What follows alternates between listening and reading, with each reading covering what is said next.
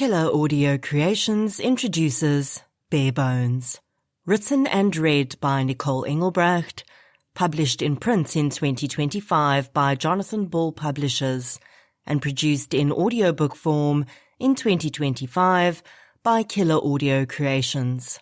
All copyrights reserved.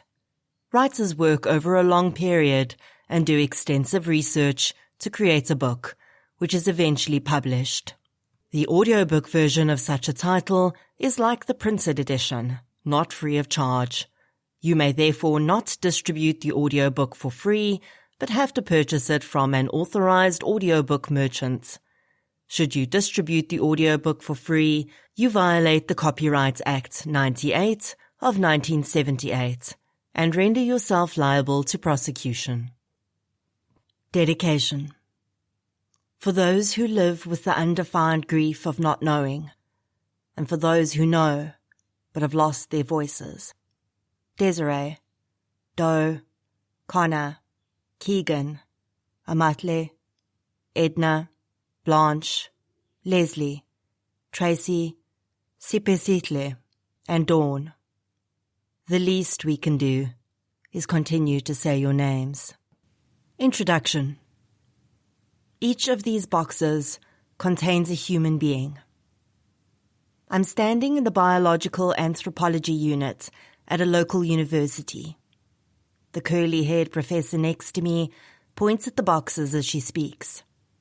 I've been invited for a tour with the intention of supporting the university's missing person identification projects. The enormity of what the professor is saying doesn't hit me immediately. The room we're standing in could be a school library. Wooden shelves almost touch the ceiling, bearing not books, but bones. Bones in boxes, bones in drawers. We ran out of drawers, the professor explains with a wide smile and an easy manner, so we started using these boxes.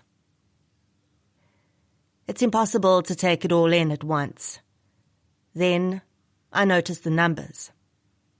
Each drawer and white box has a label with a handwritten reference number in black permanent marker. I recognize them as South African Police Service, SAPS, case numbers. Each label has an area written on it too.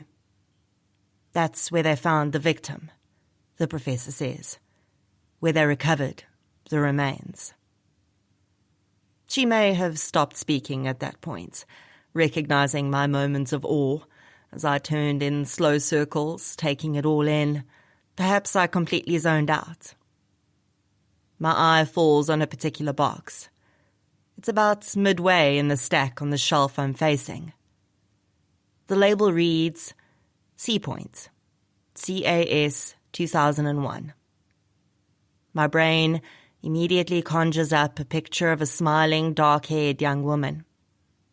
After featuring her case on the True Crime South Africa podcast, it's a face I often see when I close my eyes.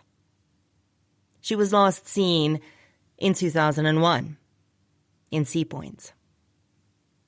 Other labels jump out at me, all familiar years and places, all similar to missing persons cases I've covered on the podcast. That's when the enormity of what I'm seeing really hits. Every box represents a human being. Each drawer contains the remaining physical essence of a person who walked this earth and died without their name. The DNA in their bones is the key to unlocking their mystery. Perhaps to resolving some of the indescribable pain and complicated grief I've encountered in the families who've trusted me with their stories. For a moment, I continue to gape at the floor-to-ceiling stacks.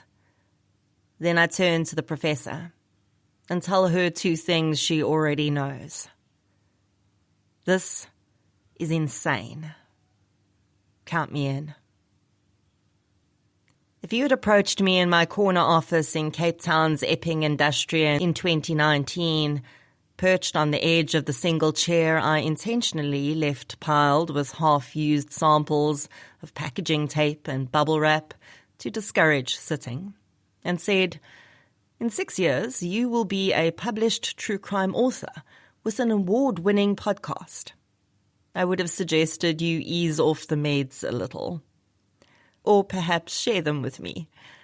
Because at that point, as I tried to convince myself that being a sales manager in a packaging, consumables, and machinery company really was my goal in life, I probably needed them.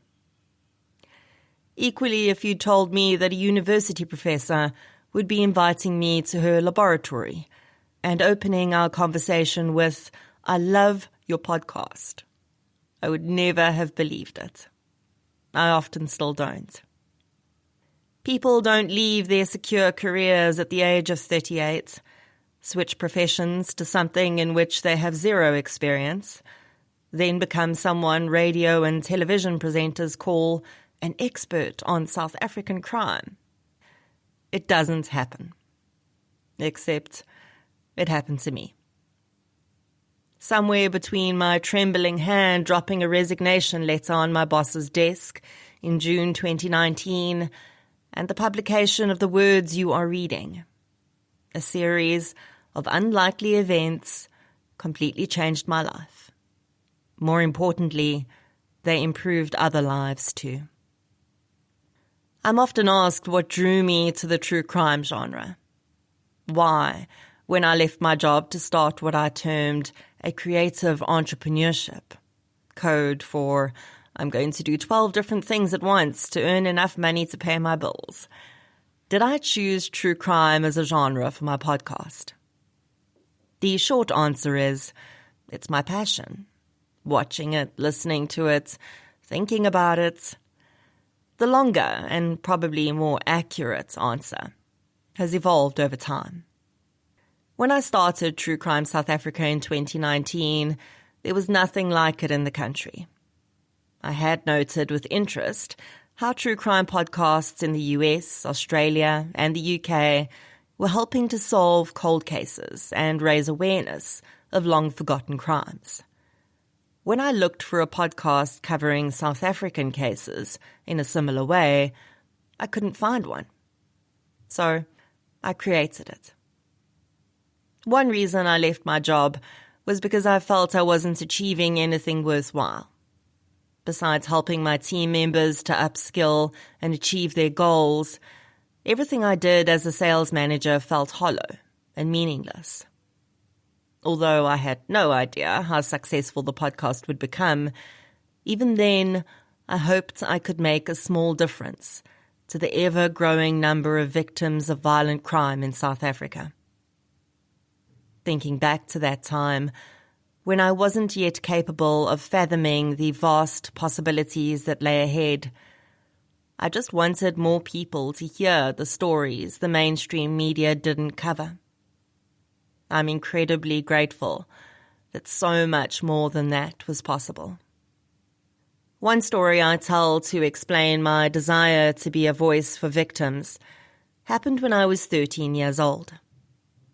I covered the murder of Eva Nozel in an episode entitled The Case That Started It All. 11-year-old Eva and her family moved to South Africa from Poland, looking for a quieter and more stable life. Eva's older sister, Beata, was in my grade 8 class at Boksburg High School in 1994. She was clearly different from the rest of us, but quickly made friends and seemed to fit in well. Then, one day, Beata didn't come to school. I clearly remember receiving the news of what had happened to Eva in bits and pieces. None of it made sense. At first, she was missing. My young brain could easily process that part, because a few years earlier we'd all lived through the Gert van Rooyen and Joey Harthoff series of crimes, in which 6 young girls disappeared. Since those girls were never found, my teenage brain considered that they might still be out there somewhere. I had no understanding of the reasons predators abduct children. No clue about the horrors hidden in the words, missing child. Unlike the 6 other girls I'd heard about, Eva was found, murdered, at Cinderella Dam in Boksburg. Beata returned to school about a month later. She had photographs of her sister's flower-covered grave. Shortly afterwards, the Nozel family returned to Poland. Their hopes for a better life here, buried in a South African cemetery. Flashes of memory about Eva's murder are still clear in my mind, and the most vivid is about the way I felt. 13-year-old Nicole suddenly understood that monsters exist. Evil people don't just hurt adults, but children too. Eva lived on in my mind for decades. I realize now that her untimely and violent death was a marker for me, separating before and after. At the time, I didn't know what had happened in her case, but as the internet became easily available, I often typed her name into search bars. Nothing came up, though, not for a long time. I'm a logical person, but my podcasting journey has forced me to accept that there are things I will never understand. I don't really believe in coincidences anymore either. Nevertheless, just 2 days after I left my job, I found the information I hadn't been able to locate for almost 2 decades. It was in an academic paper, written by someone who would become a good friend and colleague, Dr. Gerard Labuschagne, the former head of the SAPS's investigative psychology section. He had published a study about homicides involving foreign body insertion, and it was in that paper that I finally found Eva's name and the name of the man who had killed her. A puzzle piece clicked into place for me. Although I was not particularly close to Eva or her family, her murder played a huge role in my life. When I found the information I'd been seeking for so long, I had my first understanding, albeit on a very low level, of how it must feel for families who spend years searching for answers.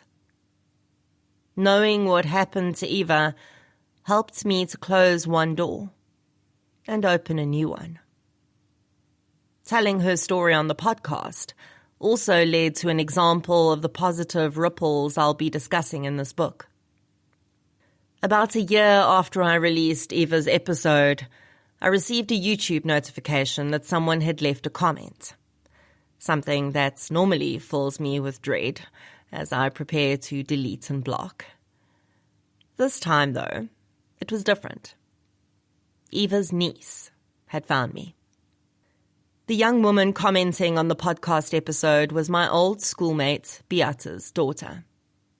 She was now much older than Eva had ever had the chance to be, and she expressed how grateful she was that I had told her aunt's story. Although she'd never met Eva, the murder had hovered like a spectre over her and her family for as long as she could remember. She said the family didn't speak about how Eva died. Instead, they evoked memories with happier stories of her interests and hobbies, how clever she was, how her smile had been the heart of their home. While this is understandable for those who lived through Eva's abduction and murder, it leaves later generations, such as Eva's niece, with more questions than answers. It was difficult for her to hear the horrific details of what her aunt had endured, but it also gave her a sense of peace. In some ways, she felt she now had a better understanding of her mother and grandparents. In addition, she and the rest of the family found great solace in the knowledge that Eva's legacy was living on. The Nozzle family could now remember Eva with an additional layer of gratitude for her short life. And in the country they'd once hoped to call home, but which had instead stolen so much from them, Eva's memory is helping to create a platform for all victims of violent crime. The voice of the blonde-haired girl whose life was snatched away echoes in the ears of everyone who listens to my podcast or reads my books. She helps to bring families like hers a little closer to the justice and closure they seek. More than 200 full case episodes later, from a commercial perspective, True Crime South Africa is insanely successful. It's had more than 10 million downloads, won several awards, and it's the most successful true crime podcast on the African continent. Pretty cool, right? I'm proud, of course, of this interactive platform and community I've helped create and all its successes.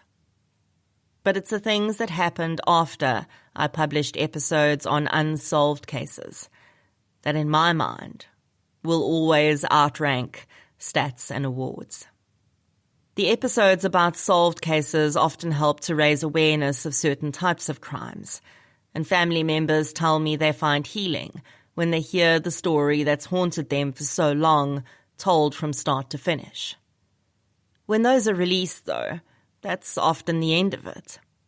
People reach out, and I learn new bits and pieces of information, but these victims' cases have already been through the justice system and are, for the most part, resolved. Unsolved case episodes are different. For the families who share stories of their missing or murdered loved ones who have yet to receive any form of closure, releasing the episode is just the beginning. I didn't know this would happen. I'd hoped to play some tangible role in unsolved cases, but I've always been aware of the risk of getting in too deep and doing more harm than good.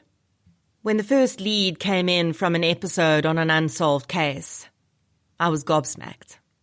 It was relatively early on, and I was still amazed that complete strangers were listening to my voice for hours on end and apparently finding value in it. I passed the lead on to the family in question, who were in contact with the police officer, and figured it was a one-off. Beginner's luck. Then it happened again, and again, and again. The leads and information varied from seemingly unhelpful to big enough to reopen cases, which in South Africa is no mean feat. Sometimes what happened after the mic was switched off wasn't quite a lead or a new tip. As you'll learn in the chapters to follow, I've met some amazing professionals, and that has enabled me to connect families and victims with resources that have helped them in other ways. While I've been able to share some of the updates with my listeners, a lot of the developments included in this book haven't been made public before. Some might seem a little cloak and dagger. I often use pseudonyms, and I keep some information vague to avoid jeopardizing possible future prosecutions. It's all to serve the best interests of the victims. This book is a debut collection of some of the unsolved cases I've covered in my podcast, but it is by no means representative of the cases or victim profiles you'll most commonly see in unsolved cases in South Africa. And I've learned that certain victim profiles are more likely to get mainstream media attention. While most victims I talk about in solved cases on the podcast are people of colour, the reverse seems to be true in unsolved cases. This is not true for unsolved violent crimes, where the racial profile of victims aligns with demographics. I've come to realize that because I prefer families in unsolved cases to reach out to me rather than vice versa, I may be unwittingly closing the door to many families. Less resourced people might not even know the podcast exists, or have the means to contact me. By the same token, if I shifted my methods and took on the job of finding and approaching these families, how would I even know they exist if the media is not covering their cases? This is a conundrum I need to wrestle with, and I hope the solution I come up with will allow me to strike a representative balance in future books. Later, I will touch on the systemic inequities entrenched in crime and justice. But for now, please know that I hold each of the victims and their families in the highest regard and feel honored to tell their stories. Over the past 6 years, I've learned how powerful stories are for both the teller and the listener. Although I know some feel it is disrespectful to call the cases I cover stories, I've yet to come across a better word. Perhaps this is because I don't use the word in the same way as a journalist, to describe an article that will be read and discarded. I mean, no disrespect to journalists. Our outcomes are simply different. Nor do I use it with any leaning toward fiction. I am painfully aware of the deep reality of the cases I cover. Instead, I see a story as a collection of memories, events, lessons, hopes, dreams, successes, and tragedies, all of which make up every human being's life. Very much like the story itself, what we tell ourselves about the meaning of words can be hugely powerful. For me, telling the stories of the victims of violent crime in South Africa is an act of paying homage, and sometimes a search for justice. As I worked on this book, I realized that these podcast episodes have almost become living entities. I hold them in my head, hands, and voice for a while. Then they go out into the world, and thousands of people take them into their own heads and hearts. Sometimes they find themselves in the right place, at the right time, with a person who needs to hear the story. And then that person adds their own knowledge to it, one of the missing pieces. After that, anything is possible. Chapter 1. Stone Cold. According to the South African Police Service, SAPS, crime statistics, 27,621 people were murdered in our country during the 2023-2024 reporting period. The Institute of Security Studies reports that in 2022, only 14% of murder dockets were closed as detected. This means that for every 10 unsolved murder cases I cover on the podcast, only slightly more than one has any chance of being solved, if left solely to the SAPS. The other 9 families will just have to live with the pain of not knowing. It's a sobering thought. The numbers get a little more positive once those closed as detected cases go to trial. The National Prosecuting Authority, NPA, reports a 75% conviction rate, so that one family will have a relatively good chance of seeing justice done. When I started looking into unsolved cases, the terms used to describe them by the SAPS confused me. Like many people, I assumed a closed case was solved, but that isn't true. Unsolved cases are either being actively investigated, they are closed as undetected, or they are closed as detected. Active investigations last as long as the investigating officer has new leads to run down. Once they are all investigated, the case is closed as undetected. The docket is put into a filing cabinet and will probably not be looked at again unless a new lead happens to come in. A case being closed as detected means the investigating officer is certain they have identified the murderer, and the case goes to the NPA for prosecution. There is no predetermined amount of time before a case can be considered cold. Instead, the term is used when all potential leads have been investigated and there have been no active inquiries or new leads for long enough that the investigating officer sees no prospect of successful detection through ordinary means. Unfortunately, all this is often not explained to desperate family members when they follow up, year after year, on their loved ones' murder cases, only to hear that the case is closed. For the most part, when I cover unsolved cases on the podcast, I want them to be in the cold category. I'm not covering these cases for clicks and likes. If my coverage does not serve the victims, I won't discuss the case in any detail. Far too many people do not realize how much damage can be done to cases on social media platforms. Courtrooms are no longer immune to the effects of what happens in the public domain. Posting pictures of arrested suspects before an identity parade is held, for instance, can lead to suspects claiming the victim or witness did not see them at the crime scene, but on social media. Investigations can be jeopardized when information which should be privileged is discussed on Facebook groups and the like. Now, all of this may sound like the opposite of one of my other messages, which is that public awareness and sharing of the podcast have been pivotal in bringing in new leads and information. The difference is that the awareness created by the podcast is targeted and carefully curated to limit the chance of a negative result. First, I select only cases that are not being actively investigated. I confirm this with the family, the private investigators, and if possible, the SAPS. Sticking to this rule is not always easy. It's understandable that a grieving family would feel that 6 months after a murder, if they don't see any tangible progress, nothing is happening in their case. This is not always true, though.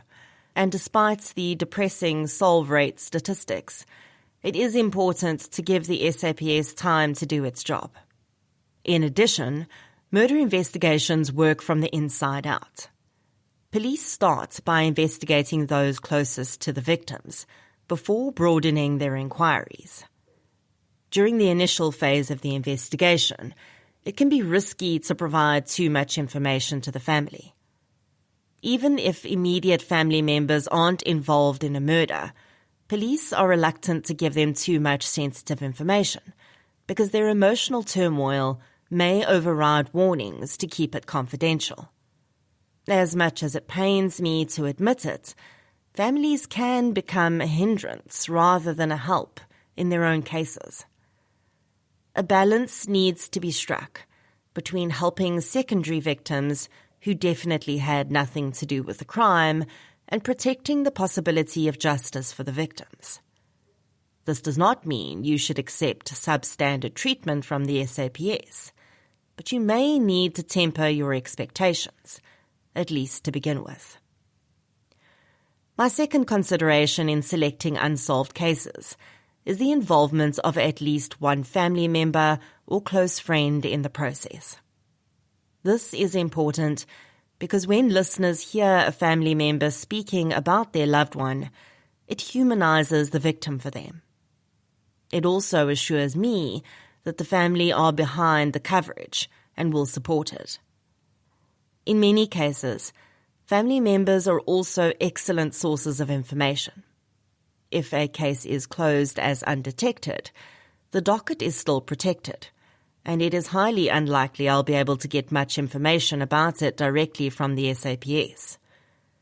Most secondary and tertiary victims in unsolved cases have collected reams of information over the years, and that is incredibly helpful to me. The second consideration leads into the third. Lack of information makes it difficult to feature a case on the podcast that needs to be at least 30 minutes long. In cases where I can't find enough information to properly cover the case, I try to help families in other ways. Sometimes I can connect them with resources in the police or private investigators who might be able to assist them. At the beginning of this journey, I had to seek out unsolved cases and prove my trustworthiness to families. Now, I'm in a fortunate position where families seek me out. Most have had some contact with my podcast or books, and they already understand the criteria, which makes things much easier. There are also a few private investigators who regularly refer their clients to me. The goal would be for the SAPS to see the podcast as a tool it can use for cold cases too. One can only dream. The phrase cold case often instills a sense of hopelessness in people, especially in South Africa. I've discovered something interesting about these types of cases, though. Time passing can reduce the possibility of a case being solved in terms of physical evidence being missed and a perpetrator having the opportunity to cover their tracks. On the flip side, though, I've found that the passage of time can also be a positive factor. The old adage goes that when a murder happens or someone goes missing under suspicious circumstances, someone always knows something. That is absolutely true. Apart from the perpetrator, there is often at least one other person who has the information investigators need. The type of person who is capable of murdering or causing someone to go missing is typically a pretty scary individual. Those who have information about the case are often either involved with that person in a criminal sense, or they are close to them and probably afraid of them. The power of time passing in a cold case is that circumstances change, relationships end, people move on, and the intense fear that keeps them quiet in the early days of a crime may have evaporated. In addition, a perpetrator will be careful not to tell anyone what they've done immediately after a crime. As time goes by, though, and it looks like everyone has forgotten, they might start sharing odds and ends of information with others. The information required to solve most cold cases sits in the head of at least one individual, and often more. 1 or 2 decades later, it's my job to find that person by telling the story, humanizing the victim, and encouraging the flow of that information. It's my listeners' and readers' job to share each story as widely as possible to ensure it finds the person with the key to solving the case. If this sounds a little out there, I'll quote directly from a first message I received with a lead in a cold case. Quote, "I've had this information for a long time. I think over the years I've convinced myself that it didn't matter anymore, or maybe it wouldn't make a difference. But then I heard your podcast, and I realized that as much as I had tried to pretend this wasn't real, it was. She was a human being, with a family. And even if this doesn't help, I can't keep it to myself anymore." End quote. This was in relation to a missing person case you'll read about later in the book. But the same thing has happened with many other cases. So yes, time can be damaging to investigations, but it can also be exactly what's needed to solve it. With 27,621 murders in a year, SAPS detectives will not be looking for more to investigate. So the cases that end up in the closed as undetected category are unlikely to be pulled out of that filing cabinet unless someone is instructed to reinvestigate them. This is one of the main reasons cold cases aren't often solved in South Africa. Recently, though, we've seen the SAPS attempt to task specific detectives with investigating only cold cases. In 2023, I covered a story which perfectly exemplifies how a cold case can be resolved, even decades after the crime. It's 1985 in Fishhook. The coastal town is on the False Bay at the eastern end of a valley that bisects the Southern Cape Peninsula. Although the Western Cape is now known as a province that enjoys its liquor, especially some of the vintages from its array of wine estates, at the time, Fishhook was a dry town. When the land on which it stands was first made available, the title holder had one condition: alcohol should never be sold there. Unbelievably, that instruction stuck for more than a century, long after the title holder's death. Although restaurants and hotels eventually started serving alcohol for on-site consumption, the town had no off-site establishments until 2019, when Pick n Pay opened its first bottle store. In 1985, though, when 80-year-old Nora Coram lived in Second Crescent, Fishhook was still very much dry. If anyone wanted alcohol, they'd have to go elsewhere. Nora was a British citizen who had lived in South Africa for most of her life. Despite her advancing years, her nephew, Andrew Kavanagh, said that she was full of energy and vitality. One of her favourite pastimes was watching cricket, and she would often hop on the train and head to Newlands to enjoy a match. She also volunteered with the local Cub Scout organisation and attended church every Sunday without fail. Nora had lived on her own for a long time, but she quite enjoyed her independence.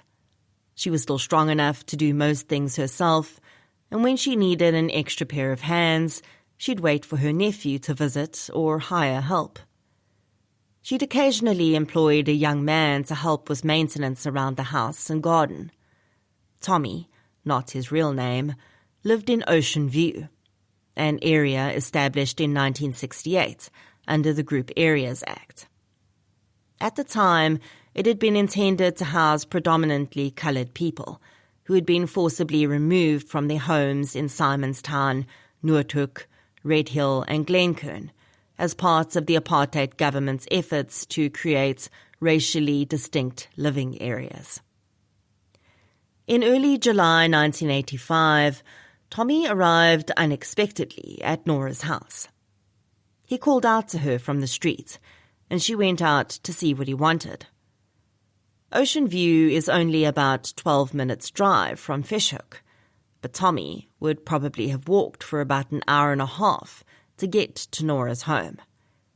He told her that he didn't have any food at home and asked if she needed any chores done in exchange for something to eat. Nora had no work for Tommy, but feeling sorry for the young man, she invited him in and said she would make him some food. Once Tommy was inside, things went badly wrong. While Nora was pottering around the kitchen making sandwiches, the young man attacked her. He punched her several times before tying her up and locking her in the bathroom. Tommy then ransacked Nora's home, taking several items of value. He probably believed he had killed the woman. He knew she could identify him and would not have left her alive on purpose. But while Nora was badly injured from the assault and unable to move due to the tight bindings around her hands and feet, she was alive. The elderly woman listened as Tommy ransacked her house, and eventually she heard the front door close and the distinctive sound of the garden gate squeaking. For the next few hours, Nora shouted with all her might in an attempt to get her neighbours' attention. July is a particularly cold winter month in South Africa, and she was lying on the bare bathroom floor. As the sun went down, the temperature dropped, and Nora began to shiver. The next morning, she heard sounds outside her bathroom window as her neighbours prepared to leave their house. And with the last of her strength, she shouted for help. Eventually, 36 hours after her ordeal had begun, her neighbour found Nora on the bathroom floor and called the police and an ambulance. By the time Nora arrived at hospital, she was extremely dehydrated and in a precarious condition. Her assault injuries had caused severe swelling, and her hands and feet were swollen from being bound for so long. Doctors admitted her to the intensive care unit, and the hospital notified her family. A case of assault with intent to do grievous bodily harm, as well as housebreaking, was opened with Fishhook Police. Within a few days, Nora was able to provide a full statement about what had happened. She even identified the perpetrator as the young man who had worked for her. When Nora's nephew, Andrew, heard what had happened to his aunt, he rushed to the hospital. He spent the next few weeks visiting her as she recovered, until he was called up for national service in August 1985. As is often the case as we age, even if we are relatively healthy, a serious injury or a major physical trauma can take a long time to heal. Sometimes additional ailments can result from the initial injury, especially if it is accompanied by emotional trauma or the body is run down for any reason. In Nora's case, she'd spent 36 hours tied up in the dead of winter on a cold bathroom floor. She'd also been assaulted and experienced significant emotional trauma. As a result of all of this, she developed pneumonia in hospital, and in September 1985, while her nephew Andrew was undergoing basic training in the army, he received news that his aunt had passed away. The charge of assault with intent to do grievous bodily harm was pushed up to murder. But despite all the information Nora had provided about her assailant, Tommy could not be found. Police questioned people in Ocean View, but under apartheid rule, the police were a force used against the majority of South Africans, not a service for all. On the whole, people of colour had a deep fear and hatred for police officers, who were instrumental in enforcing government policies that kept them segregated and disenfranchised. Tommy seemed to have left the area, but if he was there, no one was talking. Sometimes we forget how far we've come in terms of technology in such a short space of time. Almost all the investigative technology we take for granted today did not exist in 1985. There was no DNA testing, and people could quite easily live without leaving any digital trace. And that is exactly what Tommy managed to do. After Nora was laid to rest, her family continued to hold out the hope that Tommy would be apprehended. But with each year, that hope began to fade. The docket for Nora's murder remained at Fishhook Police Station, but it was soon covered in dust in a filing cabinet, closed as undetected.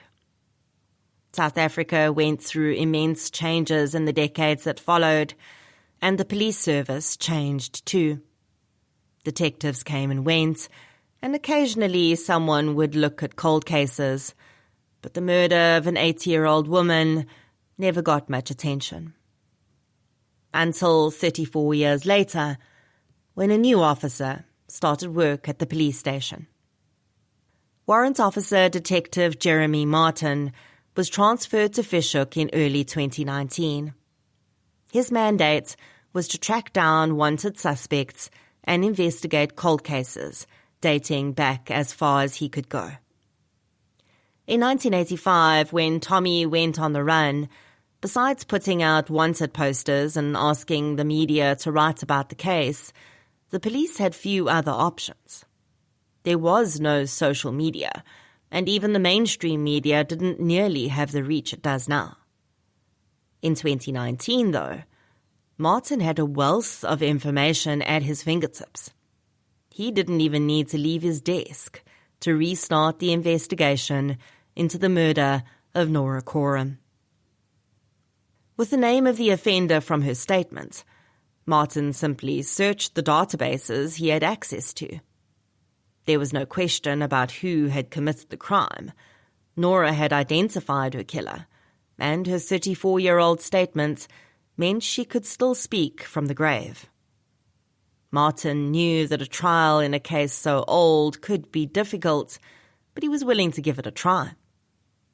Within a few hours, Martin found the man he was looking for. Tommy had come full circle. His most recent registered address was back in Ocean View. The detective decided he would start with a gentle approach. Tommy would not be expecting him, although it was entirely possible he had committed other crimes since Nora's murder and may be wary of the police. If he had, it could play into Martin's favour, because he might just confess to other unsolved crimes. Even though Martin didn't arrive at Tommy's address with flashing blue lights or sirens, the visit did not go as he hoped. Instead of taking his suspect to the police station for questioning, he drove off with a heavy heart, after being told that Tommy had passed away. He had died at about the same time that Martin had arrived in Fishhook, so recently that his profile hadn't yet been flagged as deceased. After chatting with Tommy's family, Martin confirmed that he was the same man who had lived in Ocean View and worked for Nora Coram 34 years earlier. He'd been in his early 50s when he died, but his family said he had occasionally spoken about his previous employer, the one who'd been murdered. His retellings of the story had seemingly been free of emotion. Those who had heard it from Tommy said there'd been no indication that he'd had any more involvement than having once worked for the woman. Details of any other criminal activity the man may have been involved in have never been released. Although Martin is certain that Tommy was Nora Coram's killer, he cannot put a dead man on trial. So, from a legal perspective, he remains innocent. From a case perspective, Martin has identified the perpetrator, and Nora's murder is now marked as closed as detected, but not prosecutable. Nora's nephew, Andrew, recalls being shocked when Fishhook police contacted him in 2019. He had regularly thought fondly of his aunt and felt sad that her murderer had never been brought to justice. At the same time, he believed that there was no chance that the case would be resolved after so much time. But when Martin told him that he had found the man, but he was already deceased, he felt as if that chapter of his family's history was finally closed. Certainly, justice and a guilty verdict would have been preferable. But this resolution was more than Andrew had ever dreamed of, and he knew it was more than many families of murder victims would ever receive. On the 1st of July 2021, the SAPS formally launched a project it had been trialling at provincial level, the National Cold Case Investigative Unit, with a branch in most provinces. The unit does not focus solely on violent crimes, and several of its reported successes have been financial crimes. While this is an important step forward, the unit's success will depend on the resources it is given. With a national shortage of detectives, an alarming lack of skills transfer, and an overall dearth of basics such as vehicles, the unit's detectives could easily find themselves fighting the same battle as everyone else in the SAPS, just with older cases. For families with resources, private investigation is another route to possible justice.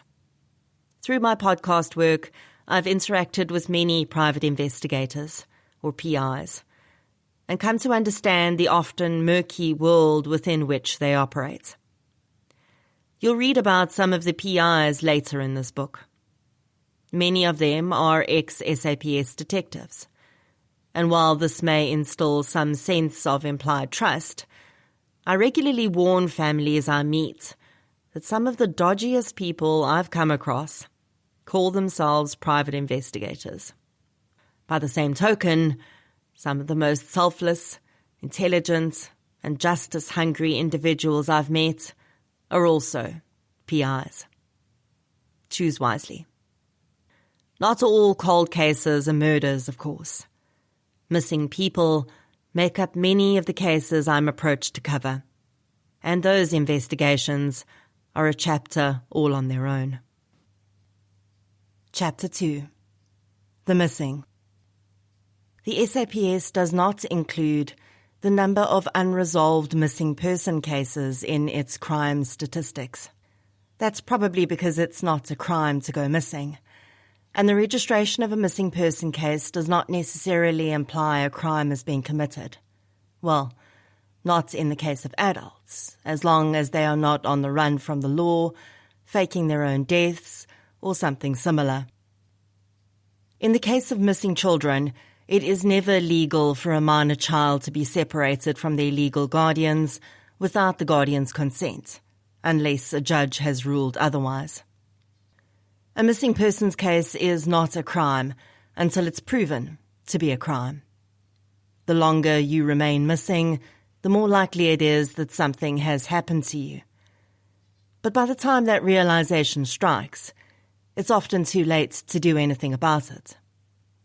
It is within this void that missing people exist, which is also why these are some of the most painful cases for families and the most difficult to resolve. Although the SAPS doesn't include statistics about missing persons in its official reports, it does calculate and retain them for use in public statements. In February 2024, when 6-year-old Jocelyn Smith disappeared from her home in Saldanha in the Western Cape, National Police spokesperson Brigadier Athlenda Mate said that in the past financial year, 4,941 missing persons cases had been reported to police stations nationwide, with 2,437 resolved. Resolved in this context does not necessarily mean the individual was located and returned home safely. It could mean they were found dead, and a suicide, accident, or murder determination was made. Missing person cases can be some of the most baffling stories to cover on the podcast. The type of grief families are experiencing is very different from murder cases. Not easier or harder, just different. Once the first months and years pass and the case starts running into cold territory, relatives find themselves in a conundrum. If they stop searching for their loved one, they may have to accept that they could be dead. If they don't stop searching, they run the risk of destroying their own lives and mental and physical health. People with missing family members also cannot truly grieve. It implies that someone is never coming back. And for many, that feels like they're giving up. By the same token, if they do not go on some form of grief journey, even if it is just grieving the life they once had with that person in it, they remain mentally and emotionally stuck in a place that no longer exists. This ambiguous grief can destroy people. I've seen it happen. Unfortunately, our missing person investigation systems are not terribly helpful, especially where adults are concerned. This is not only true for South Africa.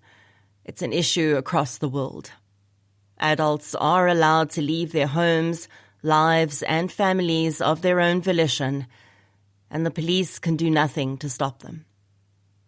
With almost half of missing person cases being resolved, police are often hesitant to invest scarce resources in investigating early on. The theory is that most adults who disappear will eventually turn up unharmed on their own. When foul play is involved, though, the delay in investigation can result in loss of evidence, and solvable cases turning cold. Too soon quickly becomes too late. Members of the public often play a key role in locating missing persons. Sharing on social media and tips on sightings often lead to resolution. Although public involvement is less risky in adult cases, there is still a dark side.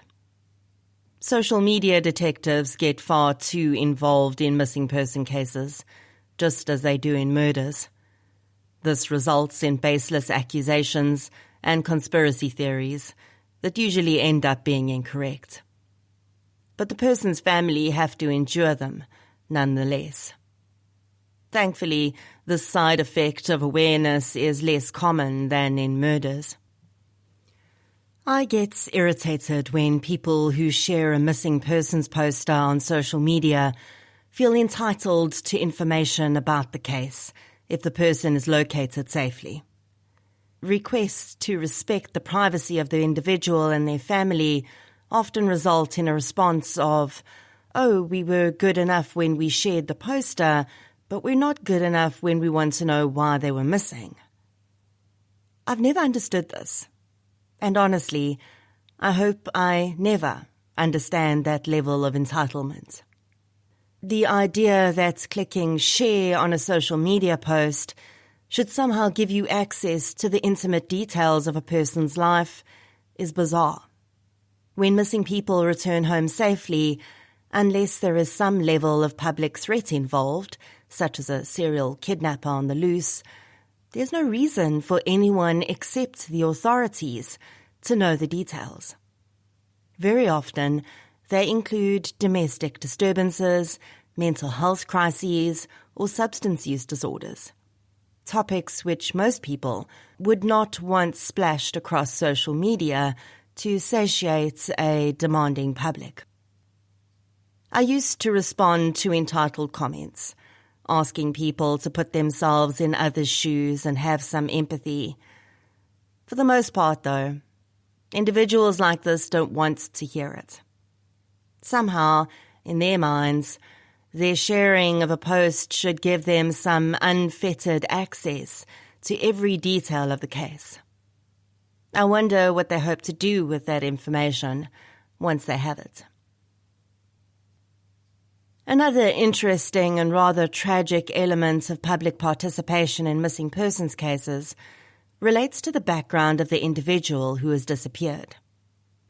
In my experience, and there's global research data to back this up, as soon as it emerges that a missing person has a high-risk lifestyle or occupation, substance use or sex work, for example, public interest dwindles significantly. Some of us seem to expect people involved in such activities to meet a tragic end, making their cases less worthy of our attention. That is untrue, of course, but it doesn't change the impact on cases and the nasty comments on social media. As with murders, race and socioeconomic circumstances play a role in how much attention a case receives from the mainstream media and the public. I have seen this play out in many of the cases I've covered, and you'll read more about it in the chapter on the disappearance of Amatle Tebete. Whenever I bring this up, at least one person rolls their eyes and mentions the race card, and I'm happy to inform them that they have no idea what they're talking about. The phenomenon of Indigenous and poorer communities getting less coverage in criminal cases is well documented throughout the world. This should not affect law enforcement's reaction to a missing person case, but even that is almost always a result of the trickle-down effect of these factors. Police stations in rural areas, where communities are often poor, are usually quite far from residents, which delays response and limits resources. When an officer hears that a missing person is a sex worker, a drug user, or a frequent runaway, their response will be influenced by some form of bias, even if only subconsciously. In townships or informal settlements, The area's layout often makes searching for missing children difficult, so reporting to police is delayed. For people living in deeper poverty, even having a photograph of their child is a luxury. This is one of the reasons you'll often see school photographs of children on missing person posters. For those of us with the privilege of access to a smartphone that we've never had to sell to buy food, not having a photograph of your child may sound outrageous. But it is the daily lived experience of millions of South Africans. As you will read in the pages to come, in many of the missing person cases I've covered, there have been clear failings by the police, which, at least in part, have resulted in these cases not being solved years later.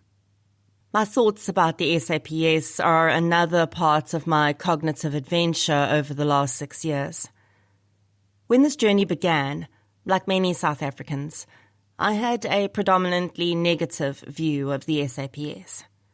Today, thanks to the many dedicated and hard-working officers I've had the pleasure of engaging with, my view is more balanced. There are bad apples in every occupation. But in the SAPS, being a bad apple can have deadly consequences for innocent people. That's one side of the equation. The other is whether a person has the tools to do their job effectively. The resources available to SAPS officers are nowhere near sufficient. After counting about 300 dockets on one investigating officer's desk, ranging from cell phone thefts to murders, and seeing him sharing a vehicle with 3 other investigators while not even having a working photocopier for evidentiary documents, my understanding of his experience quickly shifted. None of those challenges excuse shoddy police work, but they do allow us to understand where the problem lies. I often say that South Africa has world-class laws and systems on paper and often falls down when it comes to implementing them. So how should an investigation into a missing person be undertaken? And what systems and structures exist for families who find themselves in this void? The first thing to get out of the way is that there is no waiting period to report a person as missing. American television programs shape much of what we believe about our criminal and legal systems, and this is one myth that continues to be shared. You do not need to wait 24 or 48 hours. If you have reason to believe that someone close to you has disappeared, you can report it immediately. Where children are concerned, it is even more important to err on the side of caution and get the police involved as quickly as possible. If a police officer refuses to take your report, ask to speak with the station commander. Even if you do not have everything with you that is required for the docket, the case can still be opened, and those elements can be added later. While it is preferable to go to the police station in the area where the missing person was last seen, this is also not a reason for an officer to turn you away. It is the officer's responsibility to take the report and ensure it is transferred to the correct jurisdiction. Although I use the term dockets in this book, a missing person case is technically an inquiry file until a crime is proven to have occurred. Another myth about missing person reporting is that you have to be a relative to report someone missing. This is untrue. Many people work far away from their families, and some don't have partners or any next of kin to speak of. In these cases, co-workers or friends are just as empowered to alert police to a missing person. Once the inquiry file is opened, it will be the investigating officer's job to speak with anyone closely related to the missing person as part of establishing their whereabouts. Where children are concerned, this is more of a grey area. If you are not the child's direct caregiver, you may need to explain why the parent or guardian cannot be there. However, there is nothing to stop a teacher or concerned neighbour from informing a police officer about a child who has not been seen for a while. Children, like adults, are most frequently harmed by those close to them, so they may not be reported missing by their families. At the police station, you will be asked to complete an SAPS 55A form.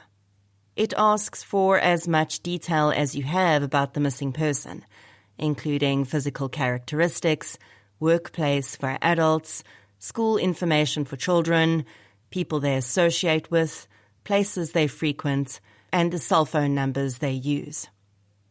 If you are reporting someone close to you as missing, ensure you take a recent photograph with you to the police station. And if the person is an adult, it may be helpful to take the details of their cell phone provider to facilitate faster application for a cell phone inquiry.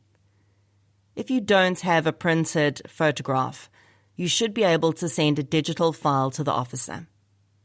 As the reporter, you will be required to provide your full name and contact details, and when you sign the form, you'll see a disclaimer at the end, which confirms you are not knowingly opening a false inquiry. Believe it or not, it's not unheard of for abusive and controlling people to attempt to weaponize the SAPS against their victim by claiming they've gone missing. Their hope is that the police will lead them to the victim's location. Opening a false case can lead to a charge of perjury, with penalties including fines and imprisonment of up to 10 years. As a side note, this is also why I'm so careful with the missing person cases I allow to be shared on the podcast's social media platforms. Groups and online communities hoping to reunite people who have lost touch with one another should also be aware of this common tactic. A few well-placed questions will help you to avoid inadvertently assisting a stalker in locating their victim.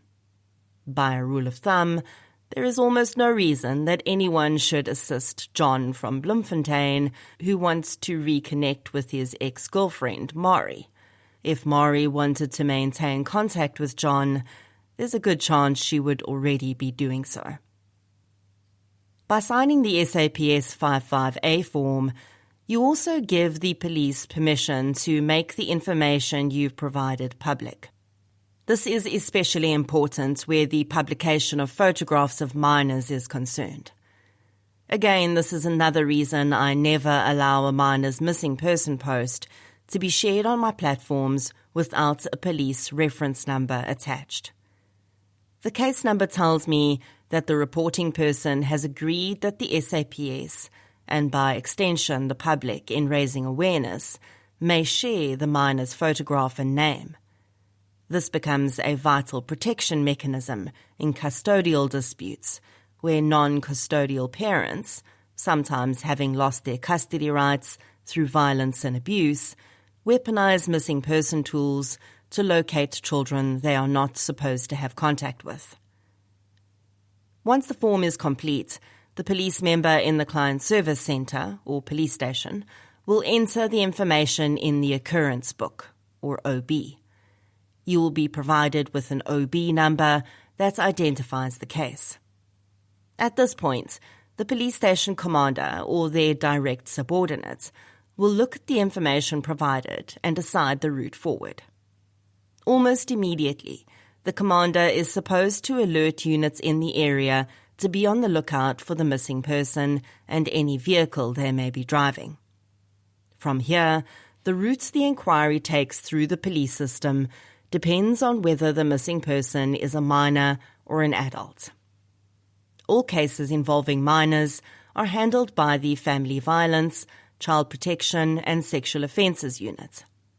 Adult cases are the responsibility of an investigating officer at the station where the inquiry is opened. The process after this is relatively similar, though child cases will always hold far more urgency. The investigating officer contacts the person who reported the individual missing and interviews family members, friends and co-workers. This should lead to other forms of detection, such as cell phone pinging, closed-circuit television or CCTV footage collection, and bank account activity surveillance. Most of these forms of investigation require warrants. The police cannot just pull your cell phone and bank records without good reason. As the family member of the missing person, you can assist by providing cell phone contract and banking information. At this point, a lot of behind-the-scenes stuff happens that families are usually not privy to. If your missing person is an adult, their name will be checked against various databases for active warrants, previous charges, or gang affiliations. This information may help to guide the investigation. The investigating officer will also submit the docket to the provincial branch of the SAPS's Bureau for Missing Persons. The branch office will verify the information provided and escalate it to the national office. All of this happens simultaneously with the investigation. The Bureau is in charge of using the media and other organizations to spread the word about the missing person. The person's photograph and information will be published on the SAPS website and social media platforms. The Bureau then works with the SAPS communications team in that province to contact local newspapers and NGOs. This system of managing where missing person information is published is vital, because if the person is found, the SAPS knows exactly who to contact to cancel the distribution. It's important to avoid a situation where someone who may have been missing for mental health reasons, for instance, is traumatized by seeing their missing person poster continuously shared on social media. It also helps families whose loved ones have been found dead not to have to deal with constant social media inquiries about whether the missing person has been found. NGOs play a large role in awareness of missing person cases. The Bureau often asks organizations such as the Pink Ladies and Missing Children South Africa to share posters to their online networks. Family members can also approach these organizations directly for assistance with a poster, but a case number must be provided. I strongly recommend that families do not put personal cell phone numbers on missing person posters or anywhere on social media. Instead, use the SAPS's investigating officer's number. It is becoming increasingly common for scammers to target families of the missing, and publishing your personal number leaves you wide open for that. Another tool in the awareness kit for missing children is the SAPS Amber Alert system. The original alert was created in the US in 1996 to honor the legacy of 9-year-old Amber Hagerman. She disappeared while riding her bicycle near her home in Texas and was found murdered shortly afterwards. In the US, the alert is sent to cell phones and social media when a minor goes missing. The South African version was developed in 2020 and uses Facebook to share the details of missing endangered children. You'll read more about this in the chapter on the disappearance of Amatle Tebete. As a reporter of a missing person, you also have a responsibility to let the police know if the individual is found. An inquiry can be closed only through the completion of an SAPS 92 form, which must be included in the docket, and verification of the missing person's status. This includes a statement from the investigating officer that they have laid eyes on and spoken to the missing person, or a death certificate if the person is found deceased. This is then uploaded to the National Bureau for Missing Persons so the active case can be cancelled. The missing person's details remain on the system, though. If they disappear again, this helps to connect with previous dockets and possibly speed up the investigation. If a missing person is not found within the first few days, or there is a suspicion that they may be dead, the family will be asked to provide DNA samples to the Forensic Service Victim Identification Centre. These will be compared with any unidentified remains discovered, or even unconscious individuals in hospital who are unable to identify themselves. If your loved one's missing person case remains unsolved for a lengthy period, it is vital to remain in contact with the investigating officer and update your contact details with them regularly.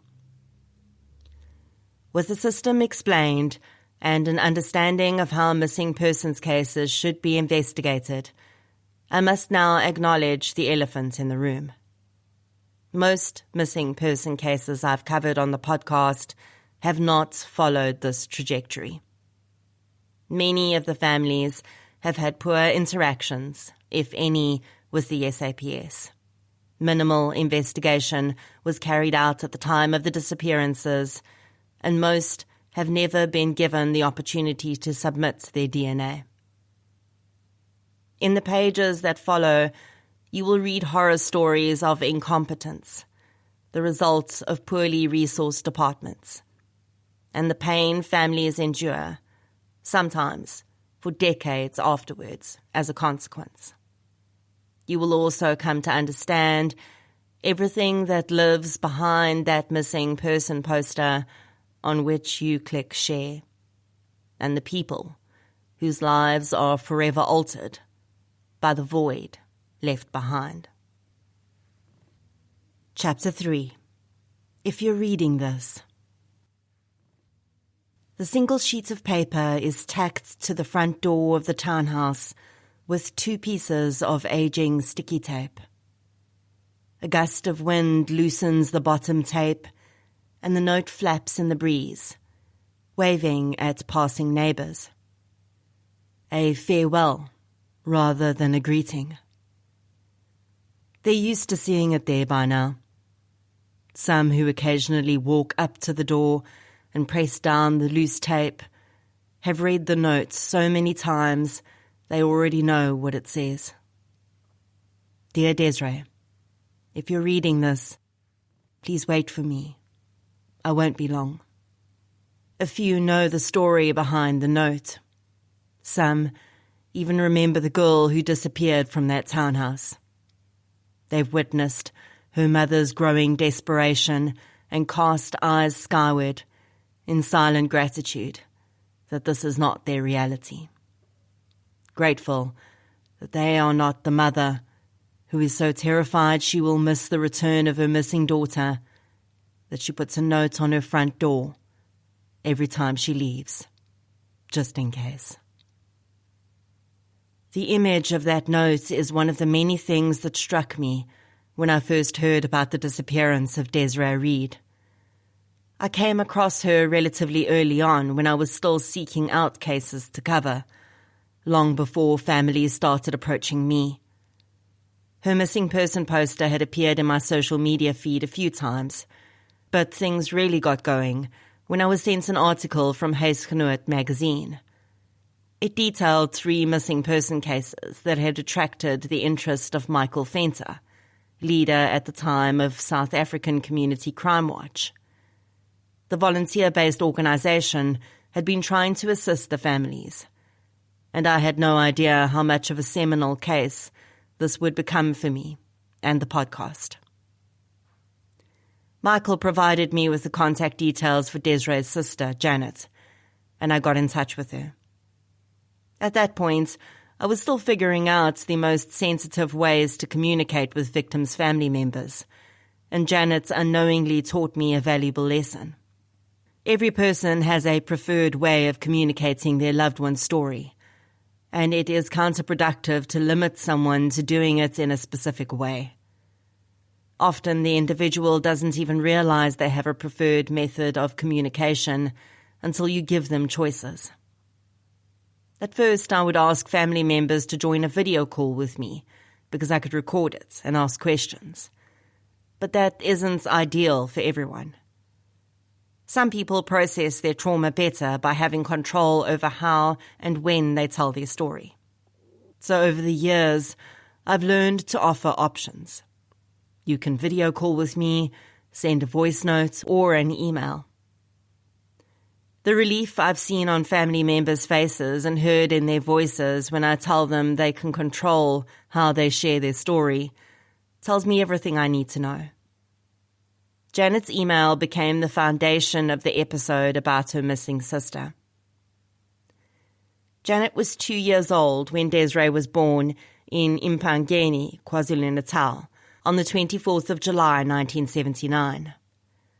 The girls spent their early years living in Richards Bay with their mother, Janetta, and their father.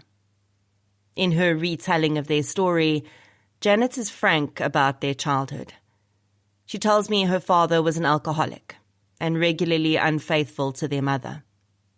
She says her mom, who is a soft-hearted and kind person, would do her best to keep things running when her husband disappeared on drinking binges. But when she discovered he was having an affair, she left him.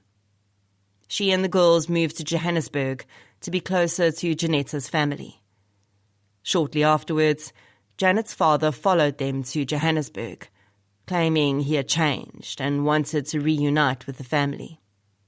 He went into a rehabilitation program, and although things improved for a while, he soon relapsed. When Janet was 7 and Desiree was 5, their parents divorced. As is often the case in situations like this, Janet recalls her mother taking her father back several times after the divorce, desperately trying to make their relationship work. This cycle continued throughout the girls' primary school years, until eventually, when they were in high school, Janetta broke ties with their father for good. Janet remembers life for her single mother being particularly challenging, as she'd never learned to drive. Their father, she says, preferred her relying on him. With no maintenance payments, money was always tight, but her mom did her best to provide for the girls. Desiree excelled academically in primary school and was appointed as a prefect. She struggled with their father leaving, though, and always wished he would come back home. The back-and-forth nature of her parents' relationship, even after the divorce, only made this more difficult and confusing. Just when she thought she had her dad back, he was gone again. When it became clear that he was never coming back, Desiree's behaviour and schoolwork declined. Their mother eventually met someone new, and this further frustrated Desiree. She refused to accept this new man in their lives, becoming so unhappy that she moved in with her father. That arrangement didn't last long, though, and she soon returned to her mother's house. Desiree's experience as a child of divorce is by no means unusual. Many children struggle to accept their parents' separation, particularly when custody cannot be shared because one parent is living with substance use disorders or other life challenges. Children also often find it difficult to understand why the divorce had to happen and try to assign blame to one parent. It usually takes a mixture of first-hand experience with the less stable parent and maturity through age to recognize the truth. It seems Desiree's brief time with her father exposed her to the full force of his abusive nature, and without her mother there as a buffer, she finally understood why he could not be part of their family. Desiree's downward spiral and her mental health challenges were aggravated by her time with her father, and when she returned to live with her mom and sister, they realized her situation was more serious than they'd understood. Desiree had started smoking dagga with her friends, and she'd made several attempts to take her own life. Today we know that marijuana can be helpful for a wide range of physical illnesses. For some, it's also valuable in easing anxiety, but we're still learning that it has different effects in different people, like any other substance. Some people with anxiety and depression get great relief from using CBD or THC products. But for others, marijuana worsens their symptoms.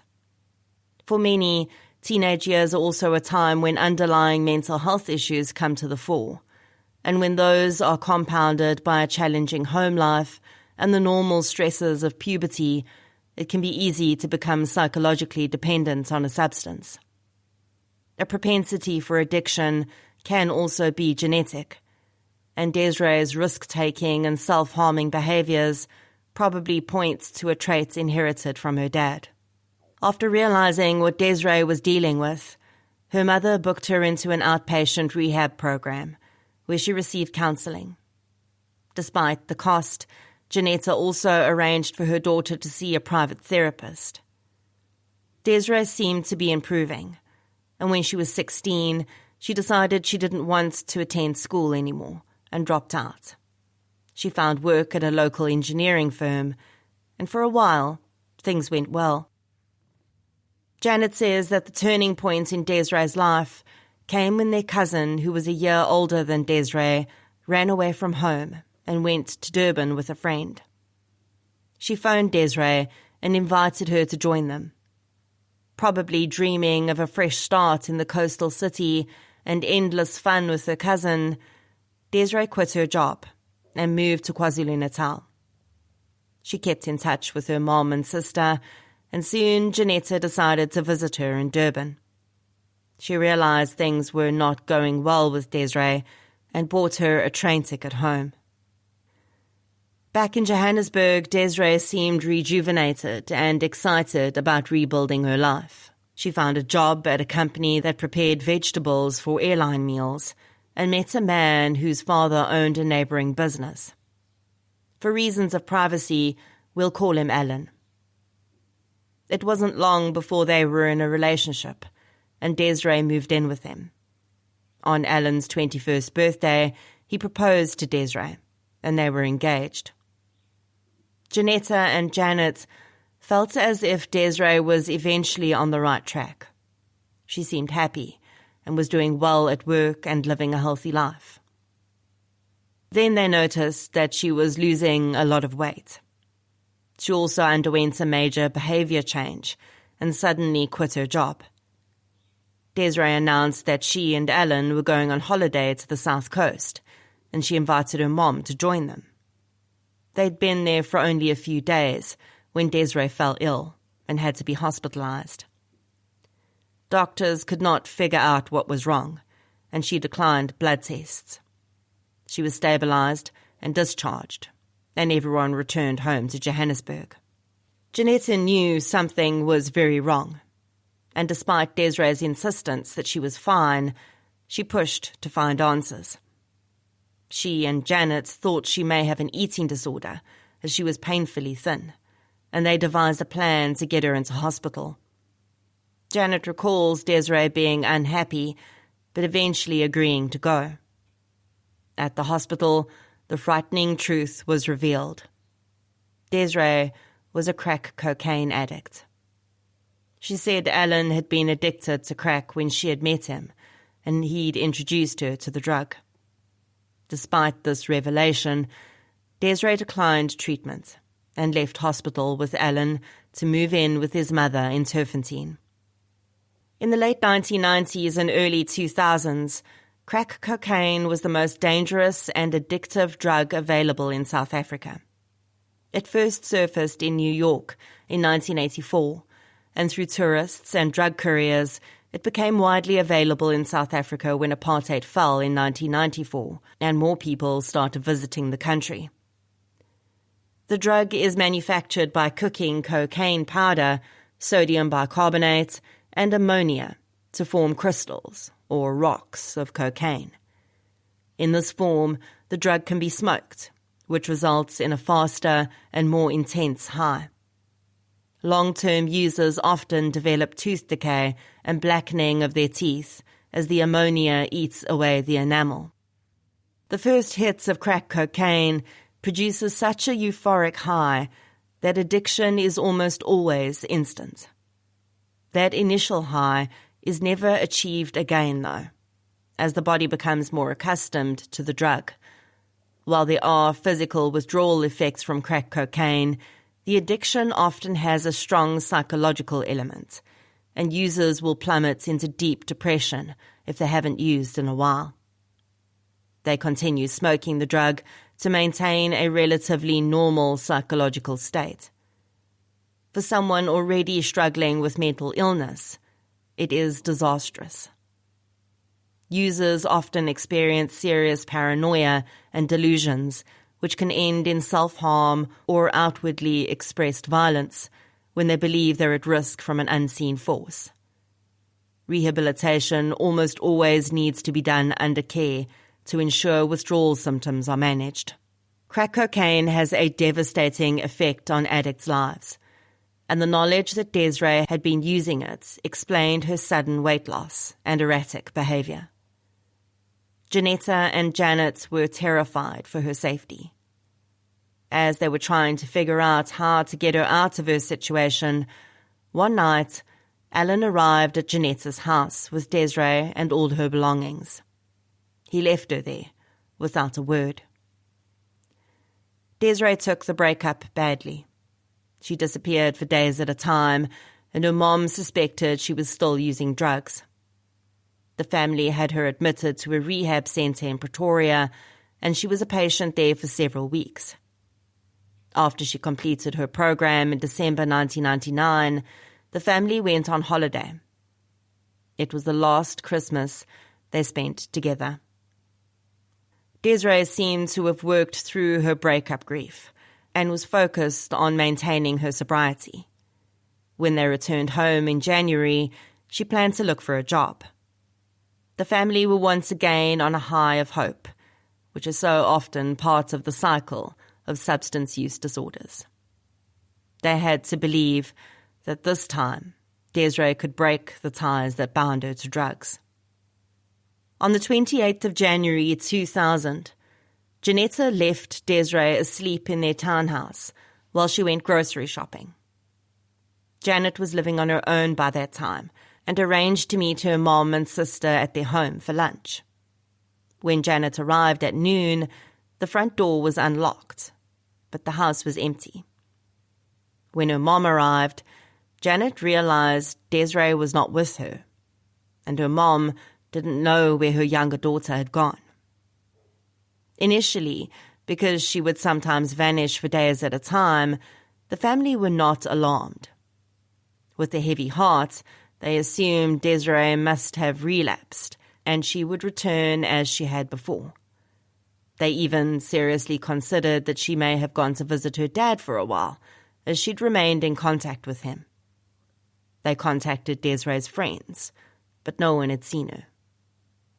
Cell phones weren't yet in wide use, and Janetta didn't have a landline at home, so the family were making these calls from public telephone boxes. Only Desiree had her father's contact details, so Janet and Janetta could not confirm whether she was with him. Quite by chance, weeks after Desiree's disappearance, they bumped into her father in town and learned that she wasn't with him. In fact, he said he hadn't seen or heard from her in a long time. On hearing this news, Desiree's mom broke down. She would eventually be admitted to the psychiatric ward of Glenview Hospital in Benoni, as she couldn't deal with the devastating knowledge that her youngest child was nowhere to be found.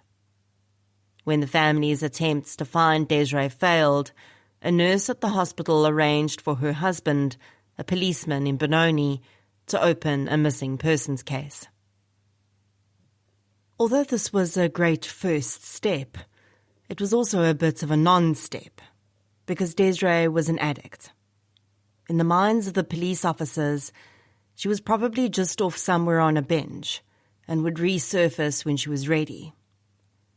Desiree's case would become a perfect example of how the profile of a missing person and any high-risk activity they may be involved in can sway the way their case is investigated. Police officers made it clear to Desiree's family that they expected her to return when she'd come to her senses or run out of ways to get money. For active addicts, this can be a fair assumption. It happens regularly. But even people with substance use disorders have routines, and Desiree's family knew in their gut this was not something she would do. Unfortunately, the SAPS didn't see it that way, and very little, if any, investigation was carried out into Desiree's disappearance. Janet says she does not believe police interviewed any of Desiree's friends or her ex-fiancé. Her missing person poster appeared in the SAPS database for only a short while before disappearing. The next time she followed up with the investigating officer, she was told the case was closed. At the time, Janet, like so many others, was confused by the statement. How could the case be closed if they hadn't found her sister? Only much later, when she started working with missing person activists, did someone explain what closed but undetected meant. For 3 years, Desiree's sister and mom did their best to stay hopeful. And in 2003, it seemed as if that hope would be rewarded. Janet's aunt died, and the following week the phone in her uncle's house rang. When he answered, a woman on the line asked to speak with his deceased wife by name. He didn't recognize the woman's voice, so instead of explaining that his wife had died, he said she wasn't there. The woman said she'd try again later, and hung up. When she called back, she haltingly told him it was Desiree calling. Her uncle then informed her that her aunt had died the previous week, and the woman burst into tears. She told her uncle she was pregnant with twins, and inquired about her sister, asking if she was married or had children yet. As soon as Desiree's uncle hung up the phone, he called Janetta at work. She was dumbfounded, but clearly excited by the possibility that her younger daughter was alive and well. She called Janet, asking her to pick her up and take her to her uncle's house in case Desiree called again. What they couldn't know was that just as mother and daughter were pulling out of the car park at Janetta's workplace, the phone in her office was ringing. It was Desiree. The receptionist answered and took a message, but Desiree did not leave a telephone number. She did not call there or her uncle's house again. A little while later, Desiree called her other aunt and had a brief conversation. She said she'd miscarried the twins and was living in Sea Point, Cape Town. That was the last time anyone ever heard from her. On hearing that Desiree had mentioned a location, Janet started calling all the public hospitals in the area, hoping to find one that had treated a woman miscarrying twins. Either because of medical confidentiality or poor record-keeping, she had no luck. Despite their difficult relationship with her father, Janet asked him if he would fly to Cape Town and look for Desiree. He agreed, and Desiree's mom paid for his trip. Despite distributing numerous flyers and asking as many questions as he could, he found no trace of his daughter. A while after this apparent last contact with Desiree, Alan, her ex-fiancé, arrived at Janetta's workplace. He was intoxicated and emotional, talking about Desiree being missing and saying it was his fault for introducing her to crack cocaine. In 2003, Janet got married, and when she and her husband moved into a house the following year, they invited Janetta to live with them. It took some convincing, because Janetta felt she would be abandoning all hope of Desiree coming back if she left the last address her daughter knew. Every day after Desiree had disappeared, Janetta had stuck a note to the townhouse door when she went out, just in case her daughter came home. Janet now has 2 children, and she says her daughter reminds her of Desiree. She's a girly girl, just like her missing aunt. Even though the children have never met their mother's sister, Desiree's presence is felt in their home. Every year on her birthday, the family light a candle for her. And yes, it's now 2025, and Desiree Reed is still missing.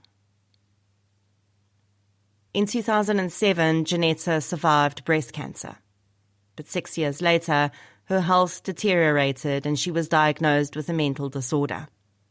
When her psychiatrist heard about what she and Janet had been through, he recommended treatment to help them deal with their stalled feelings of loss. The therapist recommended they have a memorial service for Desiree to provide them with some sense of closure. But Janetta and Janet don't feel they can do that. It would be like admitting they've given up hope. And hope is all they have left. Janet has done everything she can think of to find Desiree. She's accepted the assistance of those who have offered it, including Michael Fenter and private investigator Wendy Pascoe. She's also pushed to have as many articles as possible written about her sister, and the family appeared on the SABC television program Khumbula Ekhaya, Come Home, and via TV's Vermis, Missing. Janet also started a Facebook group for her sister's case. She experienced the negative side of this push for publicity through digital stalking and harassment by people who target families, either to scam them or for their own perverse pleasure. She has also had to come to terms with the understanding that some people think less of her sister because she had a substance use disorder. Desiree's use of crack cocaine in the months before her disappearance is only relevant to the course of the investigation. It could have given the police a starting point, suggesting places to look and people to talk to. Desiree's drug use does not define her importance as a human being. If making a mistake correlated with how much we deserve justice, none of us would deserve any. What could have happened to Desiree Reed? Well, her uncle is certain it was her on the phone in 2003, and the several calls that day seem to confirm this. So we know that foul play did not befall her on the day she disappeared. Was she really in Sea Point? That remains to be seen. I can't see why she would lie about it. And if she'd wanted to go somewhere she could continue with her chosen activities, it would make sense to go as far away as possible. Sea Point is a nice place, but its darker underbelly includes a well-established drug scene. I sent Desiree's picture to several Sea Point groups in the hope that someone who may have lived there in 2003 would recognize her. There has been no movement on Desiree's identity number in the past 20 years. If she is still alive and simply doesn't wish to have contact with her family, one would think that somewhere she would have still had to use her identity document. Was she lured to Cape Town under false pretenses and trafficked? If she was, the 2003 calls seem strange to me. The last possibility is the one no one wants to think about. Has Desiree passed away and remained unidentified all these years? On her last inquiry about this line of investigation, Janet was told that she would have to visit every morgue in the country and go through a folder with pictures of unidentified deceased people to see if she could find her sister. Although DNA was being used in murder cases in South Africa in 2000, it was still very hit and miss in terms of collection and processing. Today we know that when an unidentified body is received by our pathology services, fingerprints and DNA are taken to aid in identification. Unfortunately, there's no way to know what the situation would have been in the early 2000s. If the worst happened and Desiree died, running her fingerprints through the Department of Home Affairs database should have provided her identity for investigators. If fingerprints weren't a possibility, we can only hope DNA was taken and retained. If it was, the other part of the puzzle is having something to compare it to, a sample from a close relative. Neither Janet nor Janetta has had a DNA sample taken from them for comparison by the Victim Identification Centre, despite several attempts by the family to arrange this.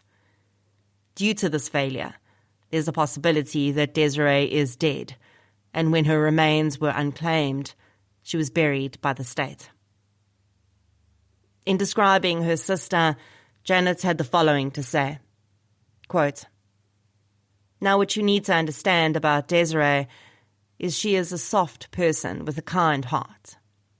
I sometimes think that she didn't have a very strong personality, as she was easily convinced to do things, even if she knew they were wrong. She was such a free spirit.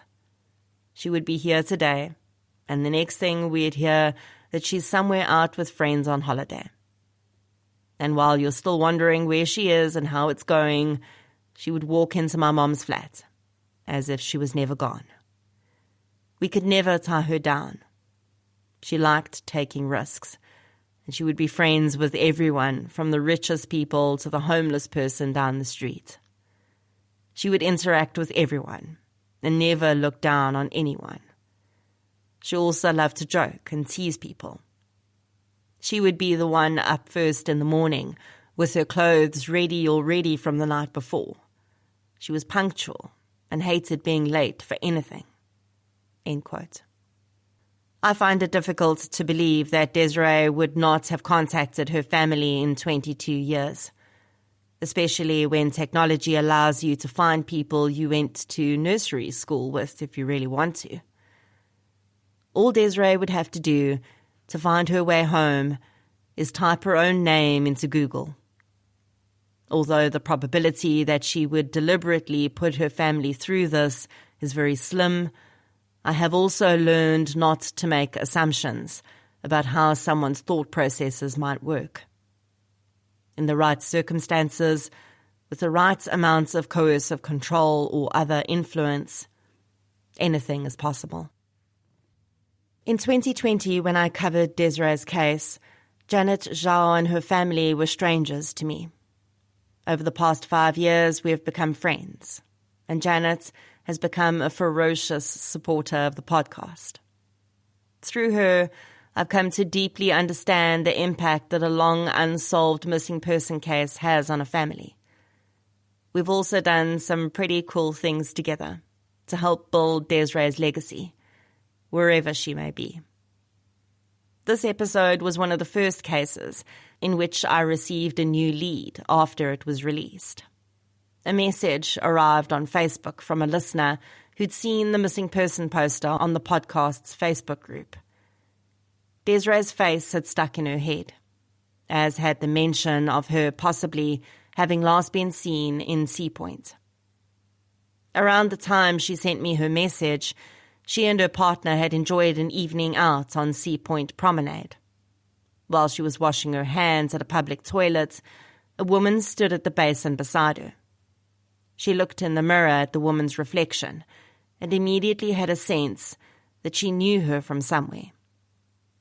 In her messages, she told me that the woman's appearance had given the impression that she was not necessarily homeless. Her clothes were clean, but definitely going through a rough patch. It was only after she and her partner left the promenade that it clicked for her. The woman looked exactly like the age-progressed photo of Desiree Reed. Although she'd spent a few days contemplating whether she was imagining things, she reached out in the hope that it could help Desiree's family. When I receive information like this, I immediately pass it on to the family or the investigating officer on the case.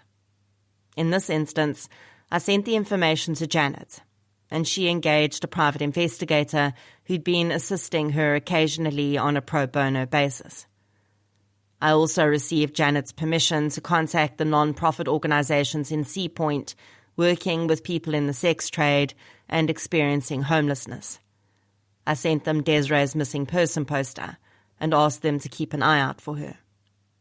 While nothing definitive came of this lead, it was a turning point for me, because it meant the podcast could make a real-world difference. Perhaps one of the most rewarding things to come out of my coverage of Desiree's story was a project I undertook with her niece and nephew. Alyssa and Jessie Zhao are very cool young people. They are talented, intelligent, kind, and empathetic. And their support for their mom and grandmother around the missing aunt they never knew touched me deeply. Alyssa and Jessie are also incredible musicians. Both sing and write their own songs, and Jessie plays guitar. While watching video clips of them performing one day, I had a thought. What if the teenage niece and nephew of a woman who's been missing for more than 2 decades wrote and performed a song about their experience of having a missing family member? What if that song could be played on True Crime South Africa every time I cover a missing person case? I took my what-ifs to the Zhao Reed family, and they embraced the idea with open arms. It's important to note that these are ordinary teenagers from an ordinary South African family. They don't have access to professional recording equipment or anything of the sort. So I expected a very lovely but understandably amateur product, and I would have been completely happy with that. But Jessie and Alyssa had other ideas. With the support of their parents and Gran, they made it happen. Alyssa wrote the song. They sourced a piano track to go with it. Then they got help with professional mixing and recording. The result is a song that is worthy of radio airtime. The first time I heard Void by Fragmented, the name of the siblings' band, I had goosebumps and a giant lump in my throat. If you'd like to hear the song, you can search for it on YouTube. They also put together a great music video. For their entire lives, these 2 young people had lived with the knowledge that their aunt was missing and watched their mom and grandmother struggle with the unresolved grief of not knowing. Their words speak to the very real pain that exists every day in the lives of the families of the missing. When podcast listeners hear the song, they will know that, and they will think about those who remain missing. Void is now part of Desiree's legacy. We don't know whether she is living or deceased, but her absence continues to be felt. And now, all the years of pain and anguish have created something beautiful. As I said to Janet, it's almost like coming full circle. Another amazing outcome of the episode was when Eastern Cape artist Craig Banks asked me if he could donate a portrait of Desiree to her family. The painting is incredibly beautiful. I didn't see the moment of delivery, but my understanding is that the tears flowed, and it's become a cherished piece in the home. In November 2022, when I launched my first book, Samurai Sword Murder, the Zhao family surprised me by attending the launch in Pretoria. It was an incredible moment, and I will forever cherish the photograph of all of us together with Dr. Gerard Labuskachny, who was also there. Looking at that picture now, I can't help but think how proud Desiree would have been, or perhaps is, of her beautiful family. Alyssa and Jessie are both aiming for careers in which they will help people. Jessie is studying nursing, and Alyssa, who is matriculating soon, plans to study genetics. I asked Janet for an update for this book, some feedback on how she'd experienced having her sister's case covered on True Crime South Africa, and what this journey has been like for her. There are many problems with having a missing person in your family, she says. First and foremost is definitely that the person is missing. In our case, it has now been 25 years, and there is still no closure. Most people who've lost a child say there is no closure even after burying the child. But to us, there is no closure because of the hope that keeps flickering every now and then. This perfectly describes the complicated grief that the families of the missing face.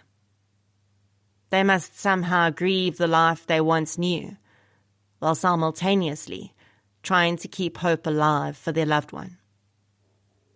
I asked Janet to be brutally honest about how she felt when I first approached her.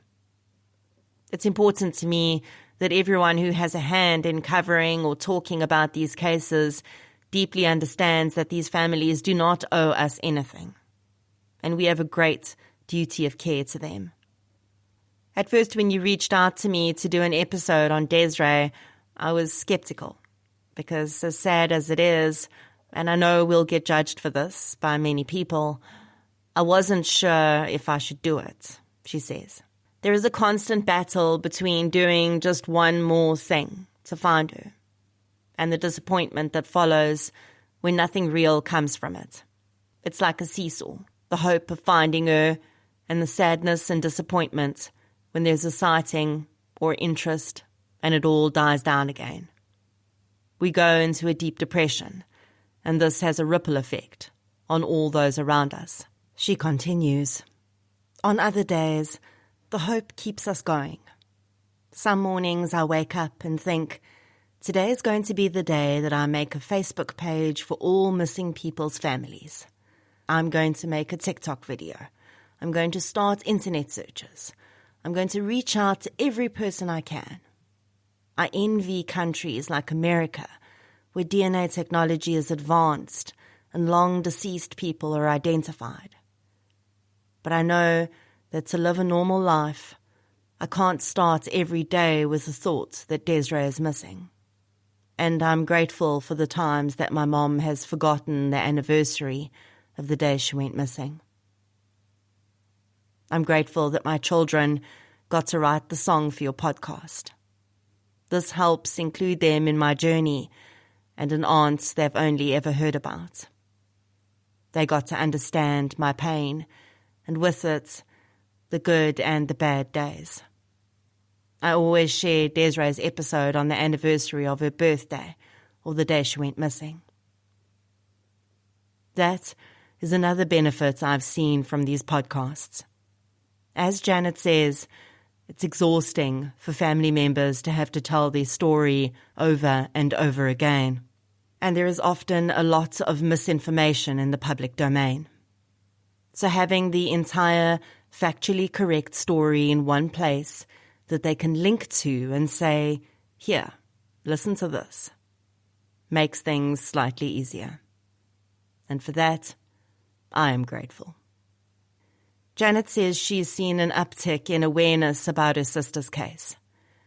Except for the lead, there have been more people that have started following Desiree's page.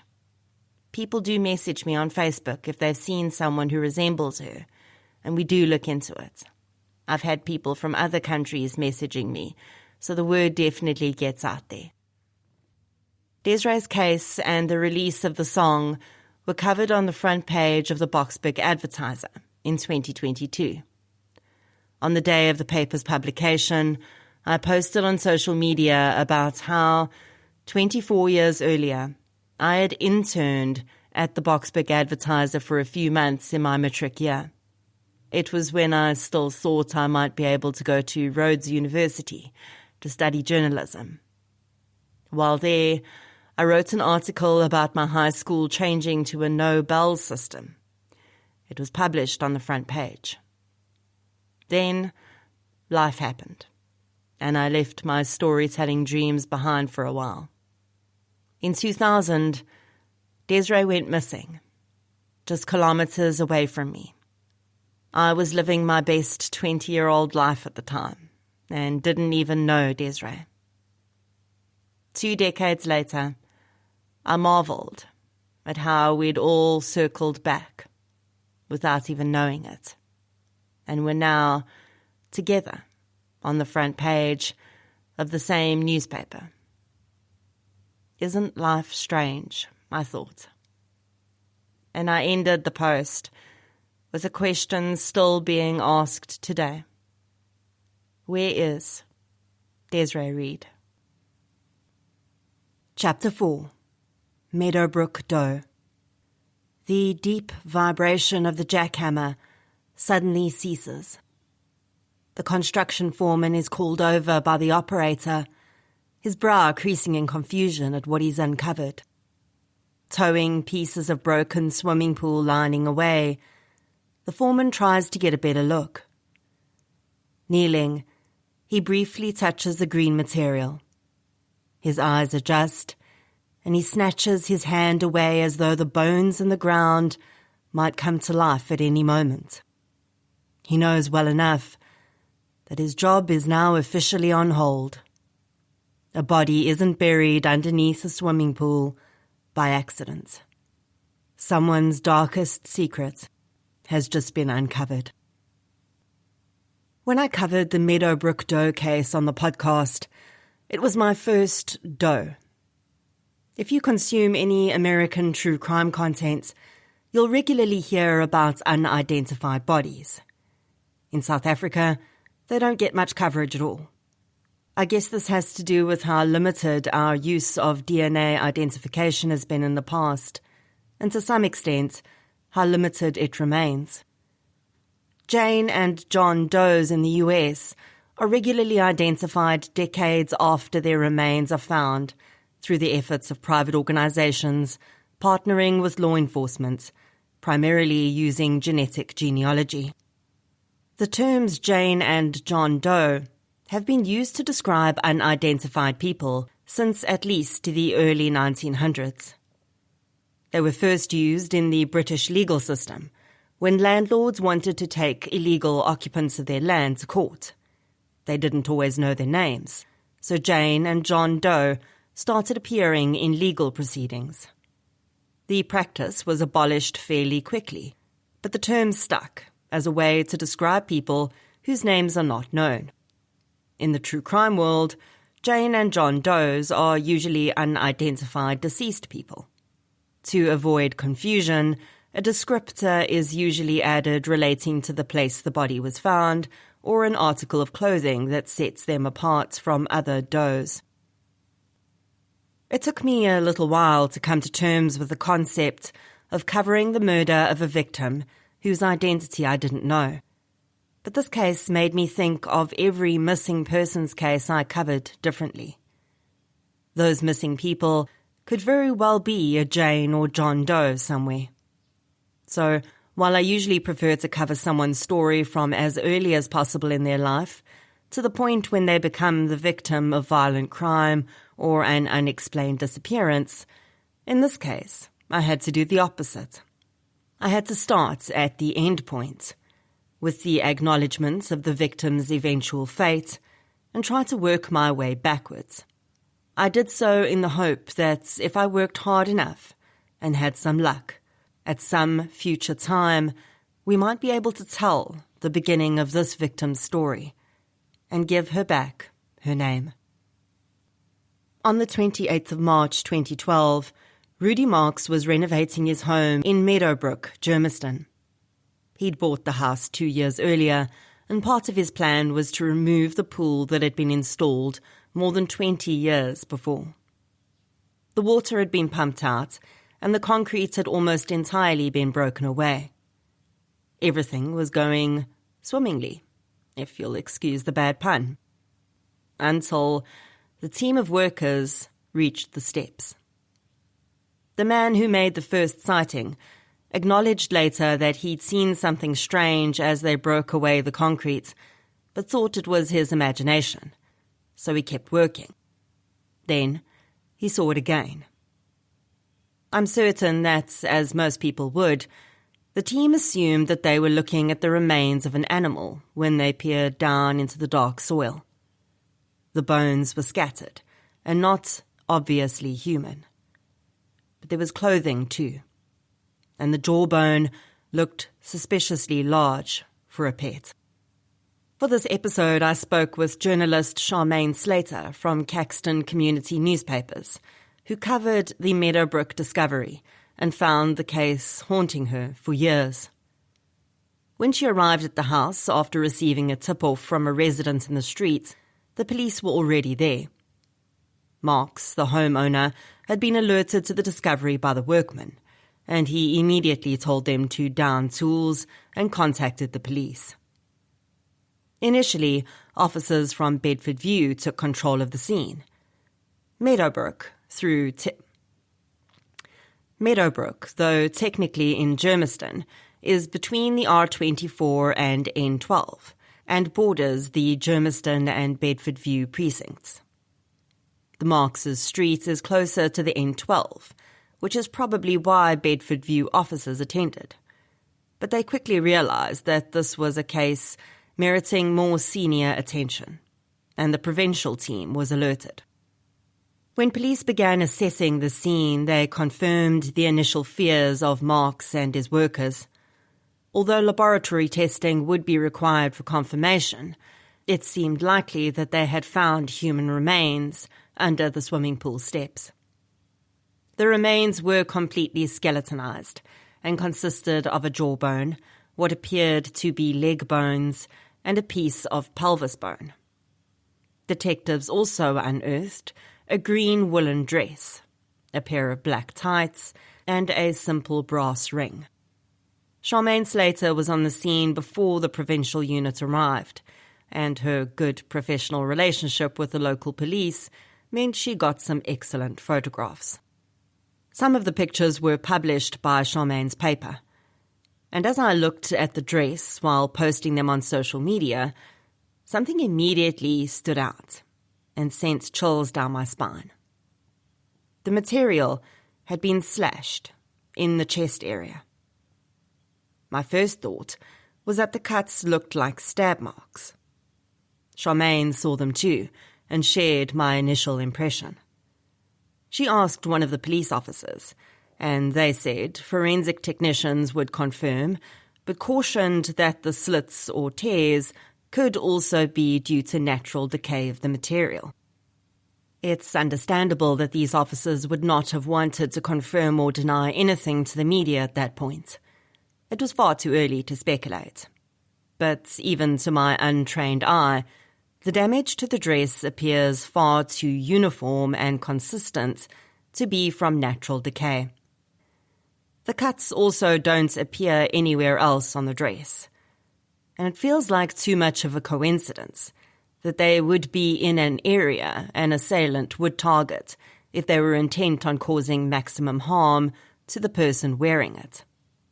It wasn't possible to examine bones from that area of the body for marks caused by a blade, but a lack of marks would not remove the possibility that the victim was stabbed. It could just mean the sharp force injuries did not reach bone level. Looking at the size of the incisions on the material, though, I would think that an instrument of that width would also be long enough to reach the bones. Police determined that the pool had been built in 1989, and it was agreed by all involved that this was probably when Meadowbrook Doe's body was placed there. Detectives traced the owner of the house at the time to the UK, but in a telephone interview, they were unable to provide any information about who Meadowbrook Doe could be. I have the name of the owner at that time, but I will not be sharing it to protect their privacy and the integrity of any future investigations. Rudy Marx was so shaken by the discovery of the remains on his property that he engaged the services of a private forensic scientist and a private investigator. Dr. David Klatzow is a renowned figure in South African forensic science. His first book, Steeped in Blood, puts forward alternative forensic views of several high-profile cases, including the murders of Inga Lotz and Brett Kebbel. Private investigator Henny Els is no stranger to the spotlight either. He worked on the case of Tertius Bosch, the South African cricketer who allegedly died of Guillain-Barré syndrome, but who many believe to have been poisoned. I reached out to Klatzow and Els for comment, but did not receive any response. I will discuss some of Klatzow's findings that were published in the media later in this chapter. The discovery of Meadowbrook Doe was not just a major story for local journalists like Charmaine. It was also closely followed by the national media, As different theories were bandied about, it was understood that the bones would have to be analysed by a forensic anthropologist, and everyone wondered whether a DNA profile would be possible after so many years. At the time, Charmaine contacted Alan Morris, Professor Emeritus in the Department of Human Biology at the University of Cape Town. He told Charmaine that while it should be possible to obtain a DNA profile from the remains, he wasn't sure whether the SAPS had the capability to do so in their laboratories at the time. At this stage of my research, and despite many follow-up inquiries from Charmaine, the case seemed to have ground to a halt. With no DNA, no identity for the victim, and no way of finding out who the individual may have been, it seemed the Meadowbrook Doe mystery was a non-starter. That was not the case, though. Not by a long shot. When police investigated the original installation of the swimming pool, they discovered it had been built by Georgie Pools. The company is now defunct, but investigators spoke with one of its former directors. He said it would be almost impossible to determine which staff members had worked on the pool. This is completely understandable. There is no reason anyone would keep work records from a single site for 23 years at that point. The other former director could not be traced at the time of the initial investigation. Most of my own inquiries pointed to this individual being deceased. One interesting thing did come out of this portion of the investigation, though, when a link was made to one of Georgie Poole's subcontractors, who often worked on installations. This man's name is well known in South Africa for all the wrong reasons. It sends a chill down many spines, and when it is linked with skeletal remains, it becomes all the more eyebrow-raising. In 1989, Georgie Pools subcontracted work to Gert van Rooyen. Between 1988 and 1990, when Van Rooyen wasn't doing construction work, he and his girlfriend, Joey Harthoff, were believed to be kidnapping and possibly murdering young girls. At least 6 girls are believed to have been kidnapped by the couple before Van Rooyen shot Harthoff, then himself, in 1990, while being chased by police. Both died on the scene in Pretoria. The 6 girls who disappeared have never been found, and in the ensuing years, this mystery has only grown. Many theories have been touted, and it is the most requested case for my podcast. It's also the only case in which my research inquiries have been met with threats to my life. But that's a story for another day. With this level of criminal infamy in mind, the discovery of a Van Rooyen connection had everyone's detective minds working overtime. Charmaine Slater did her own investigation. She confirmed that Van Rooyen had indeed installed pools on the East Rand in 1989. Many of his installations were in the Edenvale and Bedford View areas. The seasoned journalist was still sceptical, though. She had seen the remains and the dress, and she didn't believe they belonged to a child. Despite Charmaine's tenacity in this case, constantly following up, never letting an anniversary of Meadowbrook Doe's discovery go unnoticed, she received no feedback from the SAPS. It seemed the case was well and truly cold.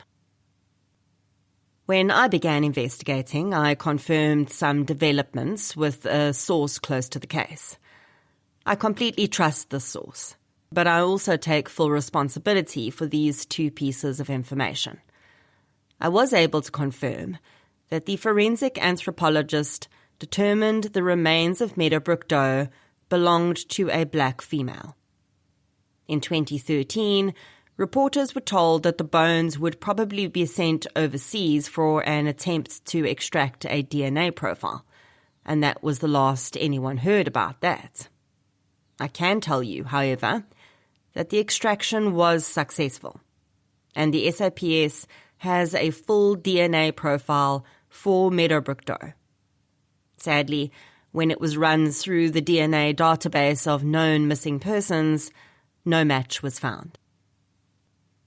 This is not surprising.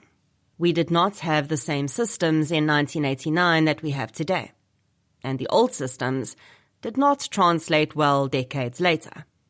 So even if Meadowbrook Doe was reported missing by her family, there's a good chance that there is no longer a traceable record of the report. The docket, if it ever existed, may still be around, but it will be coated in dust in an SAPS archive room in whichever town her family lived. The stark truth is that in 1989, even if the disappearance of a black female was reported, it may not have received the attention it deserved. That was the reality of apartheid South Africa. I'm not saying that no cases involving black South Africans were investigated at that time, because they obviously were, and good work was done on cases involving victims of all races. But there were significant failings, and greater attention was paid to white victims. We would be blind if we didn't acknowledge that. The other question is whether the family of Meadowbrook Doe would have reported her missing at all. At that time, it was not uncommon for people to leave their families and travel large distances to look for work. As I've seen in many serial murder cases, this played into the hands of offenders, because families often wouldn't know for months or years that something was wrong. By then, it might be too late to even know where to look. It's important for us to understand why South African authorities would send these bones overseas for testing. According to its website, the International Commission on Missing Persons, ICMP, works with governments, civil society organizations, justice institutions, and others throughout the world to address the issue of people who have gone missing because of armed conflict, human rights abuses, disasters, organized crime, irregular migration, and other causes. One of the ICMP's most important tools is advanced DNA extraction and testing, which is expensive and not widely available to law enforcement in most countries. When remains have been lying in soil for 23 years without protection from the elements, it is extremely difficult to extract DNA from them, and your best chance is an ICMP testing centre.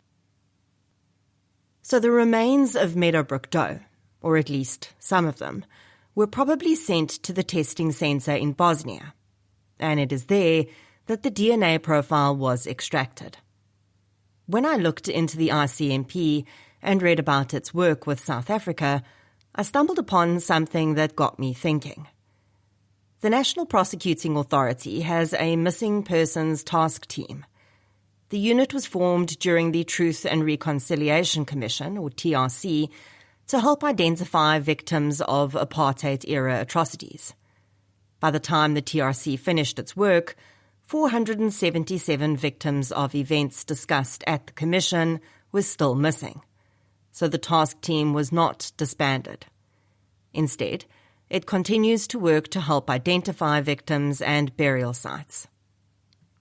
It is led by Madeleine Fullard and works with forensic anthropologists and experts in related disciplines. The fact that there is no DNA match for Meadowbrook Doe in our standard victim identification system is no surprise. Finding out about the task team got me wondering, though. If any database had information about a black female who vanished in 1989 at the height of apartheid, it would probably be this one. Although families may not have come forward at the time, many have done so since the fall of apartheid and the work of the TRC.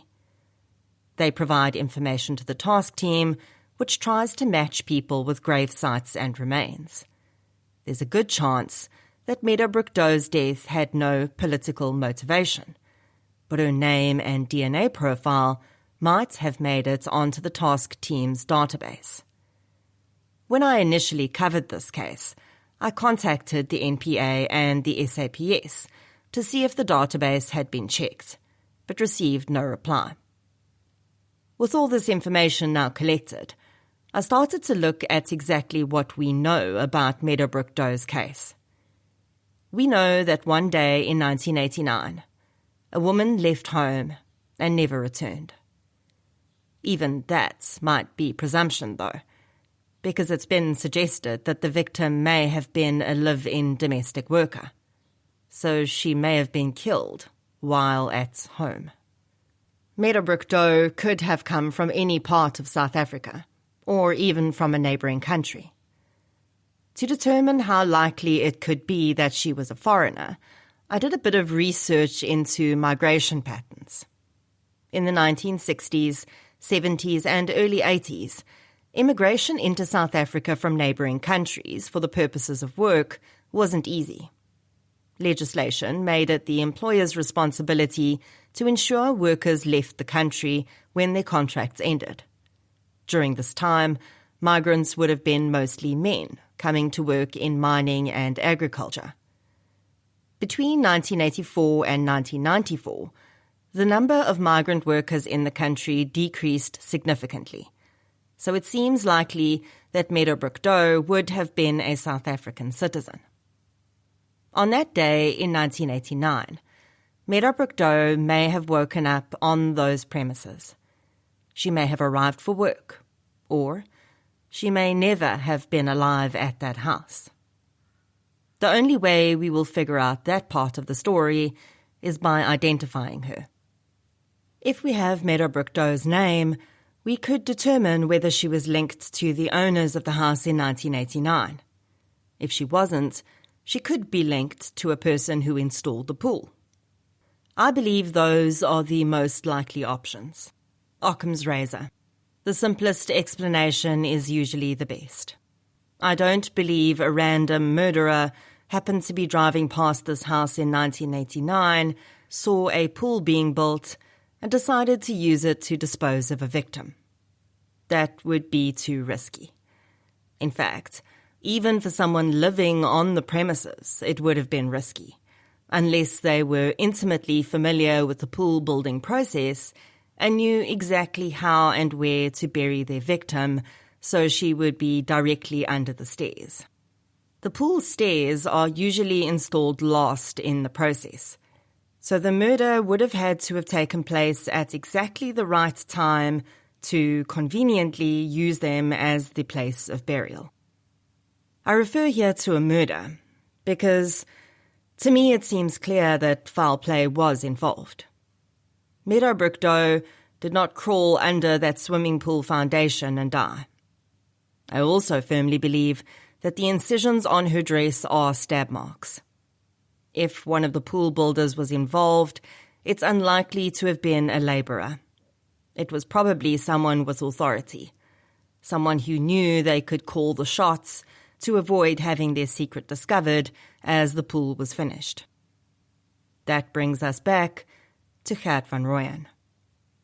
It's important to clarify that there is no proof that Van Rooyen worked on this pool, but we know he did installation subcontracting work for Georgie Pools, the main contractor on this job, and that he installed pools in this general area. When I discovered that Meadowbrook Doe was an adult black female, I initially thought it all but ruled out Van Rooyen's involvement. His alleged victims were all apparently white schoolgirls. Except maybe they weren't.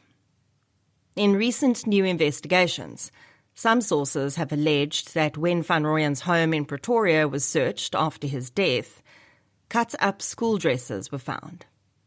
In 1989, our education system was still segregated, so black and white children did not attend the same schools or wear the same uniforms. According to the allegations recently made, the pieces of school uniforms found may have belonged to traditionally black schools. There are also reports of Van Rooyen getting into tussles in townships for harassing black women. Then there's his son, Flippy, who in 1991 was convicted of the rape, murder, and dismemberment of a black schoolgirl. So the Van Rooyen predators, accused and convicted, do seem to have crossed race lines where their victims were concerned. The only thing that bothers me about this is that the forensic anthropologist determined that Meadowbrook Doe was an adult. Charmaine Slater estimates that the green dress was probably a size 12. An older teenager may well wear a size 12 dress. David Klatzau, the forensic scientist hired by Rudy Marks, said it could not be discounted that the bones belonged to an older teenager. He also said that from looking at the photographs of the bones, he believed he could identify marks which could be consistent with the use of a saw. He doesn't think the marks could have been caused by the contractor's digging. The main reason someone would take a saw to the body is to dismember it. Flippy Van Rooyen's victim was dismembered, and dismemberment is not a terribly common practice among murderers. One thing we don't know for sure is whether all of Meadowbrook Doe's bones were found that day. If they weren't, it could mean her body was dismembered and placed in different disposal sites. Even if all the bones were found under the pool, dismemberment would have made it much easier for someone to sneak a body onto the site. There is one problem with the dismemberment theory, though. If Doe was dismembered, she wasn't wearing any clothing when it happened. Her dress is in one piece, and so are her tights. If you've gone to the trouble of dismembering a body, why bury the clothing in the same place as some of the body parts? Before I move on from the Van Rooyen theory, I must mention one more piece of information that I stumbled upon. In 2007, through an investigation led by the television program Carte Blanche, the house next door to Gert Van Rooyen's home was identified as a possible burial place of the 6 missing girls. The skeletonized remains of several people appear to have been found. Some were male, others female. All of them were found under the swimming pool. Even though all of this seems damning, it's really only circumstantial and possibly coincidental. There are some aspects of this crime that fit Van Rooyen or his son, but many more that don't. One thing that has always bothered me about these 6 missing girls Van Rooyen is believed to have abducted is that the cases may not have been solved because the focus has always been on Van Rooyen. This is not to say he didn't commit the crimes he and Joey Hardhoff are suspected of, but we have focused on these 2 people for more than 30 years, and it's led nowhere. So perhaps the answer lies in looking at the individual crimes and going where the evidence leads us, without preconceptions. I would hate it if Meadowbrook Doe's case went the same way as those of the 6 missing girls, just because Van Rooyen has been mentioned. The main reason it's almost impossible to solve a murder when the victim's identity is unknown is because most crimes are solved through understanding the victim. If we don't know who the victim is, who was close to them, and what might have been happening in their lives, it's difficult to work out where to start. So what else do we know about Meadowbrook Doe and her last moments on Earth? Because we don't have records from the company that built the pool, we don't know exactly when in 1989 it was put in. Meadowbrook Doe's dress is described by Charmaine Slater as being woolen, but in the photographs it's not particularly thick material, bearing in mind that it had been buried for 23 years when it was discovered. The tights that were with the body don't appear to be normal pantyhose. They are black and seem quite thick. They remind me of the thick black stockings we used to wear at school in winter. So I think it would be fair to assume that Meadowbrook Doe was not dressed for a hot summer's day. I don't think it was deep winter, but there was probably a chill in the air. Considering Gauteng weather patterns, that probably puts us either between April and June or early September. She could have had a jacket over her dress, which would point to the winter months. But I'm looking at this from the perspective of a person who is privileged enough to have a choice about what to wear according to the seasons. We don't know Meadowbrook Doe's economic situation, and it's possible that she didn't own many clothes and may have been forced to dress unsuitably for the season. There was one other thing that Charmaine Slater remembers being found that day, and that was a ring. There isn't a particularly good picture of it in the public domain, but it appears to be a plain brass-coloured band. It could most certainly be a wedding ring. If Meadowbrook Doe was a mother with relatively young children at the time of her death, they would be in their 40s now. Depending on her age, her parents may already be deceased. But people don't just disappear without at least one person remembering them. Someone knows that their mother, sister, daughter, wife or friend left home and never came back. Someone may have a recollection of the dress, somewhere in the dark reaches of their memory. Someone may remember their loved one having worked in this area before she disappeared. Those are the people who need to be reached. If a family member is found who can identify this clothing or the last known location of Meadowbrook Doe, their DNA can be compared to her profile. This episode was the first time I asked the True Crime South Africa community to engage with evidence and provide their opinions and insights. There's always a discourse when I cover unsolved cases, and everyone has an opinion about what happened. But Meadowbrook Doe provided the first opportunity for us to do this without having to be too careful. The podcast community engaged heavily, and soon everyone was sharing their memories of life in 1989, the types of clothing women wore, and even trying to figure out if the clothing items could be traced back to a particular place. One of the most incredible outcomes of this episode was that Kim and Rudy Marks, still the owners of the Meadowbrook house, reached out to me. Kim said that they had been deeply touched by the events of the day Doe was found on their property, and they were pleased to hear her story on the podcast.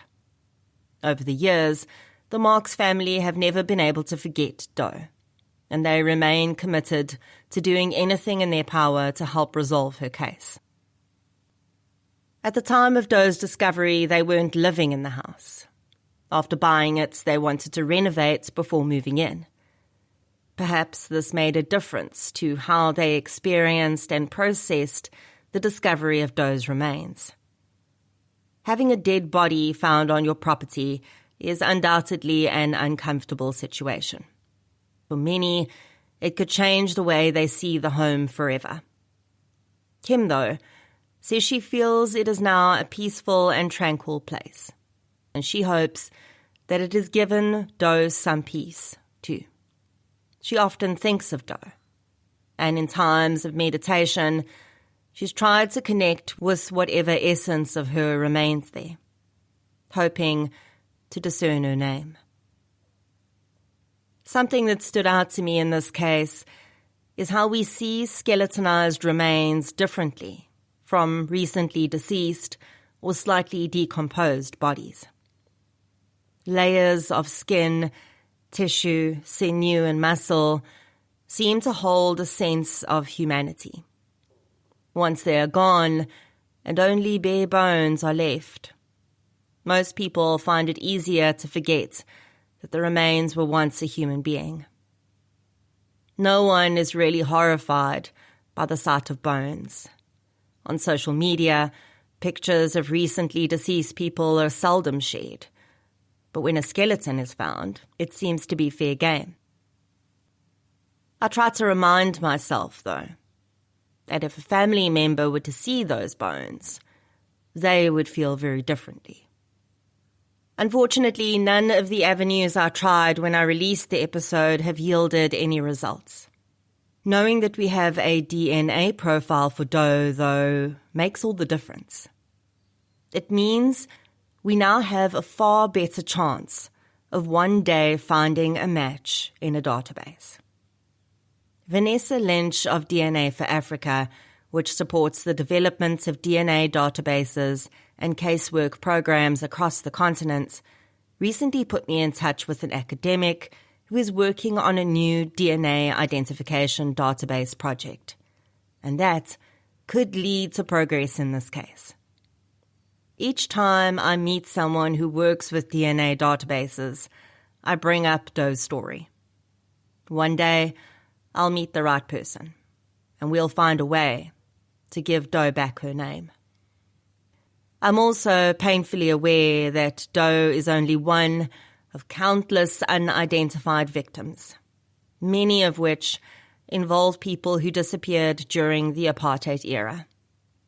I'm heartened by a recent court ruling which allows apartheid atrocities to be prosecuted. While I don't think Doe's case is necessarily a political crime, the systemic inequities of that time and their continued effect cannot be ignored. Far too many families live with the mystery of a loved one who walked out the door one day and never came home. Meadowbrook Doe is representative of thousands of similar stories. Those people are waiting to have their names returned. Chapter 5. Killing Connor. An unnatural silence coats every surface of the house as he enters. Immediately calling out his son's name, the father hears only an echo of his own voice in return. Until the moment he opens the boy's bedroom door and his life changes forever. He clings to the hope that it's all a misunderstanding. Perhaps Connor has his headphones on and can't hear his phone, or he fell asleep. But no, here in the room the boy eagerly set up just a week earlier. The terrifying truth is laid bare. The place that was supposed to have been their haven has become a crime scene. When I featured the murder of Connor Isaacs on the podcast, it was the first and last time, so far, I'd covered a case that was still under active investigation. I did so because the private detective on the case assured me it would not harm the inquiry, and Connor's killing ended up being a seminal point for me on this journey. I first heard about the case on the Facebook page of private investigator Noel Pratton. He'd been hired by Connor's father to look into the murder, and in his social media post, he expressed frustration at how little media coverage the case had received. He suggested that if Connor had been a girl, things would have been different. I was already far enough into this journey to recognize some truth in what he was saying. It's part of what I call the invisible victim effect. Certain victims, for a variety of reasons, do not get the same media coverage others receive.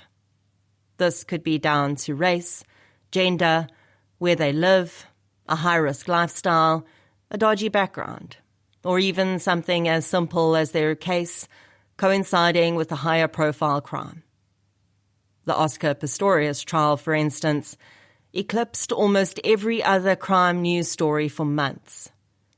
The same happened when Henry van Breda went on trial for killing his family with an axe in Stellenbosch.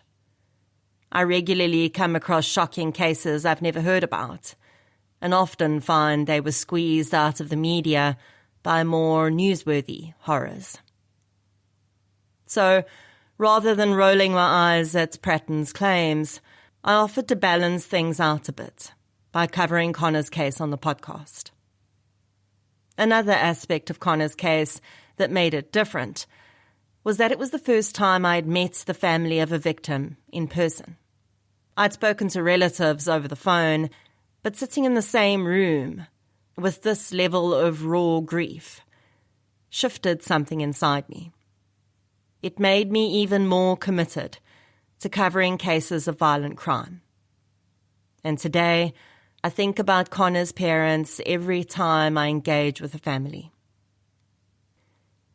At the start of this episode, I used audio from Connor's YouTube channel to introduce him. I realized it would be jarring when listeners knew what was coming, but I wanted a harsh transition from light banter in his own voice to my description of his murder, hoping it would shock listeners into understanding that Connor was real. He wasn't a headline or lack thereof, or a whispered horror story. He was someone's son, and he deserved justice. As Connor talks in the audio clips about things he likes, gaming, dinosaurs, drawing, and the colour teal, it's clear he had a big personality.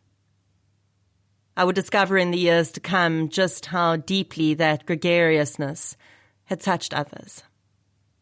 On the day I drove out to meet Connor's parents at the PI's office, I was incredibly nervous. With no background in journalism or anything closely related, I wondered whether I was the right person to be doing this. What if I said the wrong thing, or didn't approach the situation in a trauma-informed way? I desperately wanted to do justice to Connor's story and get it right. What do you say to someone who has suffered the ultimate loss? When I reached Pratton's premises, Connor's parents were already waiting outside in their car.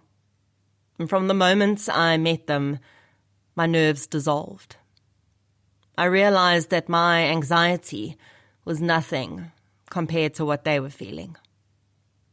Connor's dad, Keith Abers, greeted me first. We had all just watched our president hold the first of his family meetings during the COVID-19 pandemic, and it was 3 days before the first hard lockdown. As we stood in the driveway trying to figure out how to greet each other without shaking hands, we had no idea what was coming for us. And looking back, I suspect that for Connor's mom and dad, the worst had already happened. While Keith and I chatted, Connor's mom took a few moments to herself in the car. I understand now that every time a victim's relative tells their story, they relive the horror. It's emotionally draining, but when a case is unsolved, it's also necessary. Keith immediately struck me as a hard-working, no-nonsense man. He'd taken time off work to speak with me and would head straight back there afterwards. As we chatted, Bridget Williams got out of the car. If you didn't know what Bridget had been through, you wouldn't guess it on first meeting her. Her eloquence was the first thing I noticed. She carries herself with grace and is perfectly put together. She later told me that her counsellor had taught her some coping mechanisms for situations like this, and it shows. Her calm exterior belies the storm that is undoubtedly raging just below the surface. I set up my equipment as Keith, Bridget and I chatted with Noel. Keith hired him after months of feeling his son's case was going nowhere. I'd followed Noel's work on Facebook and was honoured to meet him. He's been in the industry for more than 30 years and helped close high-profile cases. Before I turned on the microphone to start the interview, Noel shared a few things about the investigation that could not be included in the podcast. He wanted me to know about them, but it was clear that they couldn't be published. I was struck at how open they were with me, and their trust added another layer of pressure. I could not mess this up. Before I pressed the record button, I explained my process to Connor's parents. I asked them to focus on telling me who their son was as a person, on the happy memories, and the things that made them smile when they thought about him. I wanted to know what made Connor, Connor. Noel could give me the specifics of the case, but no one but his parents could tell us who their son was. They seemed relieved, perhaps even a little surprised. I wondered if they thought I'd be drilling them for salacious details. I explained that my podcast listeners were not there for the drama or the gore value. Bridget asked if she could go first. Then she asked Noel for tissues. I reminded her that we could take a break at any time. Then she started telling the story of her son, of his life and of his death. Bridget says she and Keith were dating when she fell pregnant with Connor. It was unplanned, and they both knew there would be no future relationship between them. Keith was present for the birth on the 28th of October 2004, but Connor was given Bridget's surname. Later, when Keith takes his place in front of the microphone, there's a moment of levity when he describes witnessing his son's birth and says he weighed 750 grams. Seated on the couch behind me, Bridget interjects 1.2 kilograms. It's a typical mom-dad interaction, and Keith blushes and smiles fondly at Bridget. "My apologies," he says meekly. Although Connor was born in the Western Cape, where Keith lived, shortly afterwards Bridget moved to Johannesburg for work, so she bore most of the responsibility of raising him. Her job took her to Cape Town quite often, and Connor would often accompany her and spend time with his dad. Keith had been married before. His wife passed away from cancer, and his children from that relationship were quite a bit older than Connor, but had a good relationship with their younger half-brother. Bridget describes Connor as brilliant. She says he was not your average child, even as a baby. It might be easy to pass this off as something any proud mom would say, but everyone I've spoken to about Connor says the same. His YouTube videos also convey a level of intelligence and self-awareness far beyond his years. He was popular wherever he went, Bridget recalls. Whenever they were in Cape Town, their days were packed with visits and excursions because everyone wanted to see Connor while he was there. From a young age, Connor was an avid reader and a talented writer. When he was 5, he created his first comic book, which Bridget says was hilarious. She smiles with a faraway look in her eyes as she tells me that when Connor learned to read, her occasional trick of skipping a few pages in a bedtime story was quickly upended. He could read with comprehension so early that he quickly knew I'd skip parts of the story and would grab the book and tell me he'd read it to me instead. From the age of 3, Connor wanted to be a paleontologist. Bridget says, "I used to joke with him that being an only child and surrounded by adults, we already had a few fossils he could study." She laughs, adding that Connor told her that wasn't a very nice thing to say about old people. Then the joviality fades a little, and a darker expression settles on her face. He held that dream of being a paleontologist until the day he died. So far, it's been all cheerful stories and lovely memories. The reason we're all there, talking about Connor, lurks in the corner of the room, present, but only briefly acknowledged. With Bridget's mention of the day Connor died, everything shifts.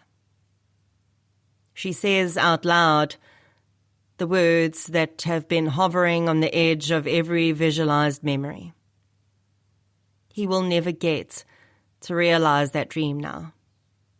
We had so many plans, but now there's no need for her to complete the sentence. We all know what the present holds and how much has been snatched away. When Connor was 10, he told his mom he'd like to spend more time with his dad. Over the years, Keith had done his best to minimise the physical distance between him and his son. He often flew to Johannesburg for Connor's events, but it seemed the boy wanted more. Bridget recognised the importance of Connor bonding more with his dad, so she made the tough decision to take a retrenchment package from the job in which she was excelling and move to Cape Town with Connor. In his new school, Connor's outgoing personality and endearing quirks soon had him creeping into the hearts of his new friends and teachers. To fulfill his desire to spend more time with his dad, Connor lived with Keith during the week and Bridget at the weekend. She recalls how he was never ashamed to show affection in public. When she collected him from school on a Friday afternoon, he'd run across the quad with his saxophone case slung over his shoulder and immediately go in for a hug and kiss in full view of his classmates. Connor's well-adjusted, kind and caring personality was a tribute to Keith and Bridget's brilliant co-parenting. Although things were not always smooth sailing between them, neither would ever badmouth the other to Connor. And he knew only love and security at both parental homes. The respect Keith and Bridget have for one another also shines through as I sit with them.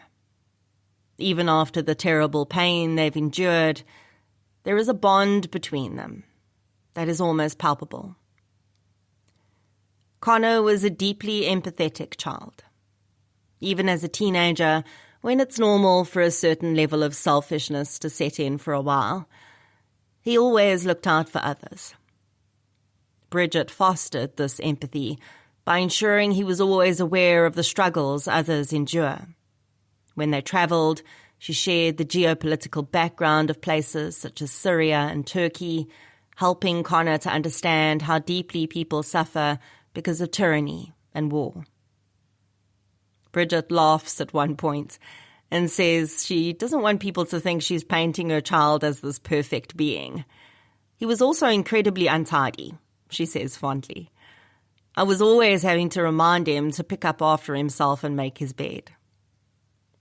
Her son's deep commitment to anything he wanted to learn is something Bridget tried to integrate into her own life after his death. She started learning to play the saxophone, going to the same teacher he did. Bridget admits that they'd often spend more time laughing and reminiscing about Connor than practicing, but it's been healing all the same. When we segue into discussing Connor's murder, Bridget warns me that while she knows the broad strokes of the case, she hasn't yet been able to delve into the details. As we get deeper into the conversation, she hears some details for the first time. I remind her that we can stop at any point. She shakes her head in disbelief. I just can't understand how anyone could hate my child enough to do this to him. The stage for Connor's murder was set by his dad's seemingly innocuous decision to move to a safer neighbourhood after his son started living with him. Keith often worked long hours, and although he did his best to ensure Connor wasn't home alone for lengthy periods, some overtime was unavoidable, and school holidays were coming up. In March 2019, Keith and Connor moved into their new home in Glenhaven, a suburb of Bellville. The house had been uninhabited for a while before it was rented to Keith, so there was a bit of clearing up to do. It didn't take long for them to settle in, though, and Connor enjoyed choosing new bedding and other decor for his bedroom. On the 27th of March 2019, at the start of the school holiday, Keith kissed Connor goodbye in the morning before leaving for work. Connor knew the rules. No opening the door to anyone. No leaving the house without his dad's permission. And be sure to respond promptly to his check-in messages or calls. as Keith pulled his car out of the driveway and closed the gate behind him. He knew Connor would spend most of the day on his Xbox. He and his friends regularly played online, and it was a great way for him to socialise without leaving the house. During his first tea break at work, Keith phoned Connor to check in. When he didn't answer, he wasn't particularly concerned because he knew his son played Xbox with his headphones on and often didn't hear the phone ring. Keith continued with his day and tried to phone Connor several more times. By the time he left work in Milnerton at 5 p.m, he was annoyed that his son was causing him to worry and planned to remonstrate with him when he got home. After negotiating peak traffic, he pulled into his driveway about an hour later, unlocked the front door, and called out to Connor. When there was no reply, Keith went to the boy's bedroom and opened the door. There, he found a scene which will stay with him for the rest of his life. 14-year-old Connor Isaacs was dead on his bedroom floor. He had been strangled, but he had also struggled, and there was blunt force trauma to the back of his head and significant blood loss from the wound.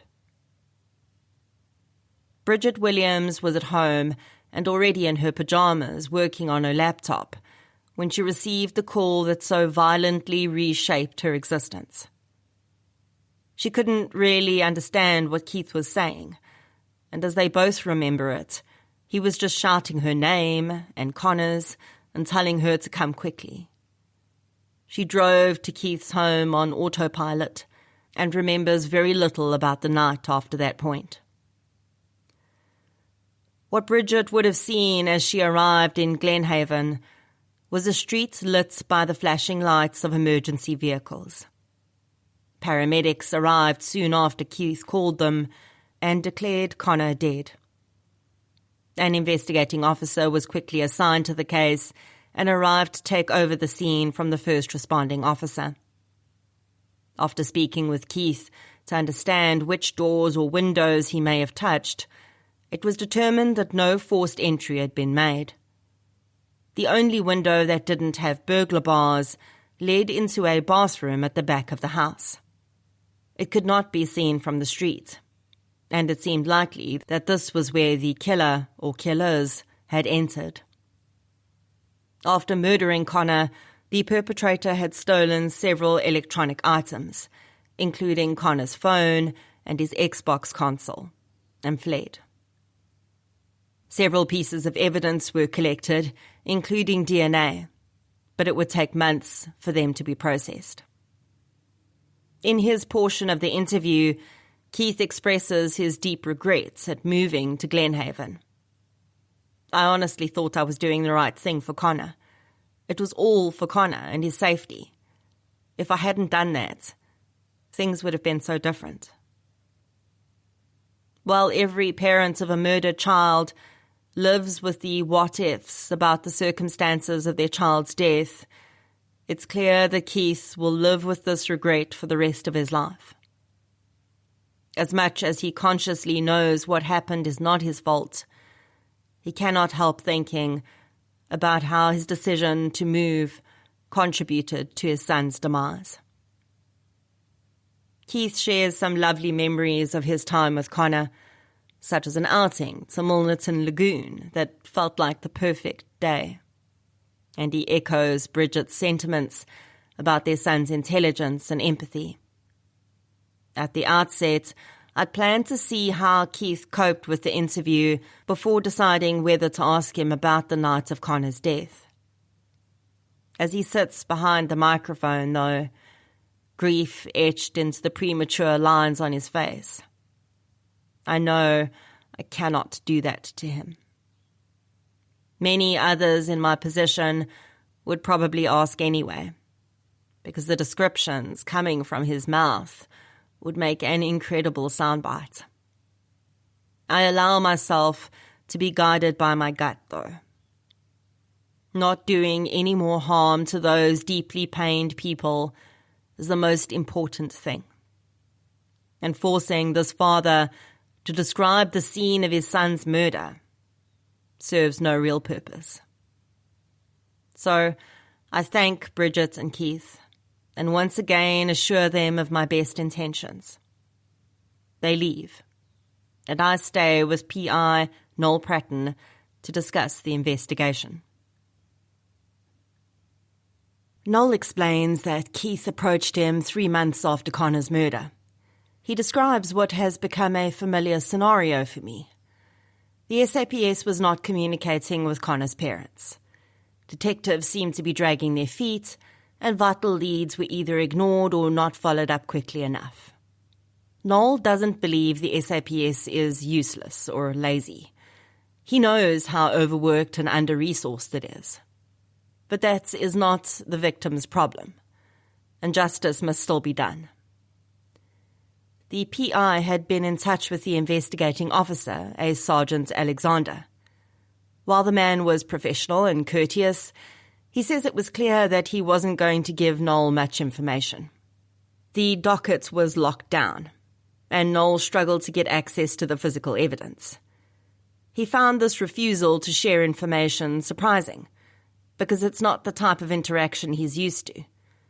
Ordinarily, overworked police officers are more than happy to get any help they can, and within reason, they'll happily work with Noel.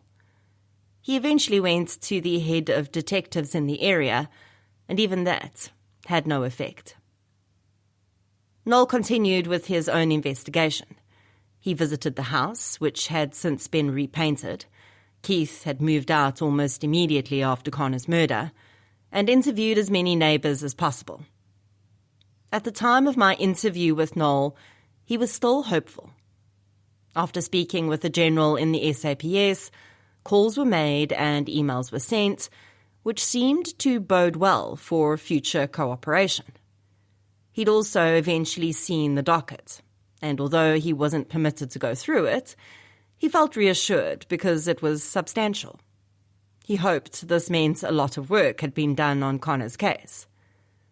Noel was following up leads of his own, and he told me that Bridget had said something in our interview that he hadn't known and wanted to investigate. He didn't want me to share what it might be. As I ended the interview, Noel asked Glenhaven residents to come forward with information. He was certain someone must have seen something that day, and any piece of information could help. In their sections of the interview, Keith and Bridget expressed their desperation for resolution in Connor's case. The day I met with them, it was almost exactly the first anniversary of their son's murder. Both had made great strides in learning coping techniques, but it was painfully clear that a long road lay ahead. With their son's killer still out there, the end point of that road, or at least the fork in it, was out of sight, and this only made each day even more difficult. Driving away from the interview, I felt the sadness that had welled up in me as I listened to Connor's parents, turning into unmitigated anger. On the 27th of March 2019, Connor Isaacs was looking forward to the school holidays. He planned on playing Xbox. He wanted to be a paleontologist. And on that day, someone decided that what they wanted was far more important than all of that. That person entered a house and brutally took Connor's life, leaving his battered body for his father to find, so that now he doesn't only live with the loss of his child, but with a horrific image seared into his memory. As I ended Connor's episode, I appealed to Glenhaven residents, saying, "What we need now, though, what Connor needs, is for the residents of Glenhaven to think and reach within themselves and do what is right. You might be listening to this while in lockdown, protecting yourself from COVID-19. Connor didn't have the opportunity to protect himself. No one gave him that chance. And now, as you sit in your house, in that street he was killed in, or maybe just around the corner, with your sealed lips, you take away his chance at justice. He was only your neighbor for a week, but you don't easily forget the day a 14-year-old boy was murdered on your road. And if you do forget, perhaps you should remember, because tomorrow it could be your child. Looking back, 5 years after I published that episode, I can see how this case changed me. Every time I'm asked which case has stayed with me, I tell Connor's story. This is also the episode for which I get the most update requests. Almost without fail, when a new listener hears the podcast, I get a message expressing how much it's touched them and asking for updates. My heart soars and my stomach clenches when this happens. I'm grateful that people are still listening, still sharing, still remembering this young man. But there was very little information I could safely share about the progress, and sometimes lack thereof in Connor's case. After publishing Connor's episode, I shared it in the Glenhaven Residents Facebook group. There were lots of reactions and comments. Even though there'd been a vigil outside the home in the days after Connor's murder, many people said they'd had no idea such a terrible crime had been committed in their neighbourhood. Noel received 1 or 2 messages from residents based on that share, but none had any major impact. In the episode, I mentioned that Noel had heard something he hadn't known in Bridget's interview, and he wanted to make further inquiries. What he heard was probably completely innocuous to the rest of us, but it piqued Noel's interest. Connor had a YouTube channel. As I well know by now, when you put yourself out in the public domain, you never quite know what you're inviting in. Connor's parents strictly monitored what he was posting, as well as the comments, and mostly it was just his school friends watching. Noel thought it was worth looking into, though, as it's not completely out of the realm of possibility that someone had become fixated on him through that channel. That possibility also raises a question which had admittedly been on my mind. The vast majority of murders are committed by someone known to the victim, and Connor's YouTube channel could be a link. It wasn't completely surprising to me that in the initial stages of the investigation, police were not terribly communicative with Connor's parents. Although it's important to keep the family updated, the police can't always share everything until they've ruled out those closest to the victim. While Connor's murder certainly appeared to be a robbery gone wrong, they couldn't discount the possibility that someone who knew him, knew his parents, or had some link to him could be responsible. All those avenues needed to be explored. While we all sat in hard lockdown, Noel kept me updated on the progress. All of it had to be kept under wraps at the time, but I'm now able to share that it is believed that Connor was strangled with the cord of his headphones. The DNA police collected was found on the cord and in other parts of the house. Knowing this, we can surmise that Connor had been playing Xbox, just as his dad had thought he would be, with his headphones on. The killer, or killers, entered the home, probably through the bathroom window, snuck up on Connor from behind, surprising him, and almost immediately pulled off the headphones and wrapped the cord around his neck. Connor fought back ferociously, and in the struggle, his head struck something, or the perpetrator knocked him unconscious with a heavy object. A forensic pathologist could determine the more likely scenario, but we do not have access to that information. Considering Keith first called Connor at 10 a.m. that day, and he didn't answer, it is likely that the break-in and murder occurred early in the morning. The fact that Keith and Connor had just moved into the house could be significant if we consider this a robbery gone wrong. Criminals who work specific neighbourhoods monitor comings and goings. They know which houses are vacant and notice moving trucks and new residents moving in. Very often, the most vulnerable time for new residents is the first week after they take occupation of their new home. Criminals understand most people will not yet have security systems set up, and a dog barking could be dismissed as the pet getting used to a new neighbourhood. Moving home is stressful and exhausting, and new residents often aren't thinking clearly and make mistakes that criminals can take advantage of. Years ago, I was the victim of a home invasion within a week of moving into a new home in Johannesburg. Thankfully, I did have my security system set up, but the responding police officers said the intruders had probably watched us move in. Most house robberies occur between 10 a.m. and 3 p.m., when homes are most likely to be unoccupied. Robbers usually aren't looking for a confrontation, but the large number of robberies that end in severe injury or murder shows that when faced with a resident, they will do what they think is necessary. Many house robbers are also people with substance use disorders who are either high while committing the crime or craving the hits the stolen goods will buy. While there are organised syndicates who are professional in their modus operandi, they aren't the ones breaking into ordinary homes to steal a television or a cell phone. The individuals who broke into Connor's house that day may have watched Keith drive away and believed the house to be empty. They probably didn't anticipate walking in on a teenager gaming in his bedroom. But when they saw him, they made a decision.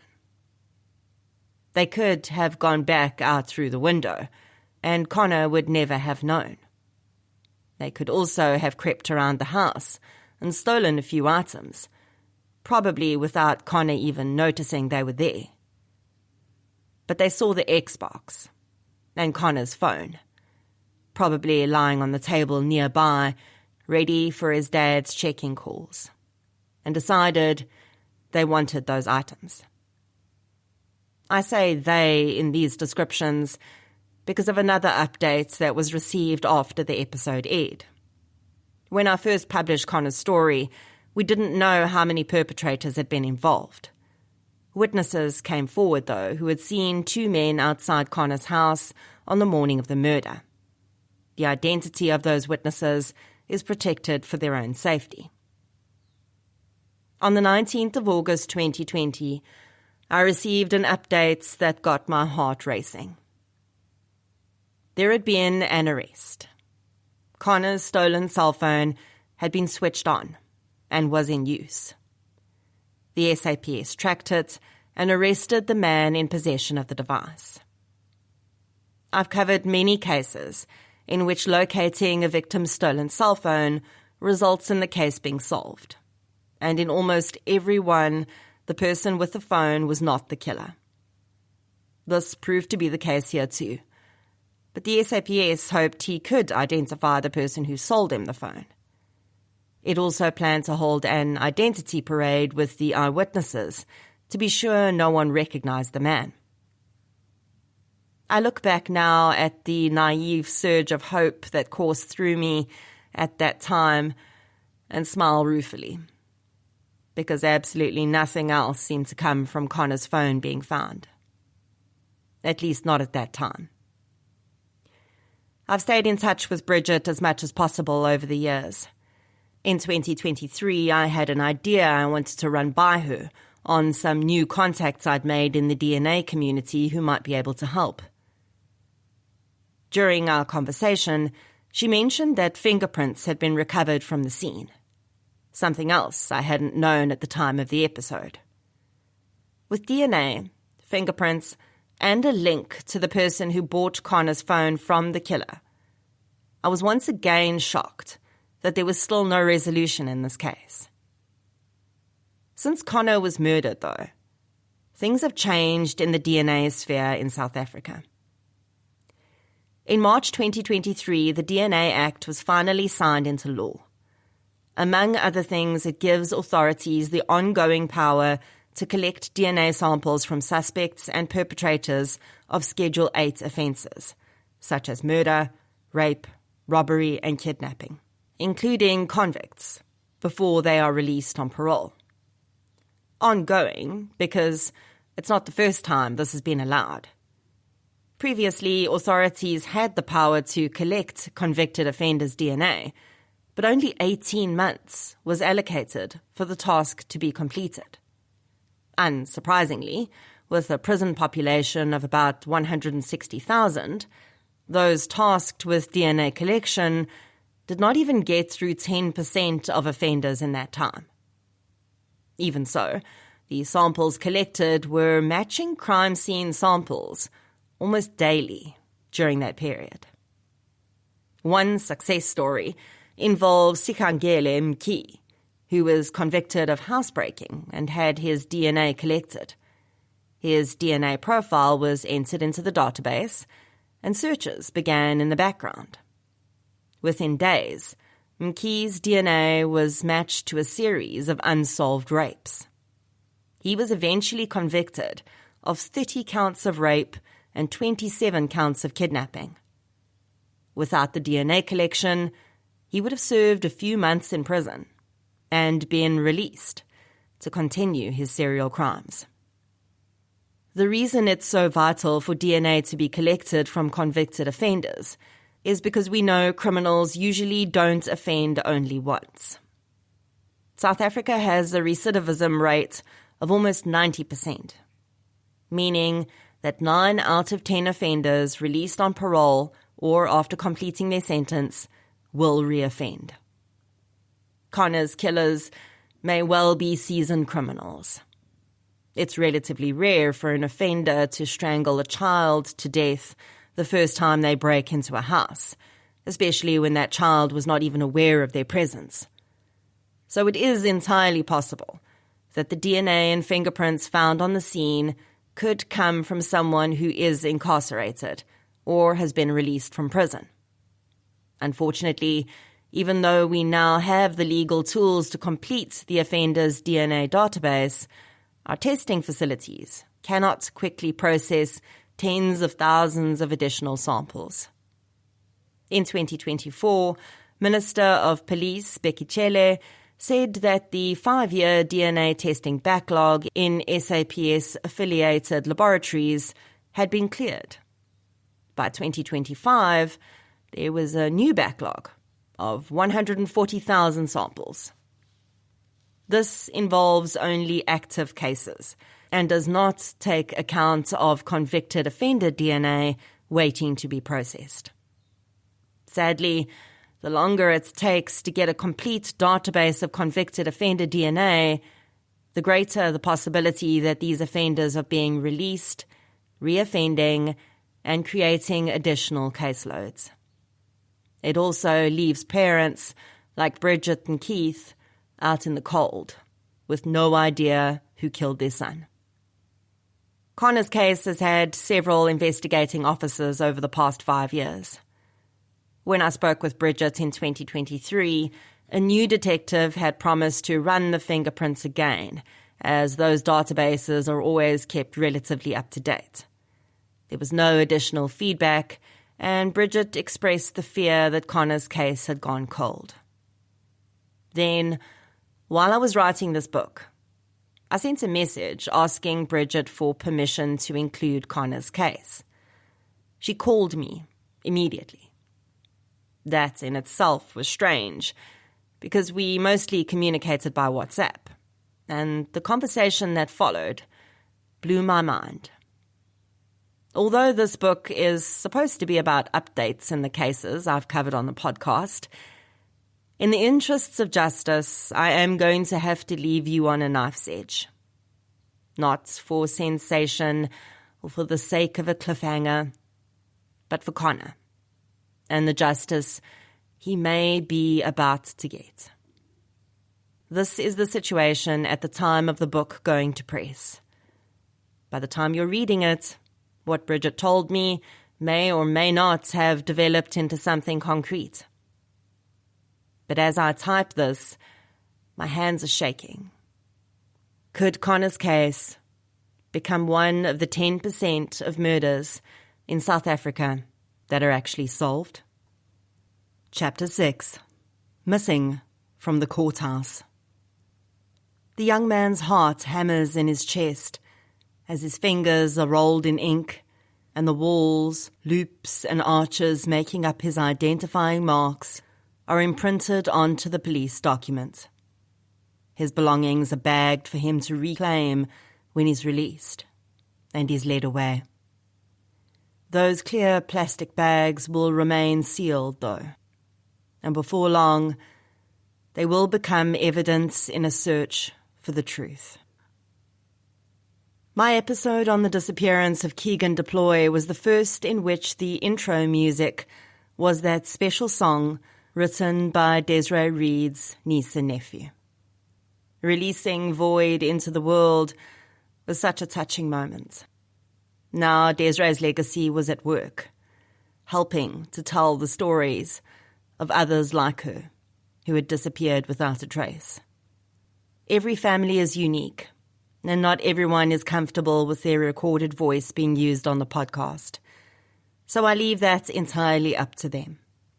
I always record conversations with family members, though, so I have my facts straight. Even if I don't feature their voices, I try to use their precise words, especially where descriptions of loved ones are concerned. The specific language used to describe them, the tone and inflection, make a big difference. And I'm always keen to bring that across. For this episode, I spoke with Keegan's mom, Linda Buchanan Deploy. We spent about 2 hours on a video call, and I got a good sense of just how much her life has been irrevocably changed by her son's disappearance. Keegan is Linda's firstborn. He was a bit of a surprise pregnancy in 1994, and although Linda and Keegan's biological dad married, the relationship broke down shortly after Keegan's birth, and the couple separated and then divorced. Linda met her second husband, the man who would become Keegan's father figure, when her son was 6. She fell pregnant with her second child, Nikita, then a son, Trent, and another daughter, Shay. Linda says although Keegan found it difficult at first, when he was no longer the only child, he bonded with his siblings and became the ultimate big brother. Keegan struggled at school as grasping concepts took him a bit longer than the education system allowed. Perhaps partly because of this, Linda says throughout his life her son seemed to be on a constant search for acceptance and approval. We always gave him as much love as the other kids. It didn't matter who the person was, though. It could be a friend at school, a teacher, or just a random person. He always tried to gain acceptance by doing whatever he could to get them to like him. This deep desire to fit in and be liked often led to behavioral issues at school. Keegan would swing between acting up to win approval from his friends and falling into a depressive state when he felt nothing was working and no one liked him. Linda and her husband found a play therapist early on, hoping to figure out how to balance Keegan's behavior and improve his self-esteem. Initially, the family had lived in the UK, but during Keegan's school career, they returned to South Africa, and he struggled to adjust to a different education system. Linda eventually sent him to a school that was better suited to his learning abilities. But although things improved slightly, he never seemed to find his sweet spot. As Linda sits in her Gauteng home on a Zoom call with a complete stranger, me, I'm struck by the oddity of the situation. That stranger is asking her to share her family history and difficult details of her son's childhood, which in any normal conversation would be none of my or your business. Can you picture someone coming up to you in the street, introducing themselves and saying, "Please sit down and give me a rundown of your son's life from birth to now, warts and all, thanks. I'll press record now." Although this is a new normal for me and Linda, I point it out because I want you to remember this when you read her words. I'd like you, just for a moment, to imagine how much strength it must take for Linda to sit there, telling me and you all of this, on the off chance that it will help bring her son home. In Keegan's teens, his depressive episodes became even more severe and frequent, and Linda took him to a psychiatrist. When he was 18, he was diagnosed with bipolar disorder, a condition that causes unusual shifts in mood, energy, activity levels, and concentration. By then, he had left school. With his mental health struggles, he could no longer cope in mainstream education. Linda made a deal with him that if she allowed him to leave school, he had to get a job and enroll in a course of his choice at college. He would need to foot part of the bill for his tuition, and his parents would pay the rest. Keegan agreed. Soon, though, the family would discover just how difficult his progressing mental health condition would make life until he could find the right combination of antidepressant and mood stabilizer.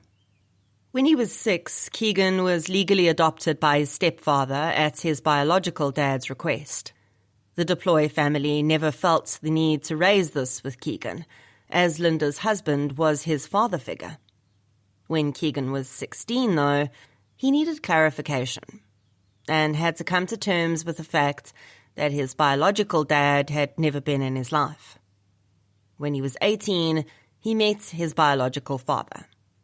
Their interactions didn't bloom into a long-lasting relationship, but they seemed to sate Keegan's curiosity. Unfortunately, Keegan's learning difficulties also made college a struggle for him, and he found it difficult to stick to expected routines at different jobs.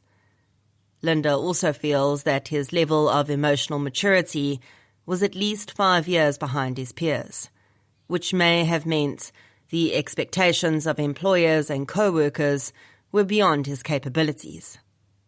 Although people living with bipolar disorder and other mental health challenges are often more at risk of being harmed by others or harming themselves than committing acts of violence, their families often find it difficult to manage their behaviours and challenges. In South Africa, this is exacerbated by the public healthcare system's deep inadequate mental health resources. The situation becomes even more fraught when the person is an adult. They cannot be forced to do anything, and sometimes hard decisions have to be made for the greater good.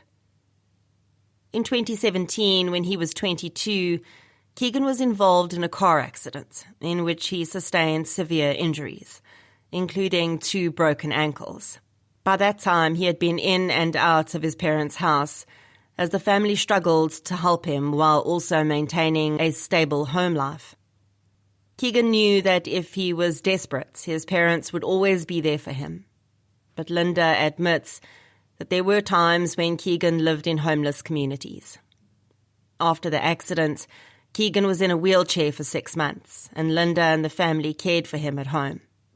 This period was incredibly frustrating for Keegan. He was unable to work or even leave the house without assistance.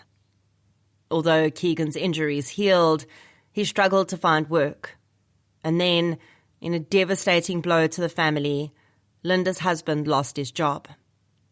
Financially, the family were on a precipice and had to do anything they could to avoid falling into the abyss. This meant making the difficult decision to tell Keegan he needed to find a job and move out. They could no longer financially support him. Keegan understood and did his best not to place an additional burden on the family. Their bond was still deep, though, and he often visited the house during the day and left at night. During this period, he frequently slept in homeless shelters. Linda was glad he was visiting the house daily, though, because it meant she could help monitor his medication. It had taken a long time for Keegan to find the right combination for his bipolar disorder, but by 2019, he seemed to have stabilized. He was working part-time and doing well. Life was full of ups and downs for the young man, though. And when he lost his job, things began to decline again. While sleeping at the shelter, he remained on his meds, and to reduce the risk of having them stolen, Linda would give him only a few days' supply. Keegan entered a new relationship around this time, and Linda wasn't sure how healthy it was. She says the young woman seemed to have struggles of her own, and she was concerned this would overwhelm Keegan. In January 2020, we began to hear about a virus that had cropped up in China. Looking back, it feels like everything happened overnight. But at the time, I think most people never imagined it would go as far as it did. The word pandemic certainly wasn't being used at first. And a virus in a distant country wouldn't have been top of Keegan's mind. At this time, he was spending a lot of time at Linda's home in Kempton Park, which is where he was on Saturday the 29th of February. That morning, he told his mom and brother he was heading out to do a job for someone. His brother made sure he ate breakfast, and Linda was pleased Keegan would be earning some money and doing something constructive.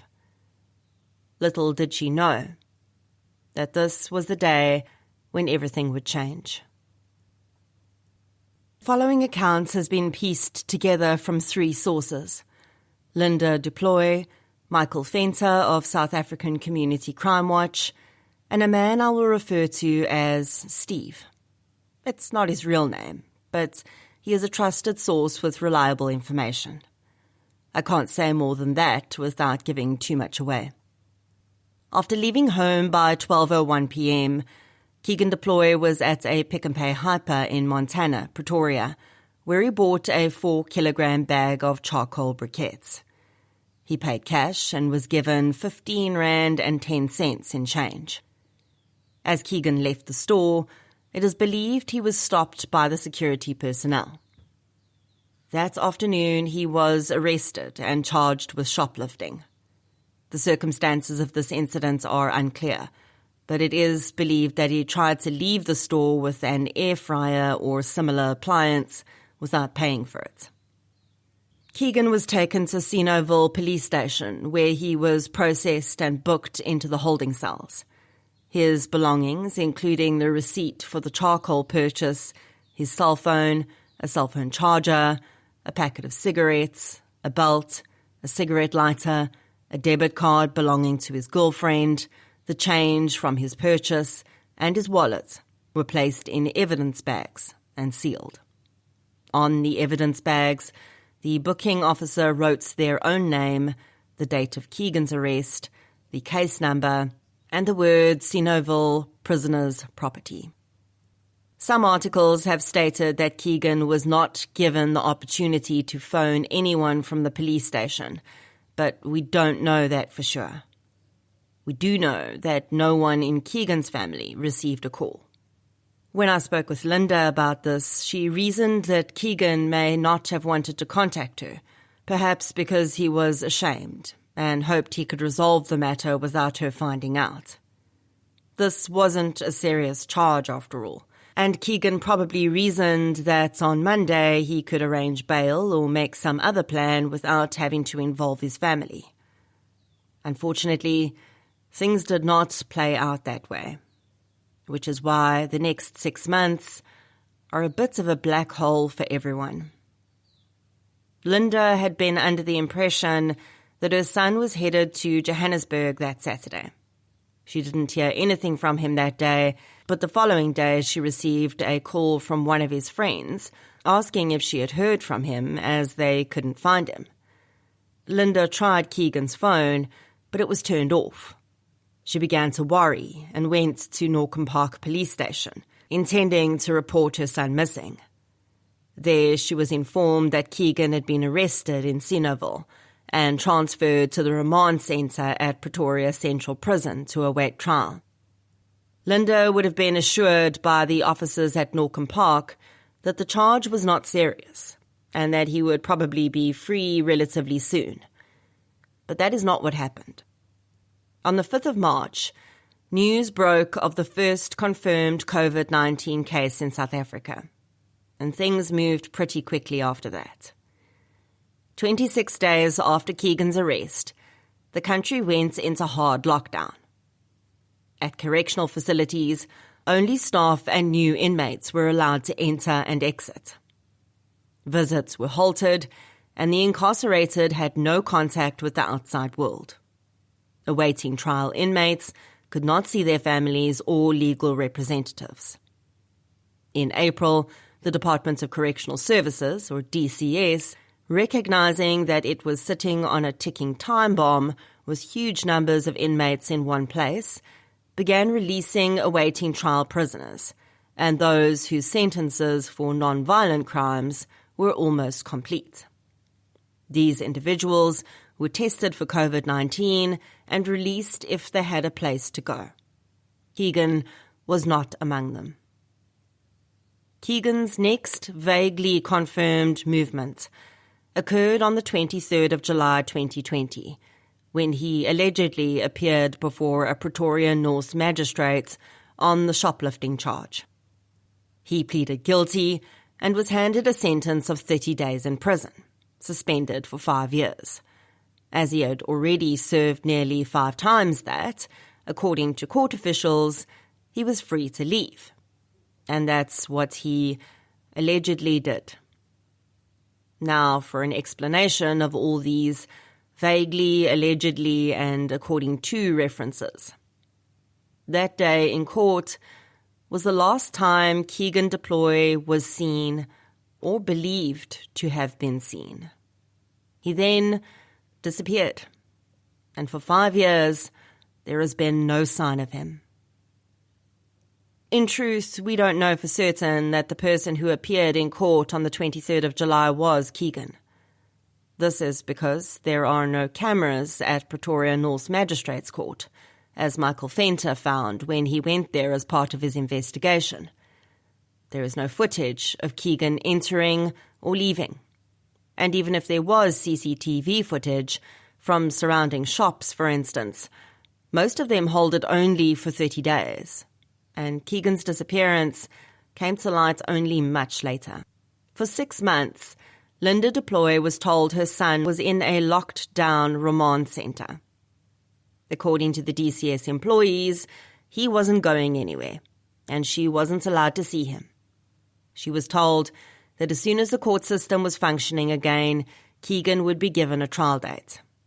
Linda discovered that her son had already appeared in court almost 6 weeks after it's allegedly happened. Every time she inquired about her son's whereabouts during that time, she was given a different story. At one point, the remand centre told her they'd never even heard of a person called Keegan Deploy. Eventually, she figured out that he had allegedly been transported to Pretoria North on the 23rd of July. What she discovered next, though, horrified her. All Keegan's belongings, still bagged and sealed, exactly as they had been on the 29th of February, were at Sinoville Police Station. He had never collected them. His cell phone, his wallet, his girlfriend's debit card, 15 rand, enough to buy airtime to call his mom, all still there, untouched. Now Linda knew that something was very wrong, and she insisted on opening a missing persons case. The case has since been the responsibility of 2 different investigating officers. Most people involved have told me that the first didn't make much effort, but the second has been far more helpful. In September 2020, Linda was suddenly thrust into a world she'd only ever viewed from afar. the world of missing people.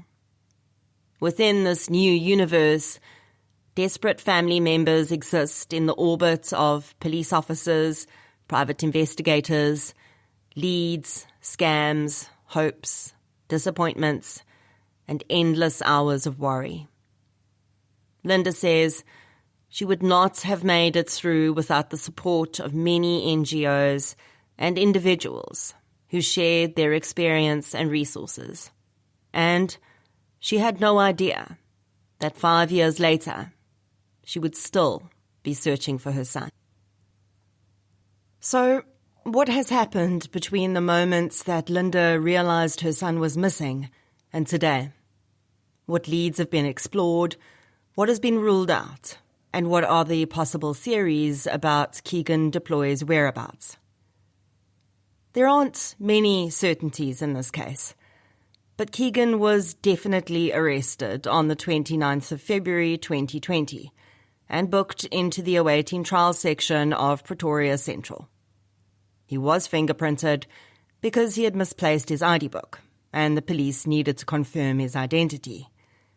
Linda confirmed that the prints matched those at Home Affairs, so she knows that this was her son. After Keegan was transferred to the remand centre and lockdown began, everything becomes far less clear. Fenter sheds some light on possibilities he chased down. Firstly, he went to Pretoria North Court and asked for CCTV footage, which wasn't available. While there, he asked to see rosters or lists of people signing in or out, so Linda could attempt to identify her son's handwriting or signature. He was told no such documents existed. According to court staff, individuals are delivered to the holding cells, taken to appear in court, and if proceedings result in them being allowed to leave, they are just released. If they are sentenced, they're not asked to sign acknowledgement of receipt of that sentence. A fascinating procedure, or lack of one, indeed. Something odd was discovered on the piece of paper recording Keegan's shoplifting sentence. You may recall that he was sentenced to 30 days in prison, suspended for 5 years. But according to this piece of paper, he was sentenced to 30 years. Linda managed to get that changed on the system, but it begs a question. If that kind of clerical mistake can slip through, what else can go wrong? As Keegan had previously stayed in shelters, all the shelters in Pretoria, Kempton Park and Edenvale were checked, but none had seen Keegan. Although he doesn't have a passport, checks were made to ensure he had not somehow left the country. The second investigating officer has gone to each of the most probable state mortuaries and checked the details of unidentified deceased individuals. We know that the fingerprints of unidentified bodies are run through the Home Affairs database. And we also know that Keegan's fingerprints were taken by police 5 months before he disappeared. So if he had passed away, the mortuary would have been able to identify him. Keegan also had several tattoos, which are another way bodies can be identified. The investigating officer has combed through several cases where unidentified deceased individuals had tattoos, but has been unable to find anything like Keegan's. DNA is another option for identification, but it is only as good as the sample you have to compare it to, which in this case would be nothing if Keegan had passed away in the period after he allegedly appeared in court. Linda's DNA has now been taken for possible future identifications. There's one other way Keegan could be identified if he is deceased. After his car accident, a titanium pin was inserted in his ankle. When I heard this, I remembered a few cases, mostly from overseas, where individuals had been identified through medical devices in their bodies. All implants are given a serial number when they're manufactured. When they are implanted, The serial number and the patient's information are entered into a database for that country, and these records have sometimes helped to identify mysterious human remains. I wondered whether this would work in South Africa too, and one of my forensic pathology contacts confirmed that it would. In fact, it's been used before, albeit rarely. A key element of missing persons investigations is interviews with the people they last saw. In this case, they would be his fellow awaiting trial inmates or the court staff on the day Keegan is alleged to have appeared there. The investigating officer has tried to interview individuals involved in the court proceedings, but they have no helpful memory of that day. The DCS has also been approached to identify Keegan's fellow detainees, but it has offered no assistance. The other people always interviewed are those closest to the missing person. We don't know whether police have spoken to Keegan's friends, but Fenter has interviewed those who stayed at the shelter at the same time as him, including his girlfriend. All his fellow shelter residents were as shocked by Keegan's disappearance as his family. Many said Keegan was one of the most consistent among them, and they knew he had a good relationship with his family, so they couldn't believe he would just disappear of his own accord. Unfortunately, Fenter told me that the young woman Keegan was seeing at the time sent him on a bit of a wild goose chase. She gave him several locations where she believed Keegan was living, and later asked for some items of value, such as a tent, in exchange for information. Fenter discounted any information that had come from this source. Keegan's cell phone may well have held valuable clues. Police held on to his belongings for a while before giving them back to Linda, but his cell phone was never forensically analysed by the SAPS. His family tried to charge it and switch it on, but something went wrong and they've been unable to access it since. This doesn't mean the phone is useless to the investigation. SAPS experts can glean significant information from cell phones that ordinary people cannot access, and Keegan's phone could provide information about people he was in touch with on the day he was arrested. It could be a vital piece of the puzzle. Over the years, Linda has received several tips about unhoused people who look similar to Keegan. She has investigated these sightings as far as possible, but none has proven helpful. This is the grand sum of what we know has been run down in Keegan's case. So what are the theories or possibilities about his disappearance? The first is that the person who appeared in court on the 23rd of July was not Keegan Deploy. Now, I know this sounds bizarre, but it's not entirely uncommon for awaiting trial inmates to swap identities with one another either while awaiting trial or on the day of a court appearance. Someone with a serious crime to answer for and with access to resources will approach a person with a similar general profile, gender, race, age, but a less serious charge. They will offer money or something else of value, drugs or protection, for example, to swap identities. Again, you might think this can't possibly be true. And I thought so too. Then I remembered 2 words. Thabo Bester. We all thought that man's escape was too bizarre to be true, didn't we? I've also had this confirmed in confidence by individuals at SAPS and the DCS. And in all fairness, it happens far more often with people who are in the country illegally. However, to all intents and purposes, Keegan was undocumented, and he had no form of identification with him at the time of his arrest. So the first theory or possibility is that Keegan may have swapped identities with another person and remains in prison under a different name. Unfortunately, the DCS cannot always immediately pinpoint an offender's location. It can do so with enough time and resources, But a random official accessing a database can never be 100% sure that the individual they're searching for is or is not in a specific correctional centre. If anyone at the DCS denies this, I can refer them to at least 10 families who have experienced it directly. Identity numbers, offender numbers, and names are captured incorrectly. The wrong facility name can be selected from a drop-down list. A name may be entirely skipped in the capturing process.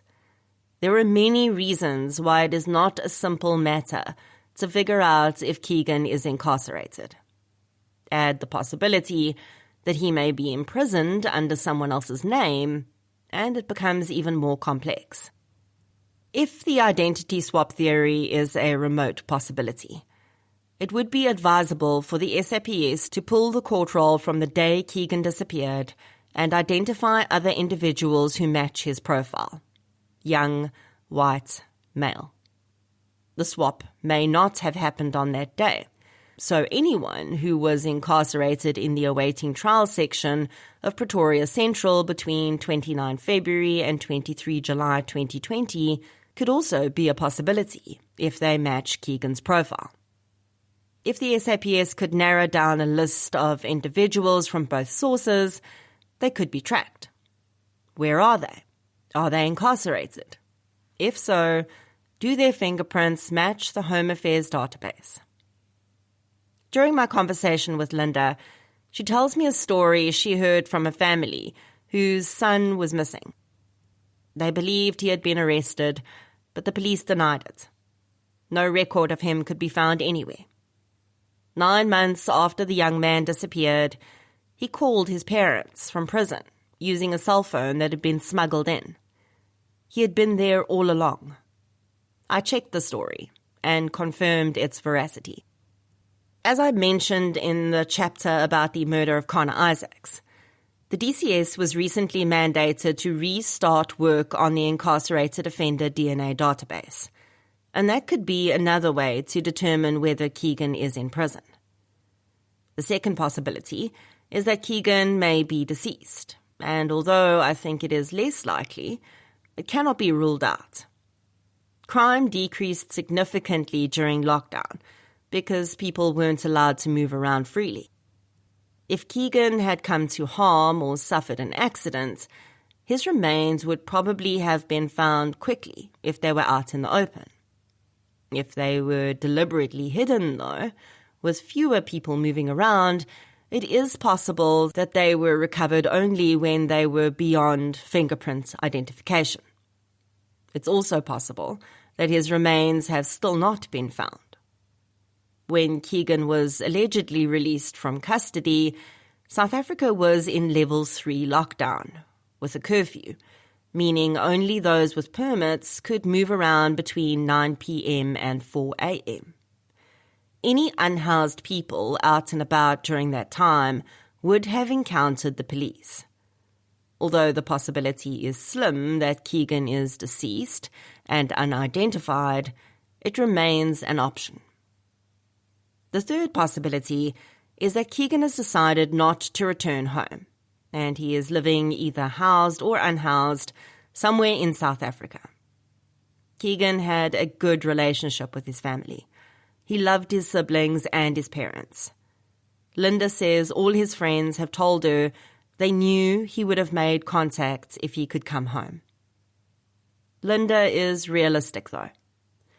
She understands better than anyone that her son's mental health condition could have spiraled out of control in the 6 months he was awaiting trial. He was probably unmedicated during that time. Linda says Keegan found it difficult to admit he had bipolar disorder, so he may not have been able to articulate what was wrong. If he was, on some off chance, provided with medication, there is a possibility that he was given an antidepressant, but not a mood stabilizer, which can be dangerous for a person with bipolar disorder. Add to that the fact that Keegan had never been incarcerated, he probably would have faced many traumatic situations during those 6 months.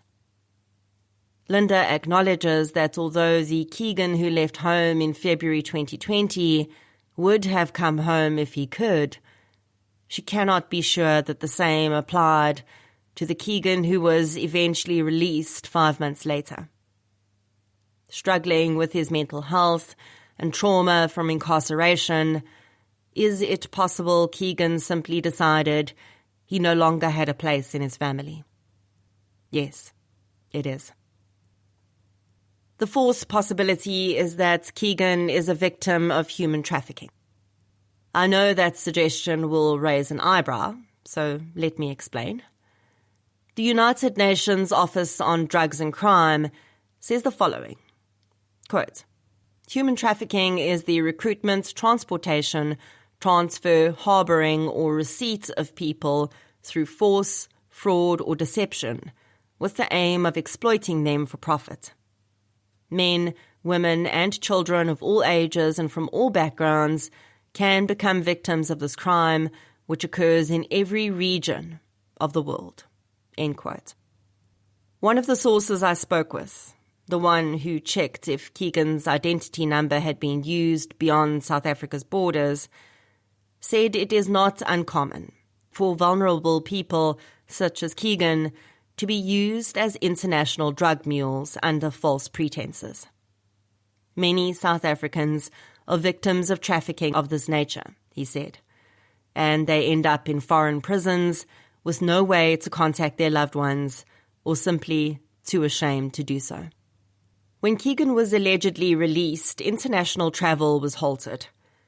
When it was restarted in October 2020, is there a possibility that someone convinced Keegan they had an opportunity for him?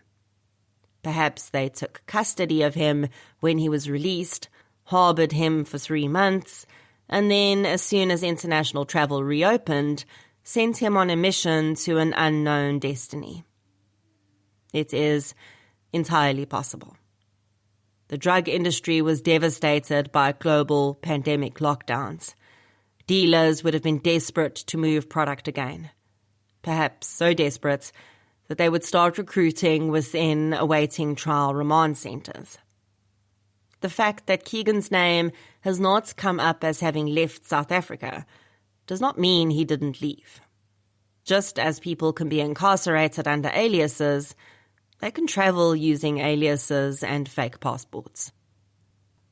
We tend to think about human trafficking as the realm of children being abducted and sold. But it runs far deeper and wider, and young males are one of the largest victim pools. They are promised jobs or opportunities which turn out to be false or different in nature when they reach their destination. If this is the case, then Keegan is going to be much more difficult to find. Interpol's Yellow List is a database of individuals who have disappeared and are believed to have been taken out of their country of origin without their informed consent. It would be a good place to list Keegan, but there would have to be some proof that he had indeed been trafficked for that to happen. In all these possible scenarios, what bothers me the most is that Keegan did not collect his belongings from the police station. In the trafficking scenario, it's easier to understand. He may well have been convinced not to worry about his things, and traffickers wouldn't want him to have a cell phone that could be tracked. But if he disappeared of his own volition, it doesn't make sense. Keegan had no money, and the cell phone was the only thing of value he owned. There was cash from his change, too. Not much, but when you have nothing, 15 Rand is a lot. Abandoning those belongings is a major red flag for me. It means he either never left the remand centre, or he was convinced not to. And that does not bode well for him moving freely and independently. Even if Keegan is deceased, it's highly unlikely he passed away in the 8.5 kilometres between the court and the police station. Perhaps he didn't know how to get to the police station, and things went south as he tried to make a plan. Linda says Keegan didn't know Pretoria well, so if he decided to walk, he may have got lost, given up, or come across the wrong people on the way. Some of the 4 possible explanations for what could have happened to Keegan can be deeply investigated and included or excluded. But there's one more thing I'd like to say about this situation. I say it with the deepest respect, but also with the utmost insistence, that there has been a serious travesty here. Keegan Deploy was last seen in the custody of the Department of Correctional Services, which was responsible for his safety while he was in its care. But it cannot prove that it delivered Keegan to the court. Or perhaps it can, and it simply hasn't bothered. Either way, and a few of my more qualified sources agree, the DCS needs to tell Linda Deploy where her son is. It needs to use its resources to definitively prove he is not still in its custody, and that he was handed over to the court system. If it can do that, the Department of Justice and Constitutional Development needs to prove that it released Keegan and he left its custody. Those are large departments, and while they might be under-resourced, they have far more resources than the Deploy family. So why are they shrugging their shoulders? In December 2021, Keegan's case was covered on the television program Vermis. Linda tells me that Keegan's sister, Nikita, created a TikTok video about her brother's disappearance, which went viral, receiving over 5 million views. Unfortunately, some of those are people overseas, but it's still an incredible achievement and effort by his sister. As I ended my conversation with Linda, she said something that broke my heart. Maybe he thinks we abandoned him, that we don't want him anymore. But we do. After Keegan's episode was published, Linda and I received information about several possible sightings of Keegan. All of these were investigated and led nowhere, but Linda says she would prefer people to continue sending tip-offs, because you never know. However, we have no idea what Keegan looks like now. If he's been living unhoused, the hair on his head and face are probably very different, and he may have lost weight. Linda told me that not all the social media attention on Keegan's case has been positive. There have been instances of people going off on wild, ill-informed tangents, linking his disappearance to other crimes, and other unfounded and alarming allegations about him. These theories have upset Keegan's family and offered no assistance in moving his case forward. I promised Linda this would not happen on any of the social media platforms that support my podcast, and thankfully, it hasn't. The Facebook page Linda has for Keegan has attracted many new followers, and his missing person poster has been shared widely. Messages about strange theories still occasionally arrive in her inbox, but she's learned to take the good with the bad. Perhaps the biggest movement, or at least an attempt at movement, after the episode was when I was put in touch with someone who carries some weight at the DCS. Justice Edwin Cameron heads the Judicial Inspectorate for Correctional Services, whose mandate is to uphold and protect the rights of all inmates. Linda gave me permission to act on her behalf in emailing Cameron to request his assistance with Keegan's case. He replied quickly and was sincerely empathetic toward Linda's plight. I explained that all we wanted was to be able to cross the incarcerated theory off our list so we could move on to other avenues, and that Keegan's safety as a vulnerable, possibly incarcerated person was paramount. In his response to me, Cameron copied a slew of DCS staff and an internal investigation was launched. As this book went to press, and despite several requests for feedback from the department and reminders from Cameron, the outcome of the investigation was not known. Keegan's story is one of the few in this book where I have something positive to say about the SAPS. Warrant Officer J. Momberg of Pretoria North Police Station took over the case from the first investigating officer. He has worked tirelessly, answered all my questions promptly and professionally, and has been open to ideas and suggestions. Importantly, he has stayed in regular contact with Linda. Even when he doesn't have anything new to share, he lets her know he hasn't forgotten Keegan. To the family of the missing, that is a lifeline.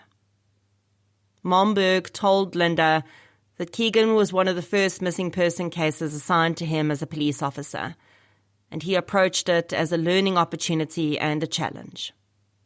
Now, he says, Keegan's face is seared into his brain, and no matter where he is, even when he's off duty, he's on the lookout for that now familiar profile. Keegan's case has not been handled badly from an SAPS standpoint.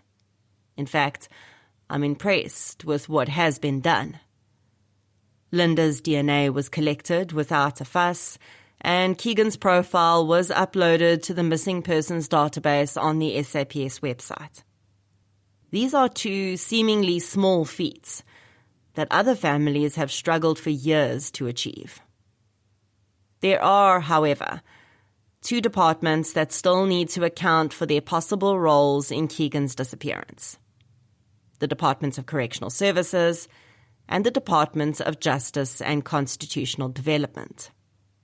While I understand that this happened during a period that was difficult for everyone across the world, the department's basic record-keeping failings are unconscionable. They have a responsibility to the public as well as the people in their care, and they must prove that they have not failed in that duty of care in Keegan's case. Keegan Deploy is now 31 years old. He has brown hair and blue-green eyes. He is 1.7 meters tall and weighed 56 kilograms at the time of his disappearance. He has tattoos on his chest and arm, one of a cross and a snake, and the other made up of faded wording which reads, "In memory of." He also has scars on his ankles from his operation and a scar on his neck. Keegan may appear disorientated or combative if he has no access to medication. He just needs help. Chapter 7. Taken from Tsakane. A ripple of unease moves through the group of children as he walks away with her. Before they can act on that feeling, though, she's gone.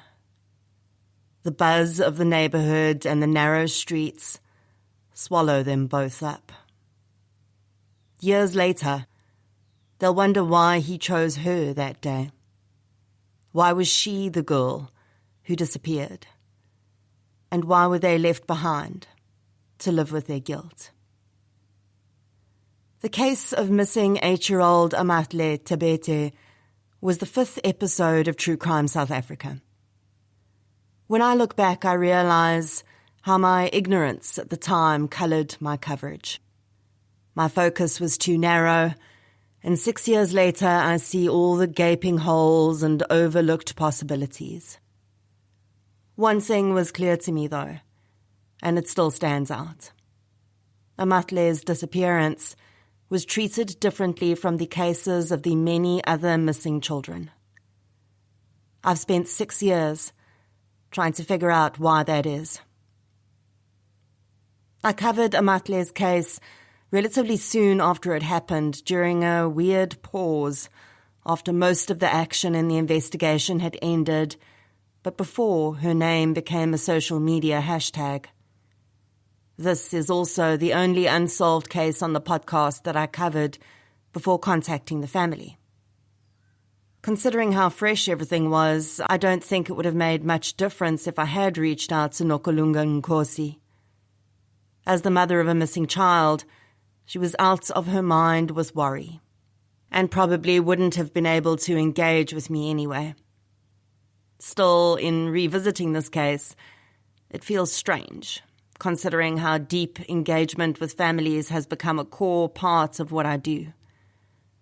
I connected with Nokulunga after publishing the episode, and it strikes me how the woman I know now is probably very different from the one I would have encountered 6 years ago. She is forever changed by her daughter's disappearance. The strong single mom and assistant welder who was raising her daughter to be whatever she wanted to be is still there, but she's slightly dented. She's a new version of herself, one with a deep understanding of indefinable grief. Namatle lived in the Ikuruleni township of Tsekane with her mother. She was an only child, and although she occasionally saw her father, Nokulunga was a mostly single mom. This meant that she and Amatle were really close. Amatle was in grade 3. And her mother says she was showing signs of being a dedicated learner. She wanted to be a doctor. Tsekane is home to about 140,000 people. It was established in the 1960s as a designated area for black South Africans under the apartheid government's segregationist policies. Formal economic activity in the area is mostly around Tsekane's eponymous mall, which is busy at the beginning and end of each month. Saturday the 6th of April 2019 started like any other weekend. Children spilled out to play in Tsekane's dusty streets, while their mothers tended to household chores close by. Other residents sat just outside their front doors, cooking meat over an open fire and sipping beers, a rare treat in a community where the unemployment rate is high, and those who have work often earn a low wage. That morning, like every Saturday, Nokulunga recalls her daughter running up to ask if she could go outside to play with her friends. It was chilly, so she said Amatle could go out only after putting a jacket and shoes on. Around noon, Nokulunga went out to call Amatle in for lunch. She scanned the group of children, but couldn't see her daughter. She called out to them, asking where Amatle was. They responded that she'd gone off with a man to give him directions to a shop, but they hadn't seen her again, and had assumed she'd gone home. Nokulunga's blood turned to ice as she insisted on a more detailed account from the children. About 30 minutes after Amatle had come outside to play, they said, a man approached the group. None of the children had seen him before, and some said they were immediately wary. The man asked a young girl in the group if she could assist with directions to a local shop. The girl shook her head, but when he turned to ask Amatle the same question, she agreed. Nokulunga says her daughter is a shy girl who doesn't easily talk to strangers, but her respect for her elders may have convinced her to help the man. He and Amatle walked away from the group and headed down the road. Concerned, a few of the children tried to follow the pair, but the man turned around and told them to go back to playing. The children retreated and watched as Amatle and the man disappeared around a corner. Nokulunga immediately started knocking on neighbours' doors to see if they'd seen her daughter. Soon residents stood on the street as the children were questioned for more details. Some said the man was young. They thought he could have been in his 30s, and wore a beanie, a white t-shirt, and black shorts. He had a scar on his face. Nokulunga describes how residents, including some of her relatives, set out to look for Amatle. While the initial search yielded no results, At some stage, someone mentioned to Amatle's mother that the description the children had given sounded eerily similar to an identikit that had recently circulated on social media. In a desperate attempt to put a face to the person who could have taken Amatle, the children were shown the identikit. They agreed that it looked like the man they'd seen. Nokulunga quickly realized that there was no more time to waste. It was getting dangerously close to sunset.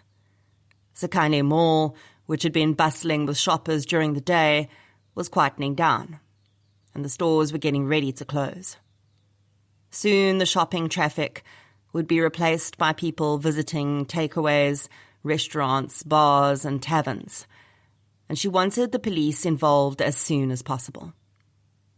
At Sekane police station, officers opened a missing person inquiry for Amatle. In a later interview, Nokulunga recalls the moment, saying, "A male police officer's voice echoed in my head, almost bringing me back from the dark places my mind had wandered off to. 'What was the child wearing?' he asked. The answer to that question will be forever carved in my memory. I will always remember that you were wearing blue jeans with silver hearts on your right thigh and a long-sleeved white t-shirt with black stripes." Nokulunga discovered when she first spoke with her daughter's friends that Amatle had shrugged off her jacket as soon as she'd started playing, and kicked off her shoes too. They lay in a neat pile where her daughter had left them, intending to put them back on when she returned. She'd been taken barefoot. Nokulunga's first thought was that there was so much broken glass on the roads, and she hoped she hadn't cut herself. After filing the report, a few officers accompanied Nokulunga to her home. They conducted a peripheral search, and she, her family and neighbours also continued the hunt. Nokulunga later learned that the police officers had returned to the station after about 45 minutes. She could only hope they were activating additional resources. By midnight, when Amatle had still not been found, Nokulunga went back to the police station and asked if they could bring out helicopters with searchlights. The officer on duty said it would take a long time, maybe days, to get permission for that. He recommended that the community members go back to their homes and wait until morning to continue. To Nokulunga, the suggestion was horrifying. How could she go home, eat dinner, and lie in her bed when she had no idea where her daughter was?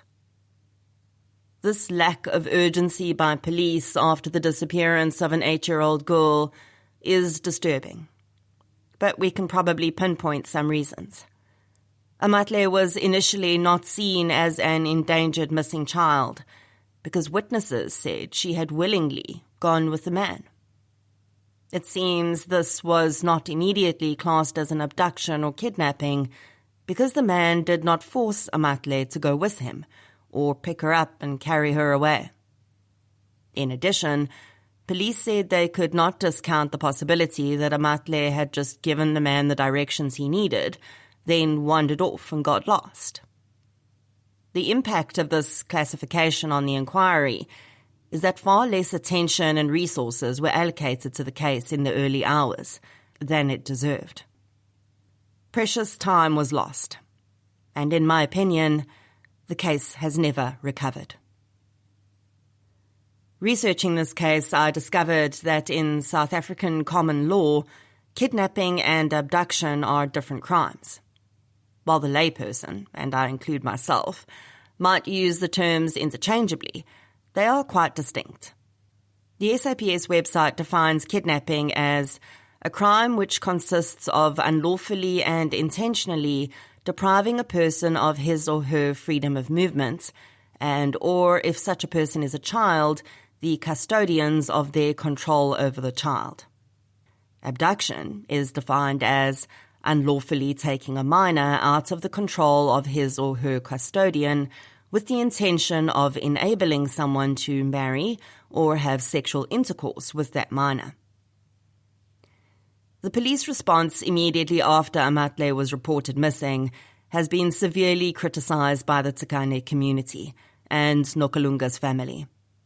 The case played out in the run-up to the national elections in May 2019, and in an echo of the political posturing that has been a feature of many cases I've covered, including the so-called Station Strangler and most recently the disappearance of Jocelyn Smith, the contending parties used it in attempts to win votes. The Socialist Revolutionary Workers' Party, or SRWP, lambasted police and put together a search party on the 9th of April. The suspect had been identified by the community and pointed out to police, who allegedly did not move swiftly enough to bring the man in for questioning. So the SRWP decided to do it for them. They located the suspect and reportedly handed him over. Little is known about him, but he is not the same man in the identikit mentioned earlier. Police are said to have questioned the suspect and searched his home, but when they were unable to find any evidence linking him to Amatle's disappearance, they released him on the 12th of April. Although they had allegedly promised to inform the family before they set him free, they reportedly did not do so. A spokesperson for the SRWP, though, claimed the party had also provided the police with witnesses who confirmed seeing the man with Amatle on the day of her disappearance. On the 16th of April, a march was held in Tsakane to demand Amatle's return. In the days after her disappearance, the social media mill ground out a few pieces of information, all of which proved to be either fake or impossible to confirm. The first was a message which had originated in a WhatsApp group, stating that families with missing children should head to a nearby power station, where about 10 girls of 7 and 8 years old had been rescued from an alleged human trafficking ring. This was shared on almost every social media thread I came across, and even though it was labelled as false on many occasions, people continued to repeat it. Nokalunga has spoken about this false lead and many others in interviews since her daughter disappeared. Some of the claims were baseless, including one that said Amatle was taken at gunpoint and police had engaged in a shootout with the suspect while pursuing him, but were unable to arrest him. Then a woman claimed she'd seen Amatle in a vehicle with 2 adult men on the day she disappeared. She said this happened in Boksburg, which is almost 30 kilometers from Tsakane. Amatle's aunt, Duduzile Tabete, responded to the woman's claim on social media, asking her to go to the police with the information. The issue of Amatle's friends having been shown the identikit of a wanted criminal and saying it looked like the man who'd taken the girl came back to haunt the case too. Amatle's aunt insisted the children provided the description before seeing the poster, and the only reason they'd been shown the picture was because the description reminded them of that man. Unfortunately, the police felt the children's testimony may have been influenced by being shown the identikit, so the value of their descriptions has been questioned. I have to wonder how much the picture of that man may have influenced the children without them even realizing it. The poster was everywhere at the time. The man was a wanted serial rapist who was targeting women and children, and he was the bogeyman who haunted residents' nightmares. Could the children have immediately had this man's image in their mind when Amatle disappeared? Was his face just a stand-in bad guy for everything in their minds? This is why it's so vital to have child witnesses interviewed by trained professionals. But those present that day had no choice but to question the children, because they needed to find Amatle. Later, Nokalunga says police brought in social workers to speak with the children, but by then, everything was already a tangled mess. As the months passed and Amatle remained missing, new theories surfaced. One was that she had been taken by someone she knew. Nokulunga has referred to this theory as well. It seems that police spent a long time investigating the possibility that Amatle's father had taken her. This may have been one of the reasons for the tepid original response. When I published this episode, there were very few solid theories. But something struck me about the public response to Amatle's case. While those close to the family and within the Tsakane community were supportive and outspoken in the early days, it took a long time before there was any significant media coverage, and perhaps as a result, wider public outrage about her disappearance. I found out about Amatle's case only 2 months after she vanished. In stark contrast, 6 months after a man lured Amatle away, a 6-year-old girl was kidnapped from outside her school in Thunderbell Park. Everyone knew about the case within an hour of it happening. The girl was released unharmed 19 hours after she was taken, amid a huge manhunt by law enforcement. Yes, there were differences in the latter case. The girl was kidnapped and taken by force, and a ransom demand was made. Would the response really have been that different, though, if the child had been lured away by a strange man at a shopping mall in Thunderbell Park? I'm open to being convinced otherwise, but I believe her face would still have been all over mainstream and social media within an hour. I don't believe the police would have assumed she'd be found safely without much intervention from them. At the time of seeing this difference in response, I superficially understood some of the reasons. But I would come to see this dynamic play out in so many cases that I would eventually be forced to accept the truth. Although both girls deserved the same immediate, robust response from the police, the media, and the public, it was always going to be a struggle to get it for a little black girl from Tsakane. This is not just about race. It's also about the deep systemic and historic inequities which have kept us in this place in society where all victims are equal, but some are more equal than others. SAPS officers are not equally resourced. Areas with higher crime, which also often have higher poverty, have overloaded police officers with little time to launch a manhunt for every lost child.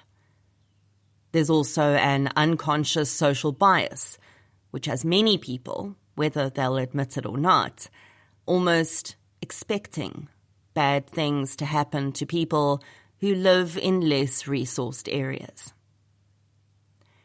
Then there are the more basic things, such as appearance.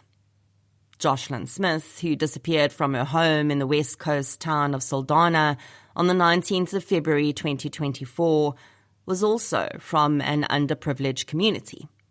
But her case attracted enormous international attention, even before allegations of human trafficking were aired. Jocelyn, though, has striking looks. She's light-skinned, and her green eyes are incredibly unusual. To be clear, the SAPS doesn't care what a victim looks like. It does, however, often allocate resources to a case that's putting it under public scrutiny. So if a victim's appearance, race, or social standing attracts more media attention and a greater public outcry, the pressure will force a stronger investigative response. I have no doubt that the last few paragraphs will make more than a few people uncomfortable. They are not a condemnation of those who show an interest in more high-profile cases. They are a plea for honest self-reflection, for Amatle's sake. Amatle Tebete turns 14 this year. She is still missing. And in defiance of the inequities that have bedeviled this investigation, ordinary South Africans have tried their best to bring awareness to the case. One such person is Tobeka Gigaba. a young woman the algorithm led me to on social media, and whose social activism for many causes is inspirational. She contacted Nokulunga Nkosi quite early on and did whatever she could, including starting a petition, engaging with authorities on Nokulunga's behalf, and trying to get private investigators on board. Amatle's name has become a popular hashtag on social media. Several Facebook groups have been started to mobilize supporters, and as much good as bad has come from these efforts. Many of the groups are littered with unsubstantiated claims that lead cases like this into a dark pit of misinformation. On the other side of the coin, the groups also give Nokulunga a place to publish update videos and request help. Nokulunga echoes something I've seen quite a bit in missing persons cases. She says that while she's always grateful for offers of assistance, all these years later and with the bitter taste of experience, she now takes them all with a pinch of salt. Many organizations, individuals, high-profile people, and private investigators have contacted her over the years, telling her they were on the case and determined to make sure Amatle was found. In the beginning, these offers would get her heart racing, but she's learned that these people and organizations hardly ever stick around. It's almost as though once they realize how hard it is to stay committed to justice for Amatle, the wind escapes their sails, and they move on to other cases and causes. Nokulunga doesn't get to move on, though. She is the only person who can never escape the search for Amatle. It's now her daily lived experience. The pressure and complicated grief of the past 6 years have landed Nokulunga in psychiatric facilities. She's been treated for depression and other mental health conditions rooted in the trauma of her experience. In a letter to her daughter published as an opinion piece on News 24, she assures Amatle that regardless of her struggles, as long as she has breath in her body, she will keep searching for her. Quote, "I spend every waking moment thinking about you. I've posted flyers all over our community, talked to countless people, and wear a t-shirt with your face on it every day, so that I can continue to tell people about you, even on those days when it is too hard to speak." End quote. When she talks about the private investigators who have offered to assist but not made headway, Nokulunga says she understands. They are not being paid, so she can't expect much from them. Now she wants to try to raise money to hire a private investigator of her own, someone she can instruct and hold accountable. Nokulunga often receives random messages from strangers encouraging her to stay strong. She's also received a lot of hateful messages, blaming her for her daughter's disappearance and saying she is a bad mother. Cases like those we've seen in the media recently, in which mothers have been charged with the human trafficking of their own children, certainly don't help endear the public to the mother of a missing child. A surge of interest in Amatle's case, and more false claims, came in 2021, when the serial offender in the identikit, whom the children identified as looking like the man Amatle had gone with, was finally arrested. Nkosinathi Phakati's series of rapes and kidnappings started in 2012, and for almost a decade, he terrorized the women and children of Ekurhuleni. Even though the police had DNA evidence from many of the rape cases and a good description, he matched the identikit perfectly. Phakati evaded arrest until one of his victims saw him and alerted police. A shootout ensued, and he was shot in the leg. It later had to be amputated. A photograph of Phakati receiving treatment in the back of an ambulance spread like wildfire across social media, and those who still believed he'd had something to do with Amatle's disappearance linked her name to his. Phakathi faced 90 charges and was found guilty on all counts. He received 42 life sentences. Nothing in the evidence or his statements linked him to Amatle. The crime did not fit his modus operandi, and the SAPS do not see him as a suspect in the case. A constant thread running through the social media commentary I've seen relates to claims of Amatle having been taken by a family member. Initial thoughts, as I've mentioned, related to her father, Mzwakhe Tsabete. In interviews, Nokulunga has said that the man was ruled out of the investigation early on, as he was allegedly incarcerated at the time of Amatle's disappearance. Rumours have persisted that people related to Mzwakhe may still have been involved. On the 1st of November 2024, Mzwakhe Tsabete was reported missing by family members when he failed to return home after visiting friends in Heidelberg. 5 days later, his body was found in a Heidelberg mortuary. He had been killed in a car accident and was the sole occupant of the vehicle. This was not the first tragic death to strike the family after Amatle's disappearance. In 2022, Nokulunga's brother, Mandla, died after consuming suspected poison.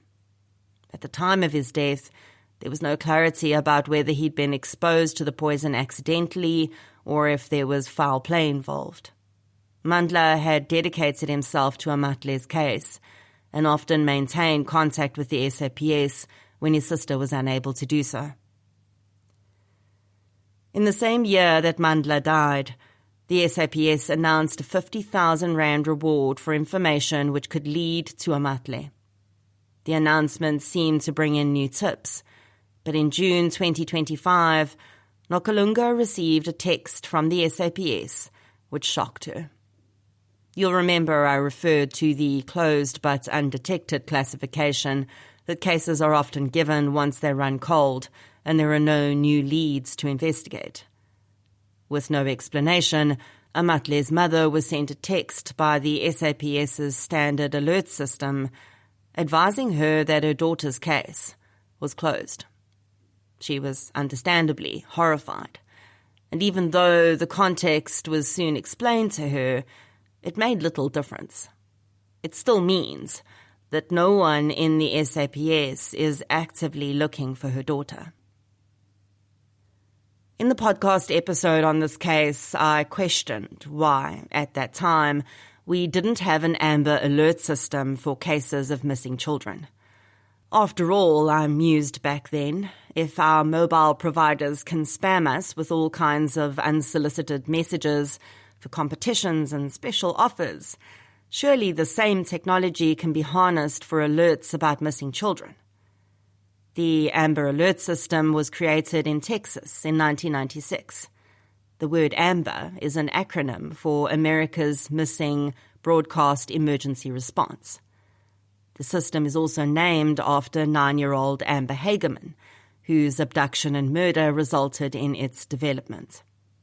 When a child goes missing and is in serious imminent danger of bodily harm, law enforcement in all 50 states sends basic information about the child and any known suspects to every available outlet. TV, radio, social media, electronic road signs, and mobile phones are used to spread the word.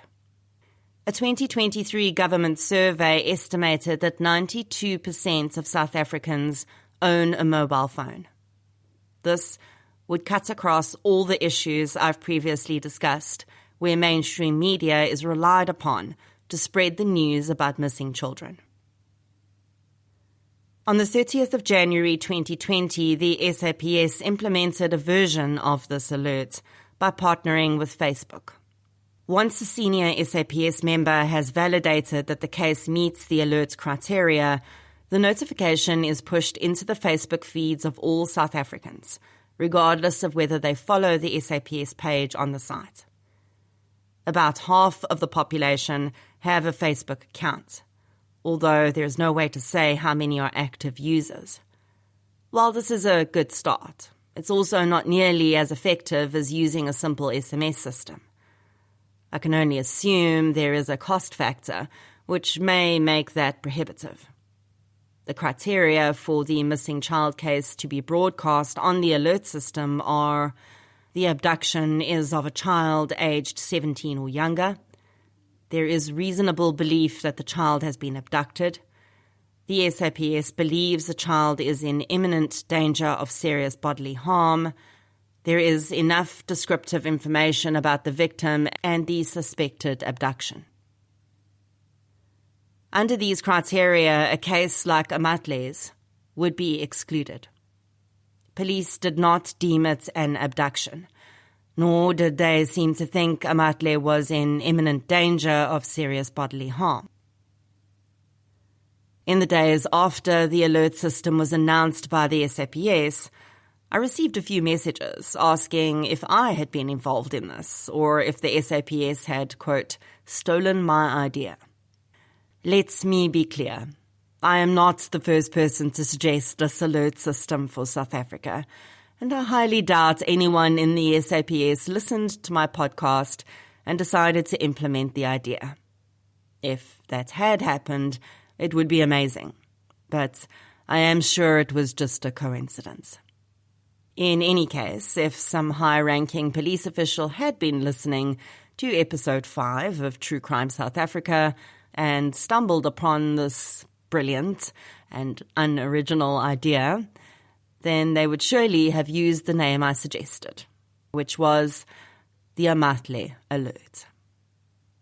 Amatle in isiZulu means the beautiful ones. And I think that would be far more appropriate for the children who, according to statistics released in 2013 by the SAPS Bureau for Missing Persons, disappear in our country every 5 hours. It would be an enduring legacy for the beautiful one who has yet to be found. For Amatle, whose case is now among the reported 23% of missing South African children who are found deceased or not found at all. If Amatle's description and that of the man who lured her away had been broadcast to 92% of South Africans within hours of her disappearance, this case would almost certainly have had a very different outcome. Chapter 8. Lightning Strikes Twice. As a young girl sets out on a walk in her neighborhood, her mind is on mundane things. School, choir, the events of the weekend. She has no idea that with every step, she is leading her family deeper into the beginning of a mystery from which they may never escape. Soon, she will be gone. Then, the laws of nature will turn in on themselves, and lightning will strike the same family again. 2 girls, 2 mysteries, far too many unanswered questions. The case of Edna and Blanche Piercy was brought to my attention by a private investigator who I count among the good guys in the PI community. Leon Rousseau has committed his life and his spare time to solving some of South Africa's coldest cases. Whenever I speak with a family who have dealt with Leon, they only have positive things to say about him. Often, he doesn't charge these families anything, but he works on the understanding that he can only go as quickly as his spare time allows. Still, the influence he's had on these cases is astounding. I can only imagine what he could achieve if there was a way to fund his work. This case is actually 2 cases. One, a murder, and the other, a missing person. And while you may think it's counterproductive to talk about 2 cases at once, there's no way to separate them. They are bound by blood. perhaps in more ways than one. There's also a chance that if we solve one, we'll also solve the other. Edna Elaine Piercy was born to Janine Windle Lottering on the 13th of August 1985. Less than a year later, on the 11th of August 1986, her sister Blanche was born. The following year, they were joined by a little brother, Alan. While having 3 babies in as many years couldn't have been easy, family photographs show happy, smiling children. Being so close in age, Edna and Blanche had a strong bond. By the time the children were 6, 5, and 4, Janine's relationship with their father had broken down, and they divorced. According to Janine, her ex-husband broke all ties with them and played no further part in their lives. It wasn't long before Janine met and married Johnny Lottering, who took on a paternal role with the children. For most of their childhood, the family lived in Kempton Park on the East Rand of Gauteng. In the late 1980s, when Gert van Rooyen, the alleged abductor and murderer of 6 young girls, was active, Edna and Blanche attended Kreft Primary School in Kempton Park. 2 of Van Rooyen's alleged victims attended Kreft at the same time as the Piercy sisters. This traumatic period left indelible marks on all who lived through it, and Janine and Johnny didn't allow their children to go anywhere alone when they were young. As the girls grew up, their personalities and interests developed. Edna loved singing and modelling, and Janine remembers fondly how she and Blanche would dance around the house to their favourite songs. Edna was an accomplished singer, winning gold certificates in Eisteddfods at school. Her dream, though, was to become a primatologist and conservationist like Diane Fossey, whose work was made famous in the 1988 movie Gorillas in the Mist. As a child, Edna had been in a car accident with her aunt, and she had a scar on the right side of her forehead. Janine recalls that Edna always dressed impeccably, and her short hair, which she spiked with gel, earned her the family nickname Porcupine. Johnny Lottering says he and Edna had a good relationship, and she would often come to him for advice. He describes Blanche as the apple of his eye, though, saying that although he loved all 3 children equally, he and Blanche got along particularly well. Janine says Blanche was more of an introvert than her sister. She enjoyed long-distance running and loved babies and young children. Janine is sure Blanche would have run her own nursery school one day. In early 2001, the family moved from Kempton Park to Rustenburg after Johnny secured work in the mines there. Janine was able to get a transfer from her employer, the now-defunct newsagent CNA, and became the manager of the Rustenburg branch. The children were enrolled in Grenswach High School, and the family moved into a house in East Street, less than a kilometre away. On most days, the 3 kids would walk to school and back as a group. Edna and Blanche appeared to have settled well into their new home, and even though their schoolmates at Grenswach would have known them only for a short time, they clearly made an impression. 2 decades later, people speak fondly of the girls on Facebook pages dedicated to them. As will become clear, this case is a little different from some of the others, and that meant my initial discussion with Janine Lottering involved some difficult questions. But I soon realised that there was little I could throw at her that she hadn't already handled. Sometimes, when I engage with families, it's clear that they've had negative experiences with journalists, and it takes a little longer for them to trust me. There has been a lot of inaccurate reporting in the media about Edna and Blanche. In fact, almost everything about this case in the public domain is either inaccurate or a slanted version of the truth. While it's always difficult to know exactly how much effect issues like this have on a case, Janine feels it's harmed the investigation. As a result, in telling Edna and Blanche's story, I felt an added layer of responsibility to get the facts right. On the morning of Friday, the 12th of October 2001, 16-year-old Edna excitedly prepared for a weekend camp with members of the school choir. She would be rehearsing a solo performance for an end-of-year concert. Because she would be leaving straight after school, she packed her bag for the weekend and said goodbye to her mom. It would be the last time they could see each other before she returned on Sunday. But Janine had no way of knowing. It would be the last time she would ever see her daughter. After school, Edna gave her school bag to a friend who wasn't attending the camp, so she didn't have to lug it around the whole weekend. During the camp, she called her mom and told her she'd cut her foot at the pool area and couldn't join any of the activities. Despite this, she was in good spirits and seemed to be enjoying herself. Janine's job in retail meant she often worked long hours and weekends. So on Sunday the 14th of October, when Edna returned from camp about 4 p.m., she was still at work. Johnny was at home, and he recalls how Edna bounced around excitedly telling him about the weekend. Blanche and Alan were apparently not at home that Sunday afternoon. Johnny reminded Edna that she needed to wash her school uniform, and she put a load of washing into the machine and hung it out to dry. Then she told Johnny she was going to walk up to her friend's house and collect her school bag. Ordinarily, Janine says the children wouldn't walk anywhere on their own, but the others weren't at home, and she says Johnny still feels guilty for not offering to go with Edna.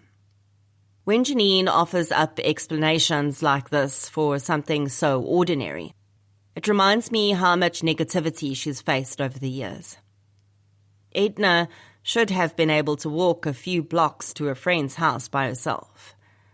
Allowing her to do so is not irresponsible parenting, but so many people have blamed Janine for subsequent events that she now instinctively offers explanations up front. After her shift at CNA ended, Janine came home and fell asleep on the couch for a while. She woke at about 7 p.m. and realized Edna was still not home. Janine says the family immediately knew something was wrong. Edna, Blanche, and Alan would always make contact if they intended to stay out late. As darkness enveloped Rustenburg and the hours crept by, Janine and Johnny drove to the police station to report Edna missing. It's not uncommon for police to assume a teenager may have run away. With Edna, though, this didn't seem likely. If she had wanted to run away, why return home with her luggage from camp? Why not just run away with everything when the bus dropped her off? Her parents also found all her possessions in her bedroom, including jewellery she wore every day and other items she would not have left behind. The day after Edna's disappearance, her parents had flyers made, and Janine says they walked from house to house, handing them out and asking if anyone had seen Edna. No one had. Janine went to Grensbach High and got her daughter's school bag from her friend. I can only imagine how deeply Edna's disappearance affected Blanche. The sisters were very close, and it's likely that if Edna had been planning to run away, she would have told Blanche. No one in the family, though, seemed to have any idea where Edna had gone. Police received reports of sightings, but all were discounted. Although the police's investigation of the family would be far more intense later, Janine told me that she, Johnny, Blanche, and Alan were all asked to take polygraph tests after Edna's disappearance.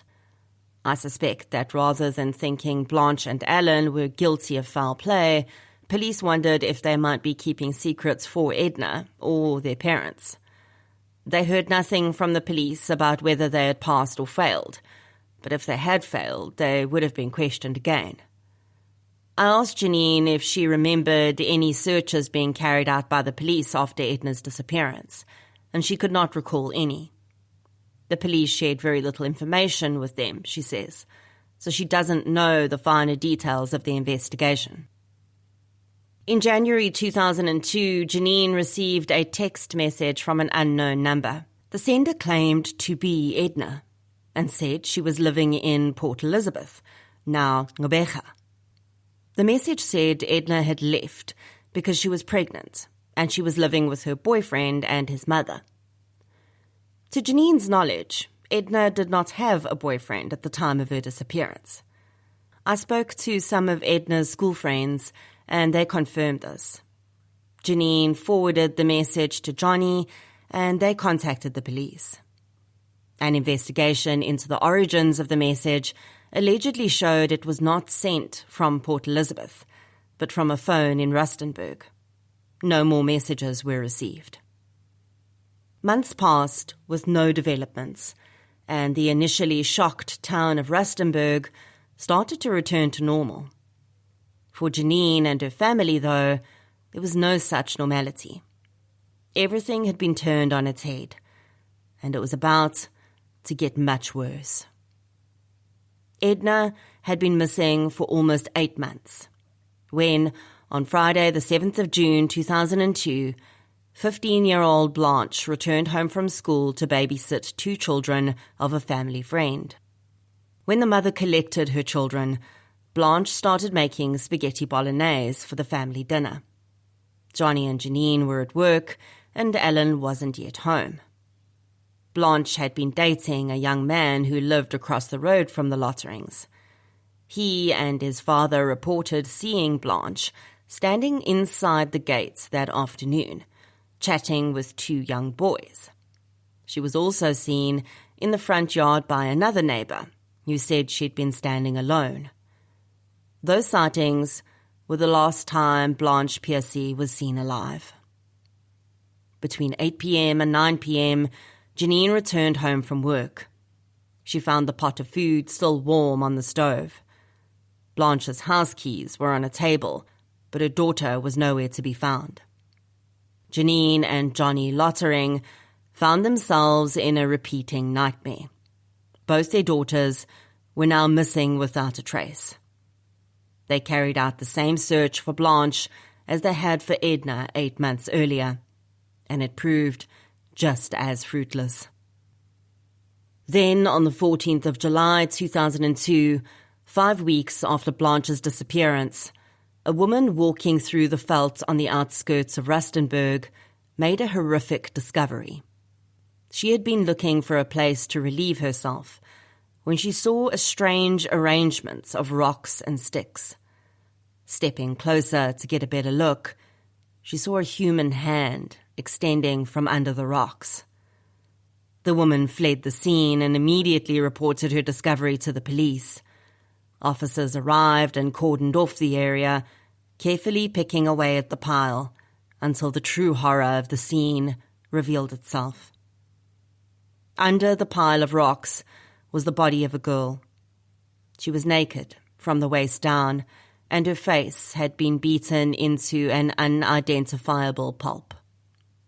She would later be identified as Blanche Piercy. Janine describes her daughter's injuries by saying that where her face once was, there was now just a bloody hole. The injury would be determined to have been caused by blunt force trauma. According to Janine, the autopsy found that Blanche had been dead since the 26th of June. Considering she went missing on the 7th of June, this means that she must have been held alive for 19 days. The rate of decomposition of the body indicated that she had not been exposed to the elements for the 11 days between her estimated date of death and when she was found, so it was highly likely her body had been stored in the interim. Covering the body with rocks would slow down decomposition slightly, and although the winter temperatures would have been relatively chilly for South Africans, ranging between 3 degrees Celsius and 20 degrees Celsius, they weren't cold enough to slow down or stall the decomposition process to any significant degree. Blanche's body was found just 500 meters from a restaurant and pub, and she would probably have been found sooner if she'd been there all along. Some sources say that the autopsy indicated Blanche had been strangled, but Janine says she's never been told this. If signs of strangulation were present, it's possible the killer had made the common mistake of assuming Blanche was dead when she lost consciousness. Perhaps she then came to, and the blunt force trauma ensued. The complete obliteration of her face, though, could point to someone with a personal connection to her, and a lot of rage. The absence of clothing on the lower half of her body points to a sexual assault, and this was confirmed in the autopsy, according to Janine. At one point, Janine mentioned that the police had said Blanche had been raped and by at least 3 assailants. She confirmed police told her they'd found the DNA of at least 3 contributing males inside Blanche's body. The discovery of Blanche's body sent the investigation in a completely different direction. This was no longer a case of 2 sisters who may have run away together, with one joining the other after 8 months. Now, it was clear that foul play had been involved in Blanche's disappearance, and it was entirely possible the same had happened to Edna. In any murder investigation, it is vital to start with those close to the victim and work your way out. That is how every case of this nature is handled, because the sad reality is, if you are murdered, the perpetrator is far more likely to be someone you know than a stranger.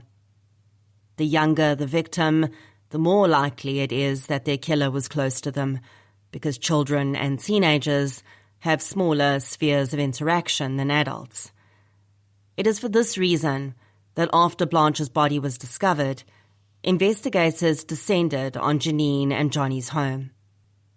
A News 24 article published at the time said the house and property were forensically searched, and all Johnny's clothes were taken for analysis. According to Janine, police interrogated Johnny several times, insisting he had something to do with Blanche's murder, and he knew where Edna was too. They also took DNA samples from Johnny, presumably to compare it with the DNA from the crime scene. This is where the difficult questions in my conversation with Janine began. Janine's devastation over these accusations is understandable, but I can also see the matter from the police's side. Any innocent parent would be horrified to be accused of their child's murder, but the police would not be doing their job if they didn't look closely at the father and mother. In my conversation with Janine, she acknowledged that this method of investigation was necessary. In many cases, parents will quickly be discounted as suspects, and police will move on to the next layer of people around the victim: extended family, friends, neighbors, even school teachers. Although very little information is available about the investigative side of the case, it seems the police never moved away from investigating Johnny. If they did, there was no public announcement that he was no longer a suspect. A few things could have discounted Johnny as a suspect. The first would be an alibi. Unfortunately, he didn't have one for the day Edna disappeared. By his own account, he was at home alone with her. On the day Blanche disappeared, though, he was at work. The second thing, although not foolproof, would be a lack of physical evidence at their home, in his car, or on his clothing. This was looked at only 5 weeks after Blanche's disappearance, though, so it's possible that such evidence could have been removed. Then, there was the fact that Blanche appeared to have been kept somewhere for 19 days, and her body had been stored for 10 to 12 days, in conditions that would not hasten decomposition. If the police could not find proof that Johnny had access to such facilities, that could have played in his favor too. Janine also says Johnny was either at home with her or at work during the time Blanche was missing. The biggest piece of evidence that could have discounted Johnny as a suspect is the DNA. According to what police told Janine, they had DNA from 3 contributors inside Blanche's body. Not on her body, where it could have been placed by anyone, but inside, semen from a sexual assault. Police took samples of Johnny and Janine's DNA. Surely, if his DNA matched one of the 3 contributors, an arrest would have been made. It is possible that the results were inconclusive due to the degradation of the samples. There may have been another reason the police looked at Johnny, though. A News 24 article alleges that 3 months after Edna disappeared, Blanche told a friend she had been the victim of sexual assaults since she was in primary school. It's alleged that she said Edna had been a victim too.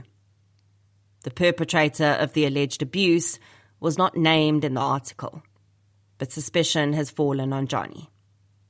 In a Rapport newspaper article, Janine was quoted as saying that she had also suspected Johnny for a while. I needed to delve deeper into these sexual abuse allegations, but I had no idea how to broach them with Janine. I needn't have worried, though, because Janine raised the topic herself, and she emphatically denied every allegation of abuse within her household.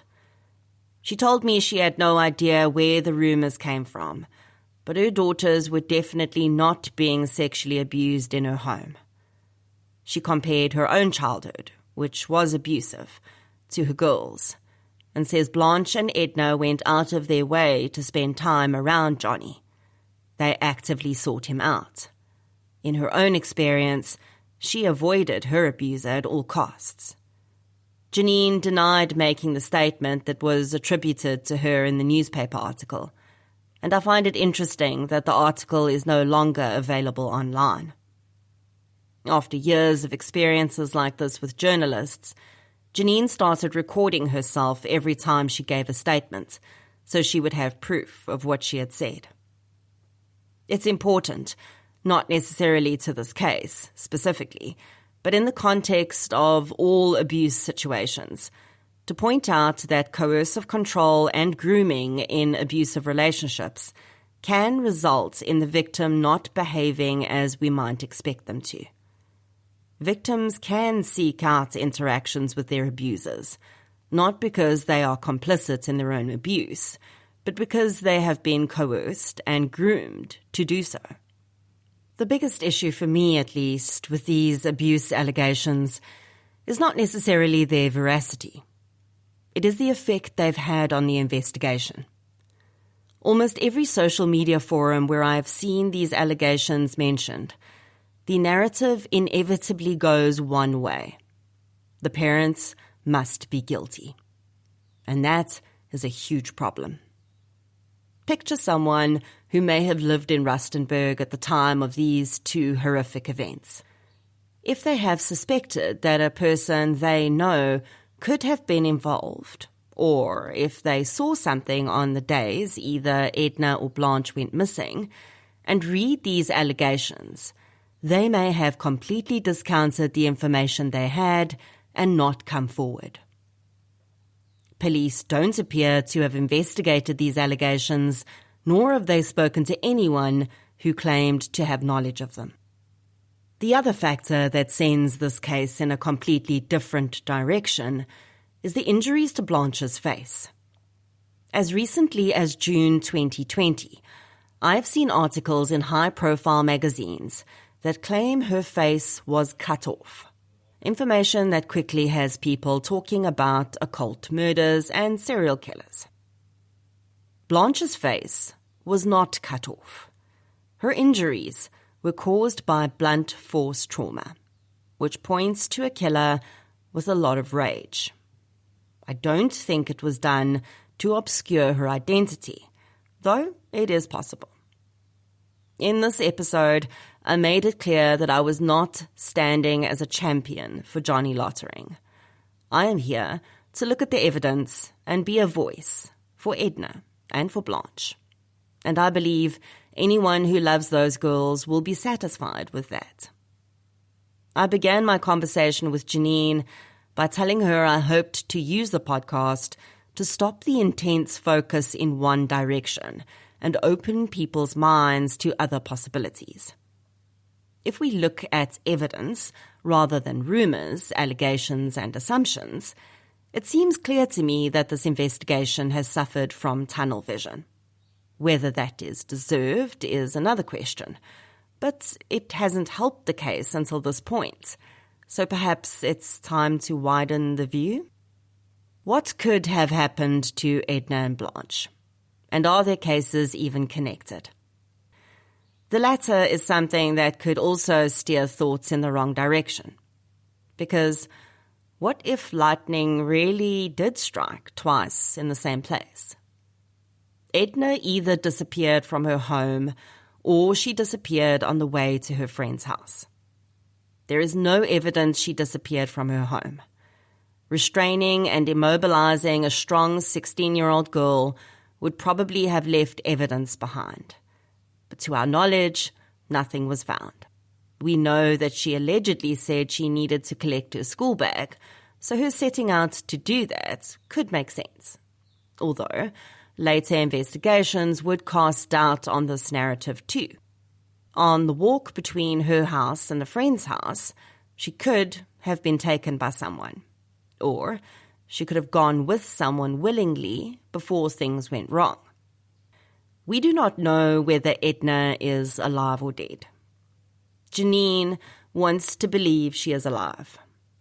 She wonders whether the sex trade in Rustenburg, which at the time was quite active, especially around the mines, could have something to do with both girls' fates. She considers that they could have been taken to be forced into sex work, and perhaps Edna complied out of fear and Blanche did not, which is why she was killed. I find it difficult to believe that any single killer or trafficker would be brash enough to take two girls from the same family. Mention has been made that Edna had part-time work as a waitress at a wedding venue. There was allegedly a much older man working at the venue who had harassed Edna. Apparently, he continually asked for her number, and her refusal to provide it only spurred him on. Sadly, we don't know if this lead was followed up during the investigation. The text message received by Janine seems to be a red herring. There are three options. It could have been sent by the person who took Edna to send police off the trail. It could have been sent by Edna, but that does not seem to fit with what we know of her. And it could have come from someone unrelated to the case, as a way of scamming the parents. This happens regularly in missing person cases.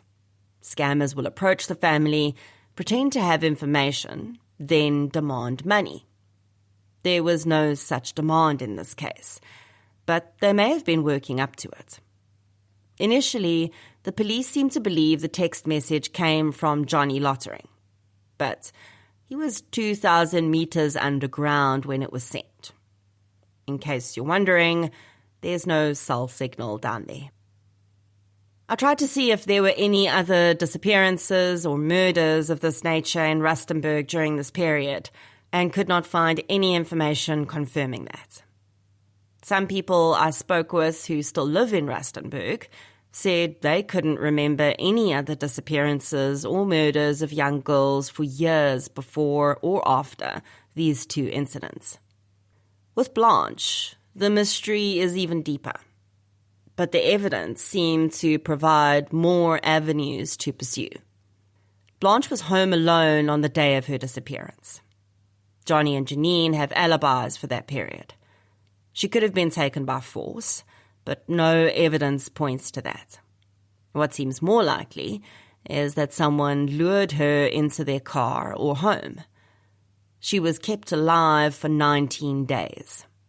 Now, we might think that this would have to be in a remote place where no one could hear her.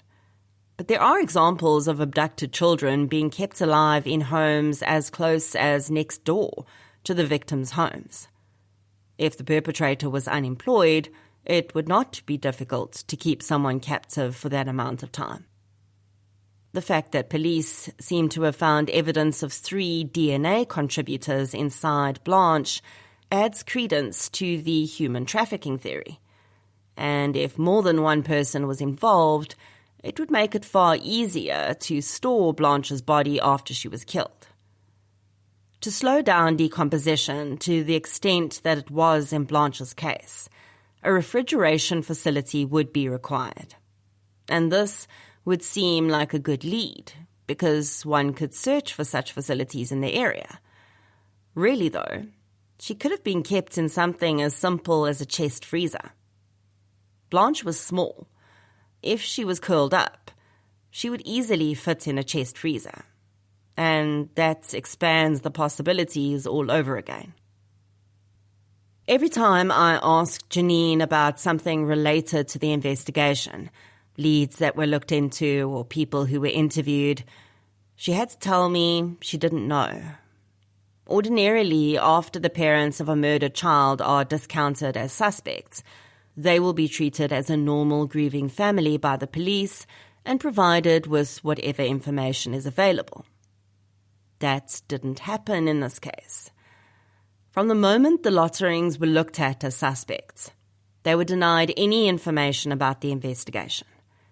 There is enough physical and circumstantial evidence in Blanche's case to have been able to include or exclude Johnny. The most concerning thing is that when Janine tried to find out what was happening in the investigation, she was told the police couldn't locate the dockets. They could have said that because they didn't want to share information with her, or they might really have lost them. My concern is, where are the DNA profiles for the 3 contributors whose semen was found inside Blanche? Do they still exist? Have they been lost too? In my mind, that is the key to solving this case, and possibly Edna's as well. Those 3 men either also abducted and murdered her, or they know who did. 23 years ago, when these cases occurred, we had limited DNA technology. Today, we could be much more precise. If police had compared Johnny's DNA to the 3 contributors and found a match, it's safe to say they would have arrested him in 2002. That would be unequivocal evidence that he was involved. They didn't arrest him, though. So I think it's safe to say Johnny was not one of the contributors. Janine says the police searched their house from top to bottom. They even cut open their furniture to ensure nothing was hidden inside. They took phones, tapes, books, clothing, and many other things. If there was a connection to be found, I tend to think they would have found it. While I was researching this case, I tried to contact school friends of Blanche and Edna, as well as an ex-SAPS member who'd worked on the case. One of Edna's friends responded to me and asked to remain anonymous. She had met Edna by chance when the family still lived in Kempton Park. In conversation, Edna mentioned that her family were moving to Rustenburg, and this anonymous source, let's call her Sally, said she lived in Rustenburg and attended Grensvach High. When Edna moved to Rustenburg and started at the same school, she and Sally became firm friends. Sally describes Edna as one of the coolest girls she had ever met.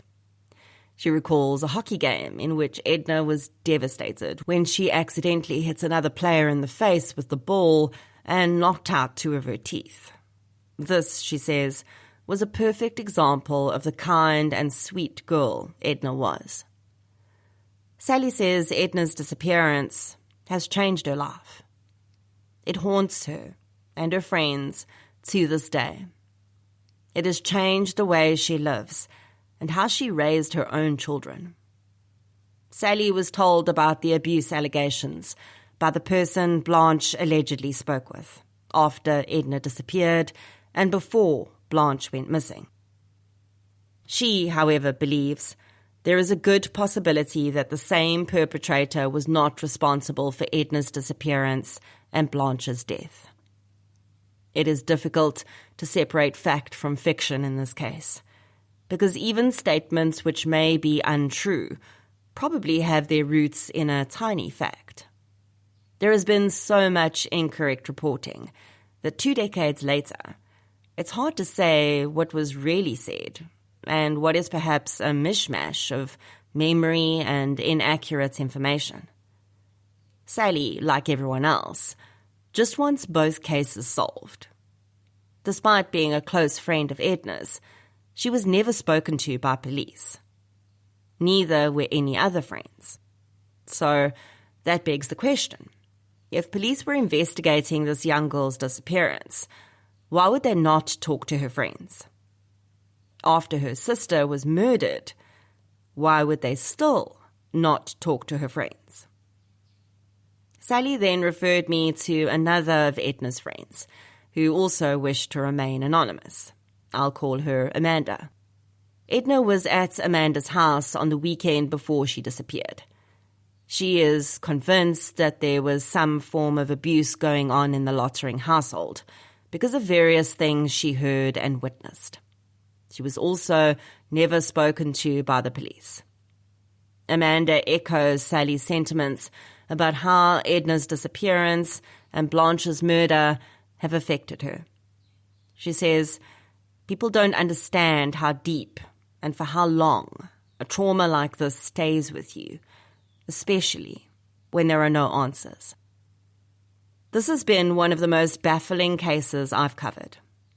I've spoken with many people, all with specific views, and each one convinced their version is correct. To some extent, perhaps they are all correct. The truth probably doesn't exist in a single story.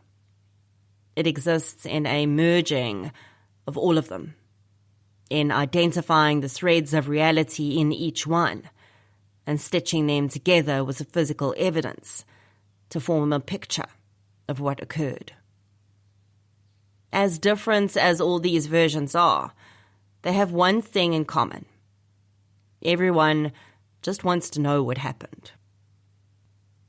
My concern is that the decades-old narrative of the allegedly abusive stepfather killing his stepdaughters to silence them became far too convenient. It became an easy explanation for everyone, including the police. It is time these cases were solved. And in my mind, at least, if everyone has been looking in one direction for 23 years and not found the answers, maybe they lie elsewhere. In covering this case, my only motive is to get people talking about Edna and Blanche again. But this time, with a broader viewpoint. Even though the sisters are no longer here, they live on every time one of their friends or family members has a fond memory of them.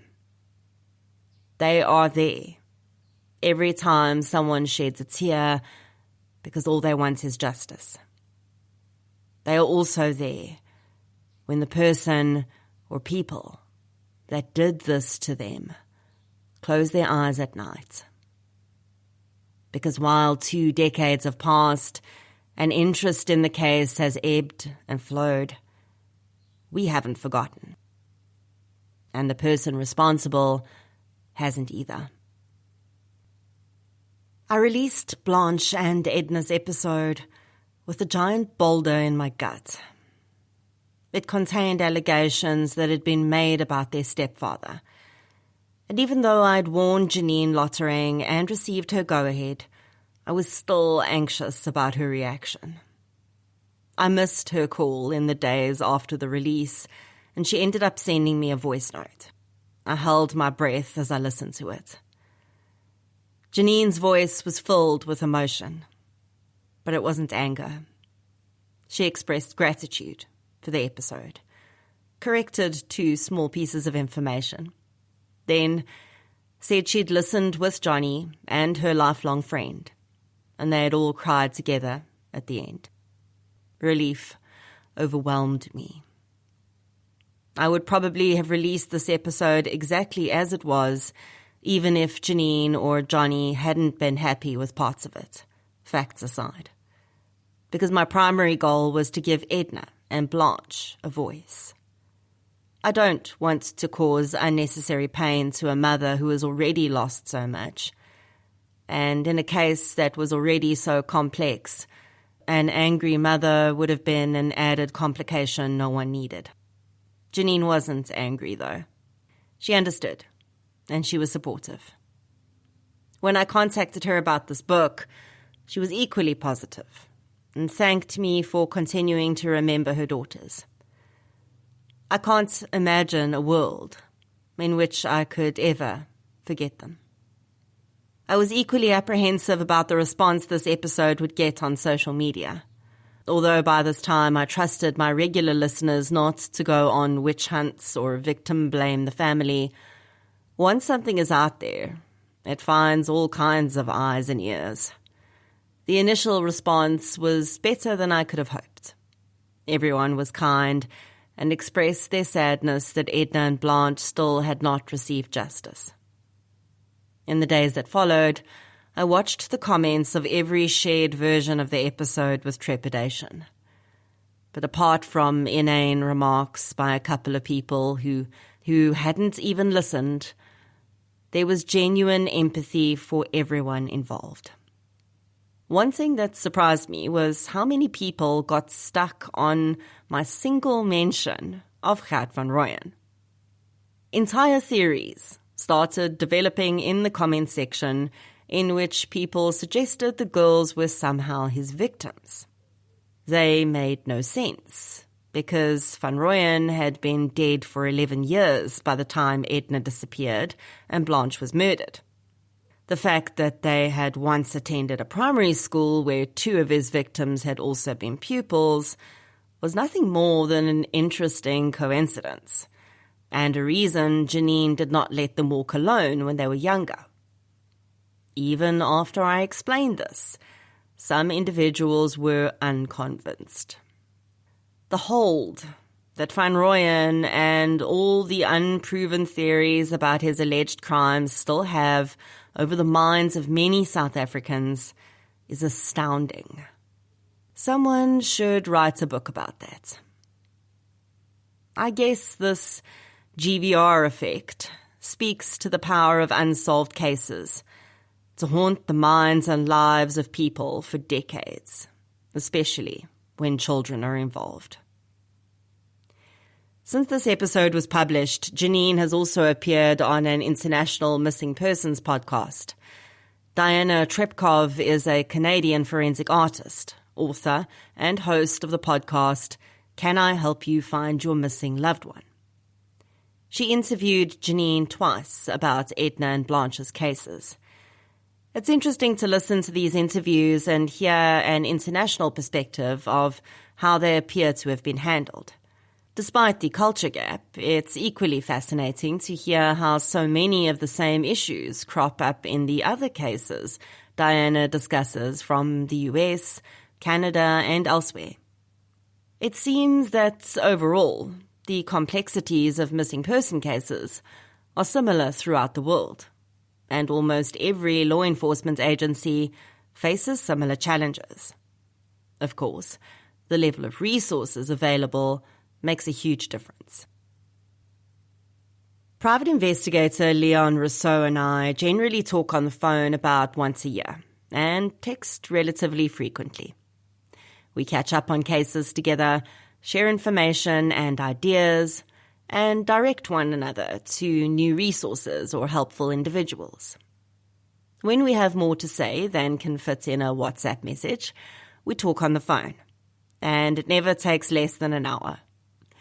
One such call with Leon led to him revealing a theory he'd developed in this case, which blew my mind.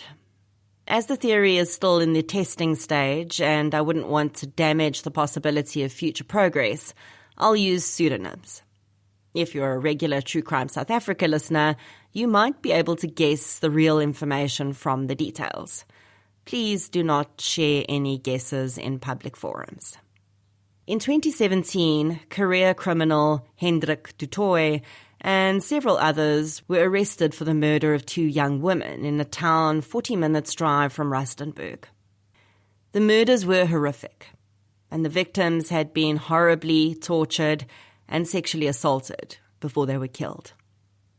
Du Toit took his own life while he was incarcerated. His co-accused were found guilty of the murders and sent to prison. In a search of the farm where the murders occurred, however, other human remains were discovered. They had decomposed to such an extent that physical identification was impossible. But the SAPS estimated that there were at least 5 different DNA profiles among the remains. The lawyer who was set to defend du Toit in the 2017 trial later told a documentary film crew that he had known him for many years and successfully represented him in many similar cases. We know from the evidence presented in the trial that du Toit was involved in the murders of the 2 women for which he was arrested. So, putting the pieces together with what his lawyer said, it's fair to say that the man had been accused of murder in the past. Probably rightly so. And he'd got away with it. Du Toit was a sexual deviant who enjoyed inflicting harm on others, particularly young women. He was in his 60s when he died, and his wife was 40 years younger than him. He also lived in Rustenburg in 2001. In fact, he lived 2 streets away from the Lotterings. Leon's quest now is to get Edna's DNA compared with the unidentified profiles found on du Toit's farm. It is a tantalizing and shocking discovery, and one that, for most ordinary individuals, might result in tunnel vision. It must be Hendrik du Toit, right? Case closed. Leon doesn't work that way, though. He's running down a few other theories at the same time. Leon explains that every time there is another round of awareness in a case, whether it's a fresh share of the poster or a podcast interview, at least 1 or 2 new people contact him. Sometimes it's just to say they knew the victim and they don't have anything of substance to add, but occasionally something useful comes through. One of those contacts led to Leon discovering the suspicious history of the father of one of Edna's friends. The girl was at the same choir camp as Edna on the weekend she disappeared. She lived on the route Edna would have taken to collect her school bag. Some time after Edna disappeared, this girl laid charges of sexual assault against her father, and he was convicted. Leon has discovered that the man also had a dodgy reputation in the area. He told me that Edna knew him as she'd spent time in the girl's house. Leon proposes that if Edna had been walking past this house and the man appeared, she would probably have trusted him enough to go with him if he asked her to. Wondering whether this individual may have been a serial offender, Leon searched for cases of violent sexual assault reported by Rustenburg girls in the same age range as Edna around that time.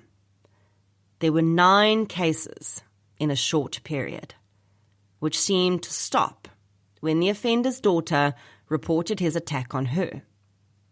After he was convicted, the offender moved to Kosta, just over 50 kilometers away. Leon checked reported cases in that town after he'd moved and discovered a rash of incidents there too. A third possibility Leon has been looking into is another convicted offender, Johannes Jacobus Stein. He was the so-called Sunday rapist, who was arrested and convicted of a string of violent rapes and sexual assaults, as well as the murder of his last victim, Louise Duval. Stain's victims were all between 11 and 18 years old. While he got his moniker by committing most of his crimes on Sundays, when he was supposed to be carrying out court-ordered community service for a prior conviction, he abducted Louise on a weekday. He was also known to have frequented the Rustenburg area. The series for which he was convicted started in 2008, but it is possible that he was committing similar crimes as early as 2001. It's important to Leon that the facts are widely known, and that stories which could lead the investigation in the wrong direction don't get too much traction.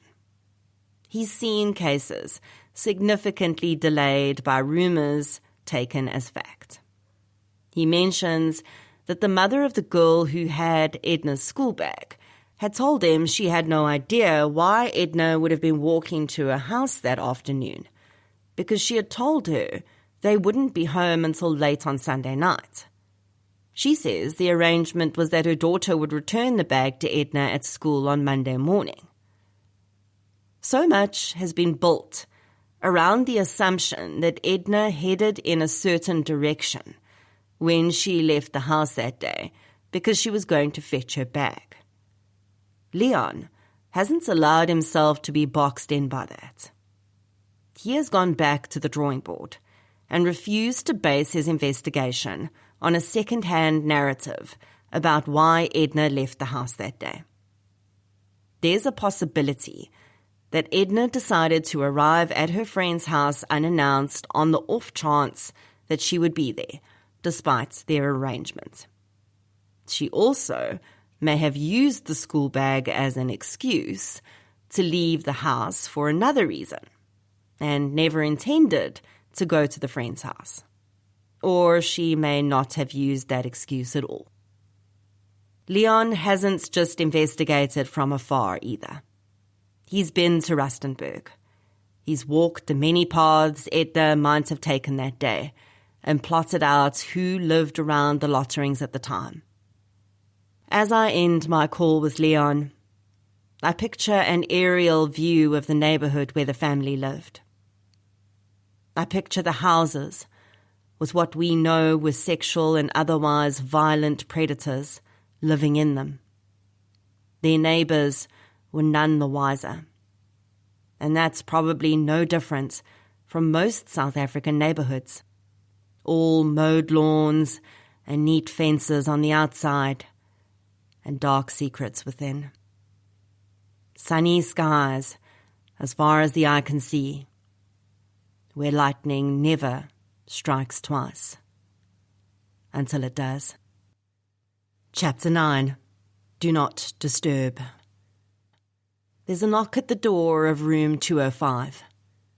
The young woman answers and chaos ensues. Hours later, her parents receive a call that changes their lives forever. In many ways, their lives end that day too.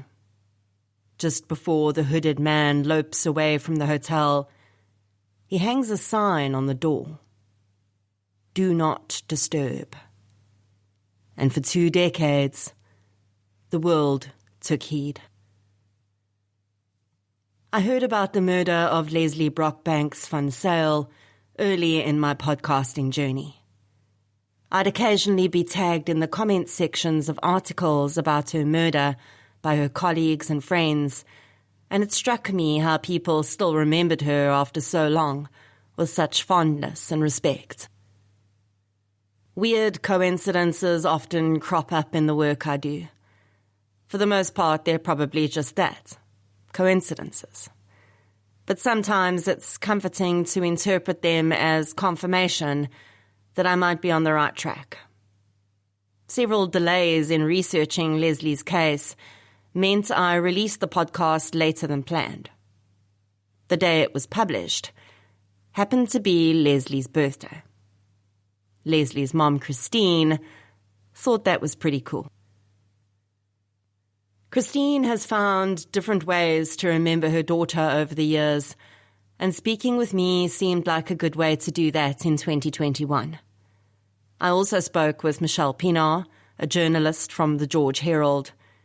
She and her colleagues at the newspaper have been instrumental in raising awareness about Leslie's case, and they were among my main sources of information. As with other cases in this book, police have identified persons of interest. These people remain innocent until proven guilty in a court of law. And as I do with my listeners, I ask that readers withhold public speculation about these suspects. I do not want social media witch hunts or personal campaigns against any of them. It's not in the interests of justice for Leslie. Leslie Brockbanks was born to her parents, Christine and Arthur, on the 17th of December 1971. Leslie's parents are British, and she and her brother Paul were born in England. In 1981, the family moved to the southern suburbs of Cape Town. Leslie was an intelligent and studious girl, and when the family arrived in South Africa, the education authorities recognized that she was too far advanced to be placed in the same grade as her similar-aged peers. She went on to matriculate from Plumstead High School in the year she turned 16, with a university exemption. Leslie initially wanted to go into banking, but after trying it out for a while, she decided it wasn't for her. Instead, she started her career at Liberty Life, where she flew up the corporate ladder. She spent 11 years at the company and was still there at the time of her death. Several former and current Liberty employees have contacted me over the years about Leslie's case. These are people who worked with her more than 2 decades ago, but they still remember her and speak fondly of her kindness and strong work ethic. Christine says she and Leslie were friends as much as they were mother and daughter.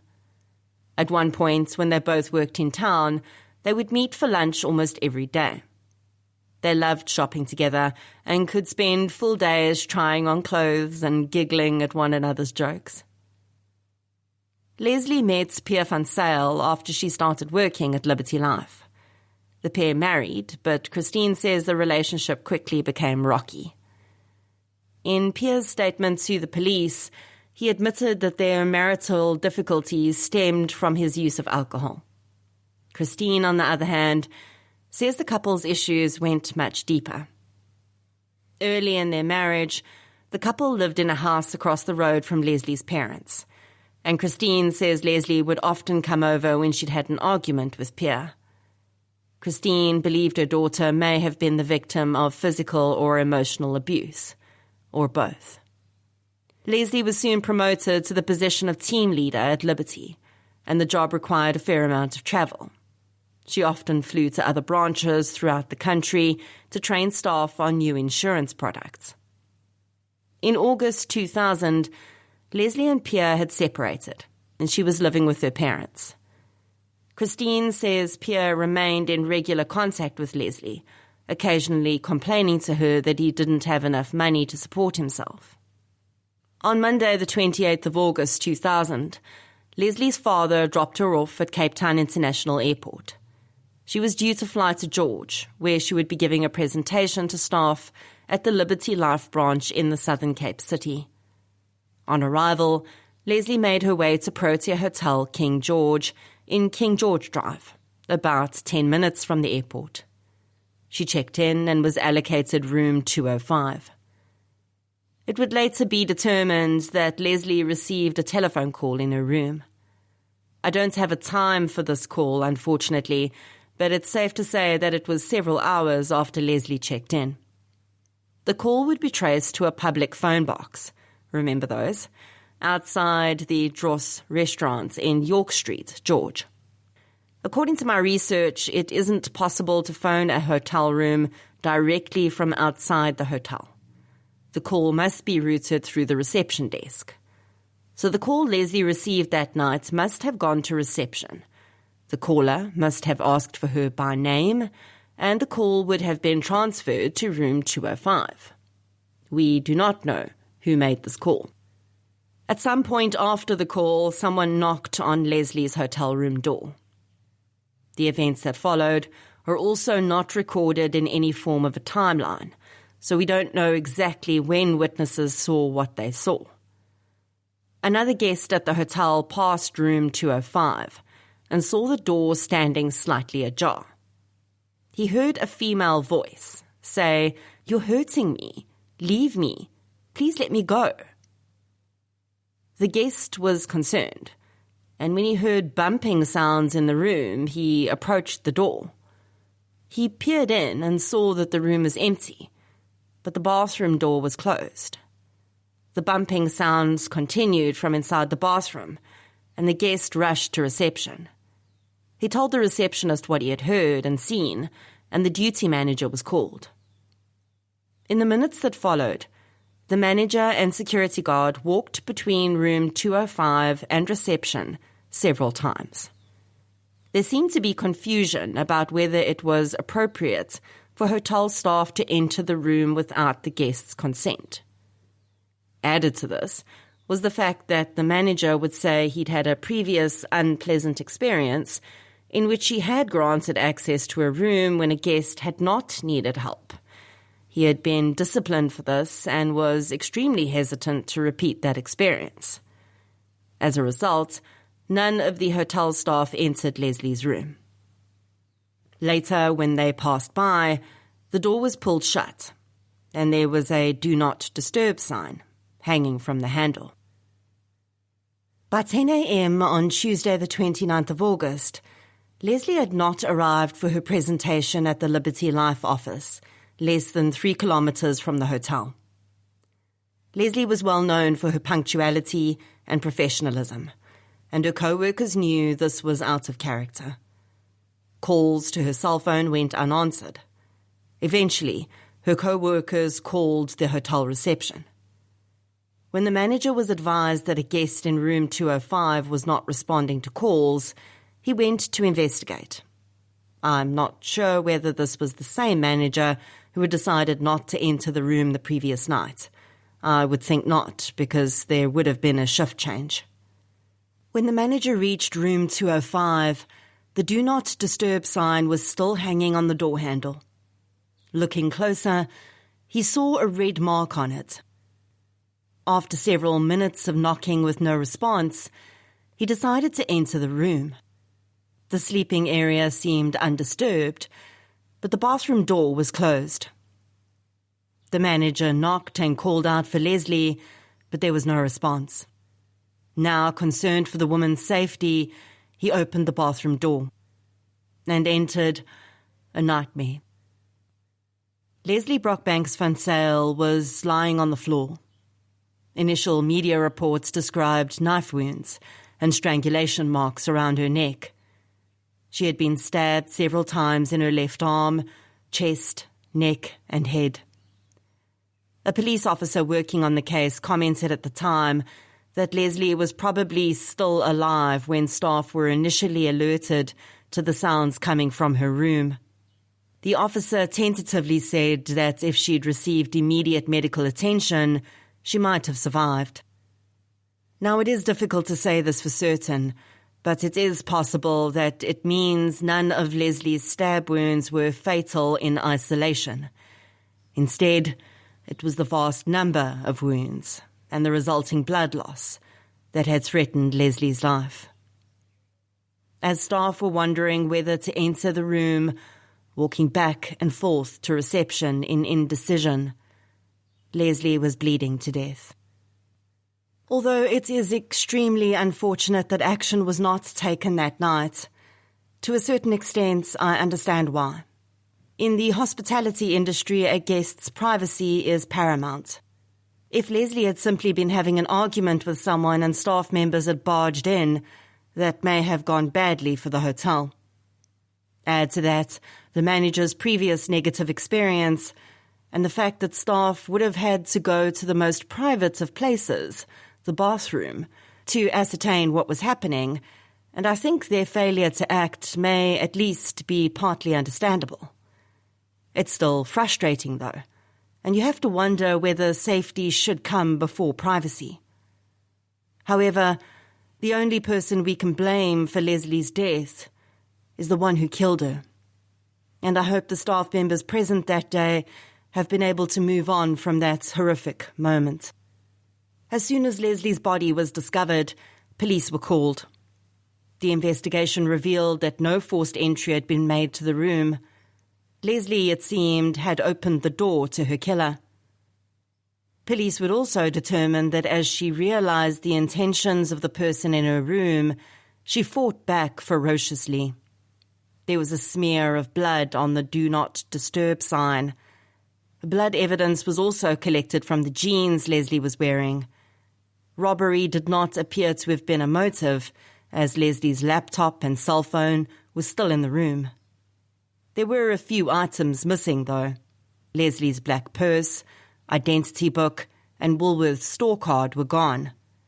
Her wedding ring, a gold band, was also missing, as was a broad gold ring with several diamonds inlaid into it. Christine and Arthur Brockbanks soon received the most devastating telephone call of their lives. They were informed that Leslie had been murdered. Christine told me, "It was on this day that my life, my husband's life, and our son Paul's would change forever and would never be the same." Part of us died that day, along with our daughter Leslie. A reporter at the George Herald soon picked up the story. Pauline Lawrence was the first to publish a report on the murder, and in the years that followed, she played a key role in keeping Leslie's case alive in the public's mind and helping her mother to push for justice. When she retired, her colleagues Christy Kohlberg and Michelle Pinar picked up where she left off. As would be the case in any investigation of this nature, police started with understanding the victim. Victimology is a vital part of determining who may have had motive and opportunity to commit a murder. When they spoke to Leslie's devastated family and co-workers, a picture was painted of a stable, hard-working young woman. Leslie didn't seem to have any enemies. She hadn't been involved in any arguments or disputes, and there was no immediately obvious reason anyone would want her dead. As is also expected in such cases, Leslie's husband, Pierre, was looked at as a suspect. He told police that although he and Leslie had been separated for about 2 weeks before her murder, just before she left for George, they'd reconciled. In fact, he was supposed to have collected her from the airport when she flew back from George. He told the police he'd waited for her at the airport on Tuesday, and when she didn't arrive, he assumed she'd found a lift with someone else. Pierre worked as a representative for a fruit juice company and provided police with an alibi regarding deliveries he was making to clients on the night of Leslie's murder. Unfortunately, I don't have any details of that alibi, but the police had seemingly considered Pierre a person of interest, not necessarily a suspect. So perhaps it was airtight. It would take about 5 hours to drive from Leslie and Pierre's house in Fishhook to George. Since we know little about the exact timeline in this case, although I'm sure the police do, there isn't much more we can deduce. The investigation had 2 probable lines of inquiry. One would have been the possibility that someone close to Leslie had killed her, and the other would have been that a random person had gained access to the hotel. Once these had been run down, the police would have had nowhere left to go. And that is precisely where they found themselves in the months after Leslie's murder. The case landed in the hands of Detective Klippies Taron, who kept the docket until his retirement many years later. The forensic samples were submitted to the lab, but no immediate result was made public. At this time in South Africa, DNA was being collected, processed, and used in trials, but it was not yet a tool at the forefront of crime detection. The nature of the crime scene also meant that many people's DNA could be present in the bathroom, depending on how thoroughly it was cleaned. Any DNA from an offender would be valuable only when compared to an identified suspect, at the time at least. When Leslie's parents received news of their daughter's murder, their son Paul, who had been working in London, immediately returned to South Africa. Feeling he could not leave his parents amid this tragedy, he decided not to go back to England. Unable to accept that her daughter and best friend would not get the justice she deserved, Christine started some detective work of her own. She looked into the telephone numbers and people Leslie had known, but she could never shake the nagging feeling that her daughter's killer was someone very close to home. In the years that followed, Christine hired 3 private detectives. None brought her any closer to resolution. Not long after Leslie's murder, her father Arthur was diagnosed with cancer. Christine watched her husband waste away, feeling that rather than losing the battle with the disease, he was dying of a broken heart. Arthur Brockbank's broken heart stopped beating 8 years after his daughter was savagely ripped away from him. Christine believes that if he'd had his daughter by his side, his battle would have had a very different result. Over the years, the idea that her daughter may have fallen victim to a personal attack continued to play on Christine's mind. She says when she discovered that Leslie's R1 million life insurance had paid out to her estranged husband, that unsettled feeling only increased. Thankfully, Christine was not entirely alone in her quest for justice. George Herald journalist Pauline Lawrence became close with the grieving mom. Every year around the anniversary of Leslie's murder, Christine asked that an article be published reminding the George community about the unsolved crime. I had the pleasure of chatting with Pauline through text messages. She couldn't contribute to the podcast due to other commitments, but she steered me towards the right people at the newspaper. During my research, I read some of her communications with Christine over the years and felt a surge of gratitude for how deeply committed Pauline had been to this case. Sometimes we underestimate the importance of community reporters like Pauline and local newspapers such as the George Herald. Sure, community papers are bound by many of the same constraints as national titles, but they have the benefit of narrower focus. Newspapers like the George Herald are among the few still distributed in print format, and this makes them widely read by the very community that may hold the answers to some of these cold cases. Michelle Pinard told me that every year, around the anniversary of Leslie's murder, the George Herald receives an email from Christine asking if it can write something about the case. Her hope is that someone will come forward with new information that will help reopen the investigation. She makes the interesting observation that George has become a place of great significance for the Brockbanks. They may never have lived there, but their daughter's life was taken in the city. And the fact that residents, past and present, might have information about the murder makes it one of the most important places in the world to the family. It's a city that has rewritten the narrative of their lives, with the potential to do so again. Every year when an article about Leslie appears, the journalists contact the SAPS for updates on the case. Sometimes they receive a response that no new leads have been forthcoming. Other times, they get no reply at all. None of the items taken from Leslie's room, including her rings, were ever recovered. 11 years after her daughter's murder, Christine was scrolling through Facebook and came across a post about a ring that had been found on a beach in Cape Town.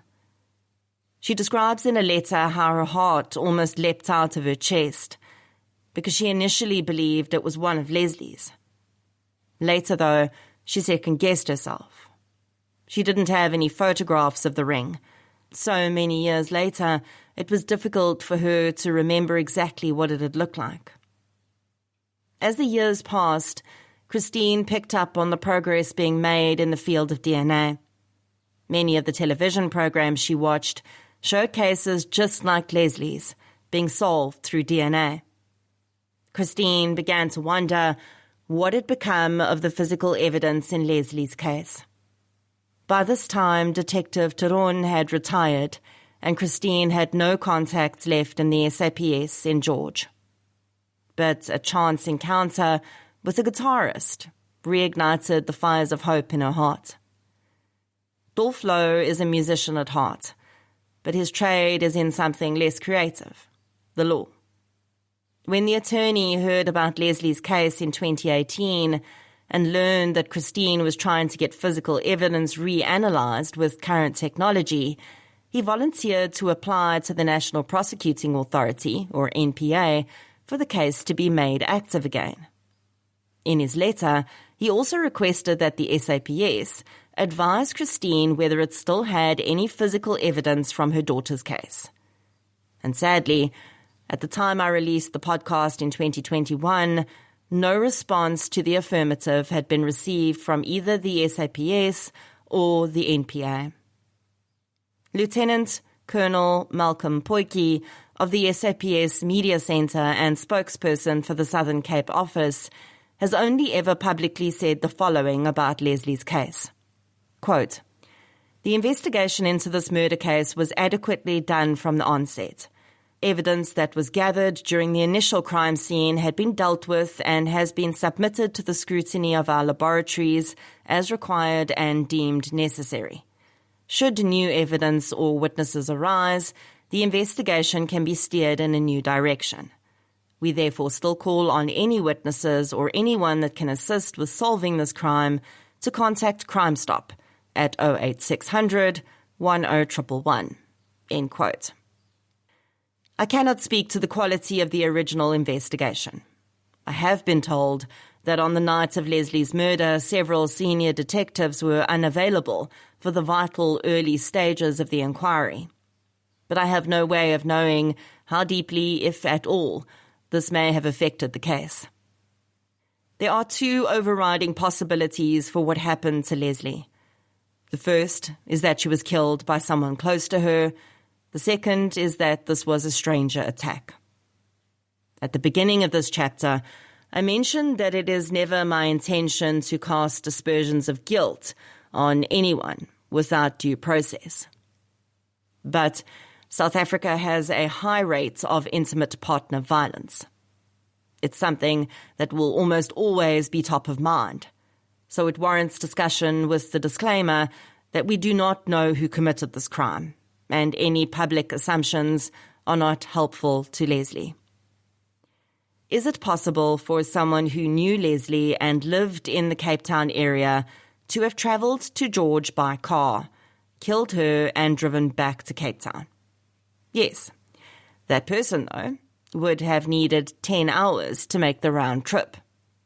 They would have also had to either switch off their cell phone or leave it at home. I wondered whether cell phone triangulation was even used in 2000, and I found a 2020 research paper, Cops and Call Records, Policing and Metadata Privacy in South Africa by Murray Hunter, which puts the earliest recorded use of cell phone location data in a criminal case in 1998. This theory about the perpetrator rests on them knowing about this capability by law enforcement. Also, police can't access records about a cell phone's location. They will have to make an application under Section 205 of the Criminal Procedure Act and provide reasonable supporting evidence. We know that the call to Leslie's hotel room came from a public phone, and this seems to indicate a few things. If the call was made by Leslie's killer, it means they were already trying to cover their tracks. I don't know that it could have been made by anyone but her killer. If it had been one of her co-workers, they would have called from Liberty's office or used their own cell phone, and they would have called her cell phone, not her room. Playing devil's advocate here, maybe Leslie had ordered food for delivery. The public phone was right outside the Dros restaurant, after all. But why would a delivery driver not call from the restaurant itself? And again, why call her room? The only reason I can see that someone would phone from a public phone to a landline in the hotel is that they didn't want their own number reflected in call records. And they either didn't have Leslie's cell phone number, or she was not taking their calls. The other piece of evidence that points to this being a personal attack is the lack of forced entry. Leslie's killer did not break down the door to get inside. It was opened for them. But she may have at least opened the door a crack if someone said they were a hotel staff member. It's the eyewitness's statement that makes me think that this was not the case, though. Remember the man who saw the door to room 205 standing ajar, heard a female voice saying, "You're hurting me, leave me, please let me go." Seconds later, when he peered into the room, Leslie was nowhere to be seen, and the bathroom door was closed. Now, I don't know about you, but if a stranger, even if they claimed to be from the hotel staff, were to enter my room and start manhandling me, those aren't the words I would use. I'm sure this was true of Leslie too, even considering that she was a mild-mannered woman who wasn't known for having a foul mouth or being loud. In a situation where a stranger was physically attacking her, surely she would not have used words that seem so sensible. I don't know for sure what her tone was, but they sound like the type of words you would use to calm someone down. I have no doubts that as Leslie was saying those words, her killer had run out of his own, if he had even spoken to her at all that night. He had grabbed her, maybe by the arm or the neck, and pushed her into the bathroom. And by the time she realized that the situation was not manageable, she was already trapped in the bathroom with her killer, and her cries were muffled. Something I must consider, though, is that everyone reacts differently to danger, and it's not always a choice between fight and flight. The fawn reaction to danger is most often seen in female victims. I think it comes from a combination of our natural desire to communicate our way through problems and the societal expectation we live with that women should be compliant and not stir trouble. As ridiculous as it might seem, this is often a woman's instinct when she is in mortal danger.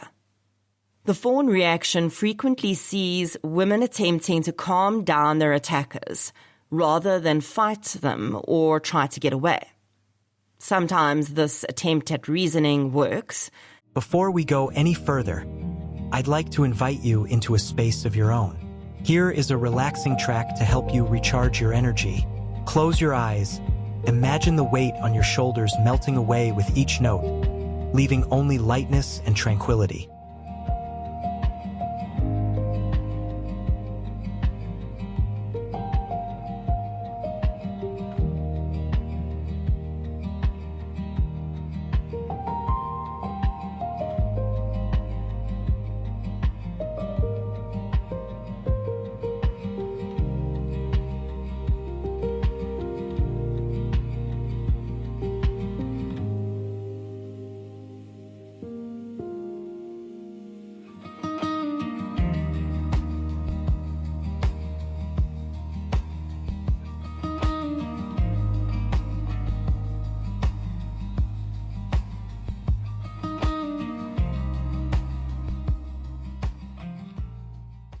And maybe that's what Leslie was doing, even though her attacker may have been a stranger to her. The fact that Leslie's killer knocked on her door and attacked her in her room does not point directly at either theory.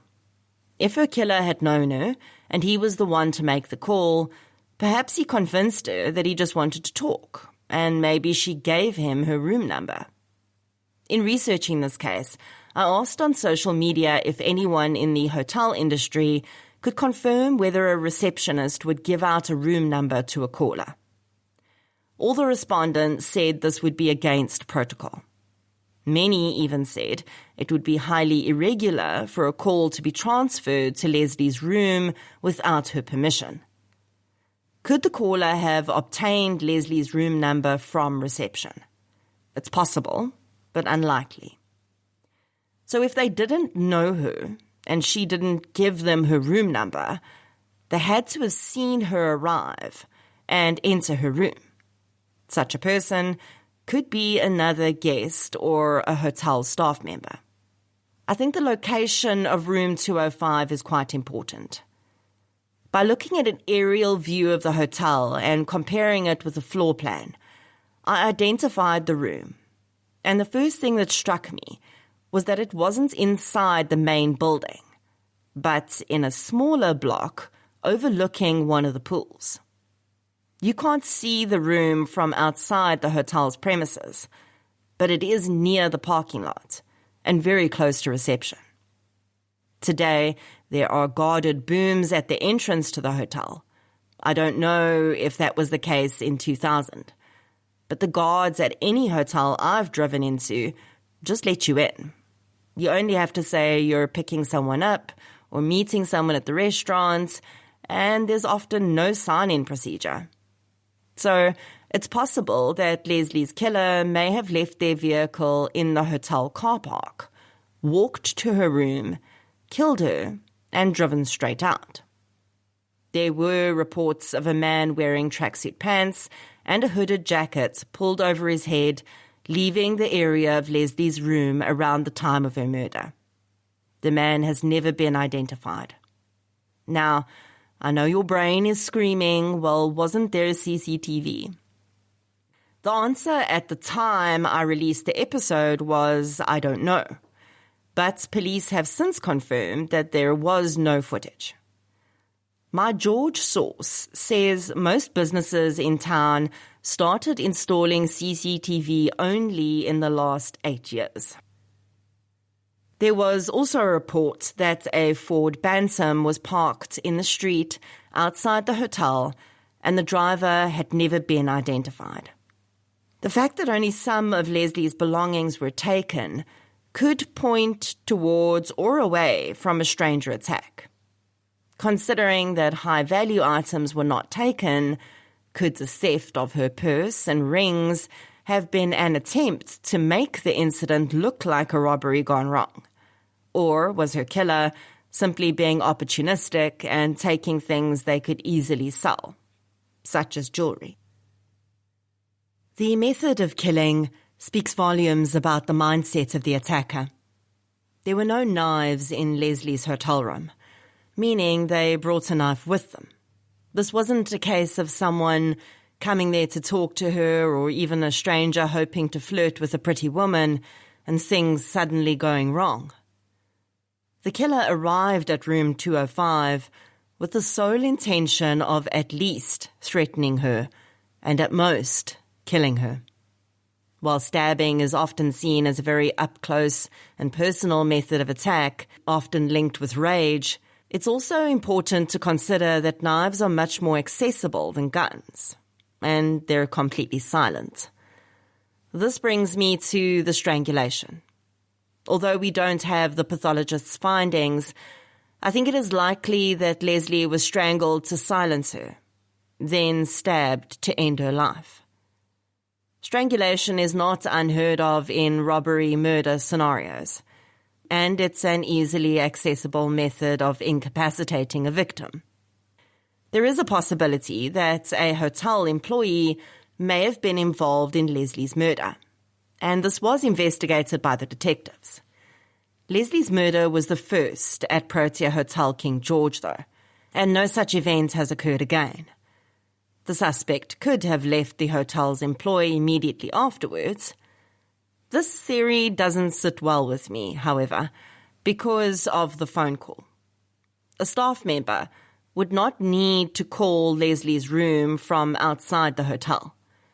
If they had identified her as someone they wished to attack, they could just as easily have followed her to see which room she entered. No one who knew Leslie came forward to identify themselves as the phone caller that night. Surely, if the call had been innocent and not made by her killer, the person would have just put their hand up to resolve that part of the investigation. In the years since Leslie's murder and Arthur Brockbank's death, Christine has found some small solace in her memories. In 2012, she started making new memories when she married Ian Stewart and moved with her son and his family to England. Every year on Leslie's birthday, she remembers her daughter with bittersweet tenderness. She celebrates the 28 years that she had with her special girl, while also mourning each year that was stolen from them both. When she chose a date for her second marriage to begin, she thought Leslie's birthday would be perfect. That way, she can temper the sorrow with a measure of happiness.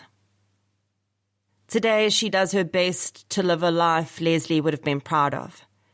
She spends time with her husband and clearly adores her son Paul, his wife, and their daughter.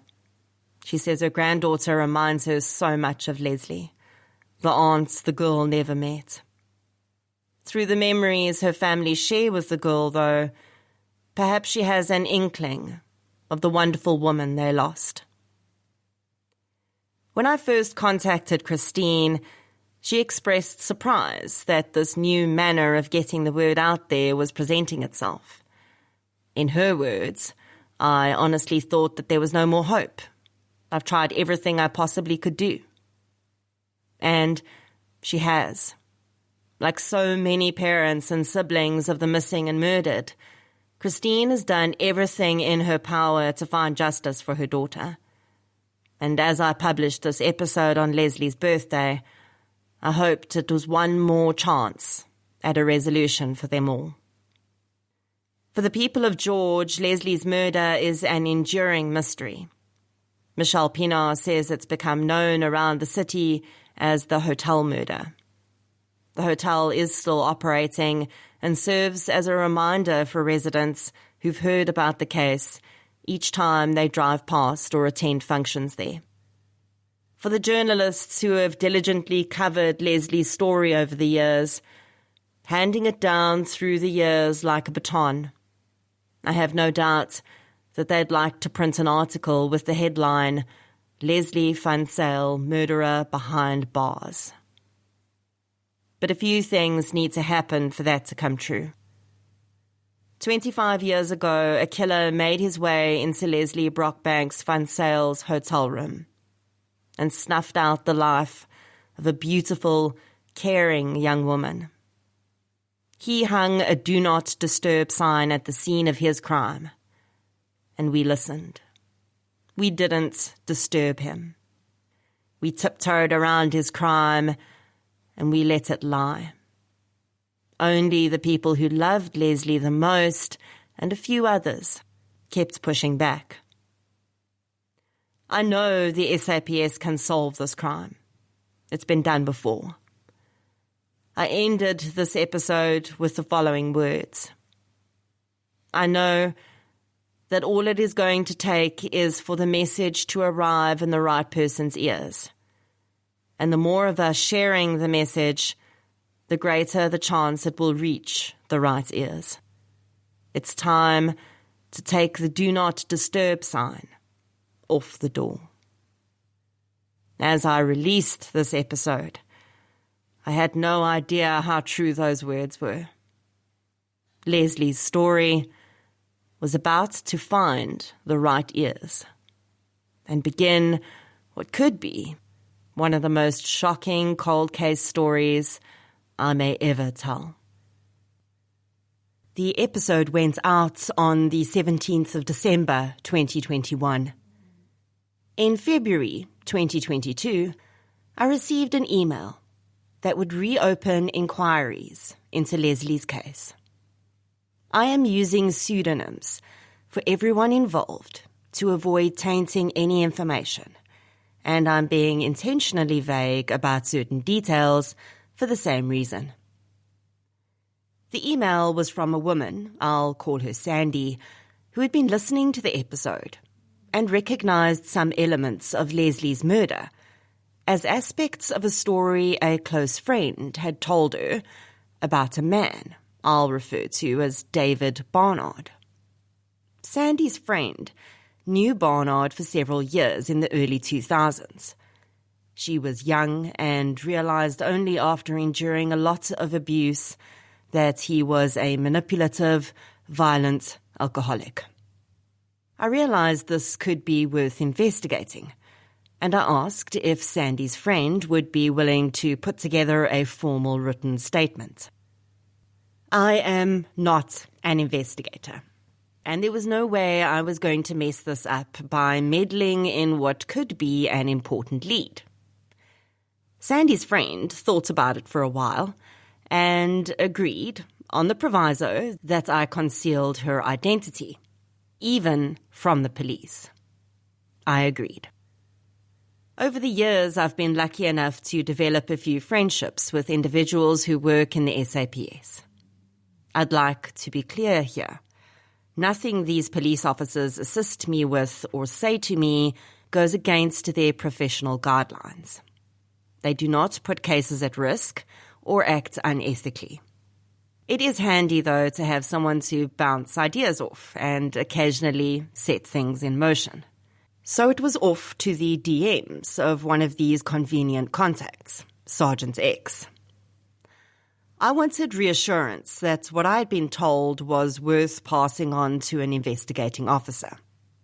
Thankfully, Sergeant X is also a True Crime South Africa listener, and he'd heard Leslie's episode. We chatted about it afterwards, and he was quite eager to see what could be done to revive the investigation. So he was familiar with the case, and he thought the information from Sandy's friend was worth a deeper look. We agreed that I would work as a go-between. Sandy's friend would provide me with information.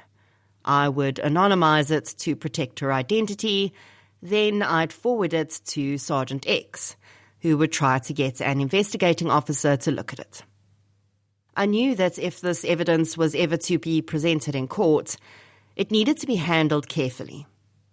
Sergeant X briefed me on ways to communicate with Sandy's friend that would avoid leading her answers or unwittingly providing her with information that could taint her statement. A few days later, Sandy's friend emailed her statement to me, and I forwarded it to Sergeant X. He reviewed it and asked me to go back to her with a few more questions. Sergeant X also knew what physical evidence was available in the case. When Sandy's friend revealed that she still had some of Barnard's belongings in her garage, Sergeant X gave me detailed instructions on how she should handle the box and what might be useful evidence to the case. In the days that followed, I undertook a clandestine mission to safely get an item that had belonged to Barnard from Sandy's friend's house into the custody of Sergeant X without revealing her identity. This involved the woman having to film herself without showing her face, retrieving the item with gloved hands, then putting it into a plastic bag and sealing it. The item was then passed on to an acquaintance who was given strict instructions to drive to a filling station on the N2 and hand the plastic bag to Sergeant X. No words were exchanged beyond hello, thank you, and goodbye. And to anyone watching, it probably looked like a drug deal. As I sat at my desk waiting for the confirmation that the handover had happened, I couldn't quite believe I was in the middle of this. I don't insert myself into investigations and play detective. I'm not qualified to do so. I'm a podcaster and an author, and I know how to stay in my lane. On this occasion, though, I had no choice. It was either this, or never knowing for sure if David Barnard had murdered Leslie Brockbanks. Sergeant X had hoped the item we'd secured as evidence would produce two things: fingerprints and touch DNA. The DNA left behind when someone touches or comes into contact with an object. While he worked on getting that evidence processed, He also got an investigating officer on board and found the docket. It contained a sketch, which was made after a statement from an eyewitness who had seen a man walking away from Leslie's room that night. When I published the episode, I didn't know the sketch existed, and I don't think many people did. It had been shown to several key people during the investigation, but hadn't led anywhere. I'm not sure whether the sketch was ever published in the George Herald. Sergeant X also sent me sketches of the rings that had been stolen from Leslie that night. Even though, in the years since, Christine has forgotten what they looked like. At some point, someone must have sat with the police and given them a clear enough description to produce these sketches. On Sergeant X's instructions, I sent the sketches to Sandy and asked her simply, does this person, or do these rings, look familiar to you? A few days later, her reply arrived. She'd shown the sketch of the man to her mom, and she'd looked at it too. And they both agreed it looked very much like David Barnard. The rings, unfortunately, did not look familiar to her. While the physical evidence would take some time to process, in the background, Sergeant X and the new investigating officer were looking into David Barnard. In Sandy's statement, she'd revealed something that deflated me a little. Barnard had died several years after Leslie's murder. Despite this, we all thought it was worth taking this lead as far as possible. If we could get a definitive physical match to Barnard, alongside all the circumstantial evidence we were collecting, we might at least be able to tell Christine that we found her daughter's killer, even though there would be no conviction or prison sentence. About 6 months after the clandestine evidence handover, the investigating officer in the case contacted me. This was another positive interaction with the SAPS. I was so impressed by the warrant officer's eagerness, and he revealed a few more pieces of information that seemed to confirm that we might be on the right track. Remember I mentioned that an eyewitness saw a specific vehicle parked near the hotel around the time Leslie was murdered? Well, David Barnard owned the same make and model of vehicle. And not just that, it was sprayed a distinctive colour, which matched what the witness tried to describe. Additionally, the investigating officer had asked a facial comparison expert to compare the eyewitness sketch to a photograph of David Barnard in 2000. Their provisional opinion was that there was enough common features to say that the two individuals could be the same person. To try and get even more certainty, the investigating officer wanted to bring the eyewitnesses in for a formal identification using photographs of Barnard from Facebook and other sources. This would need to be done carefully to avoid bias. The rest of the photographs in the lineup would also need to be similar in appearance. It wouldn't help to have 11 police mugshots, for instance, and one picture from Facebook, because the witness's eye would automatically be drawn to that one. As the investigating officer and I chatted, we agreed this was going to be a tough one, because tracking down the witnesses more than 20 years later would be difficult enough. That doesn't take into account whether that person would even still have a good memory of that day. The definitive proof, though, would be if Barnard's DNA matched the DNA from the scene. There would be no way to explain that other than him being the killer, as he had no reason to be in Leslie's room that day and he had never stayed in the hotel. Prints had been lifted from the evidence provided by Sandy, and unfortunately, they could not be definitively matched to those from the scene. No touch DNA could be obtained from the item. The best source of DNA would be Barnard himself, but since he was dead, although an exhumation is not entirely out of the question, The next best thing would be DNA from one of his relatives. The investigating officer tracked down some of Barnard's immediate family members, and after initial hesitation, they agreed to provide DNA. This was tested against the crime scene sample and did not yield a match.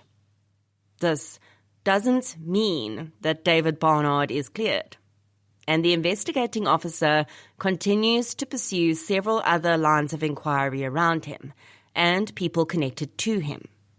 Despite the negative DNA results, there is too much circumstantial evidence to rule him out just yet. You may be wondering what connects Barnard to Leslie Brockbank's fund sale, and what his motive could have been. We don't yet know for sure, but there is a tentative connection to someone else in her life, and that will be investigated as far as possible. I will reveal that information when it is safe to do so.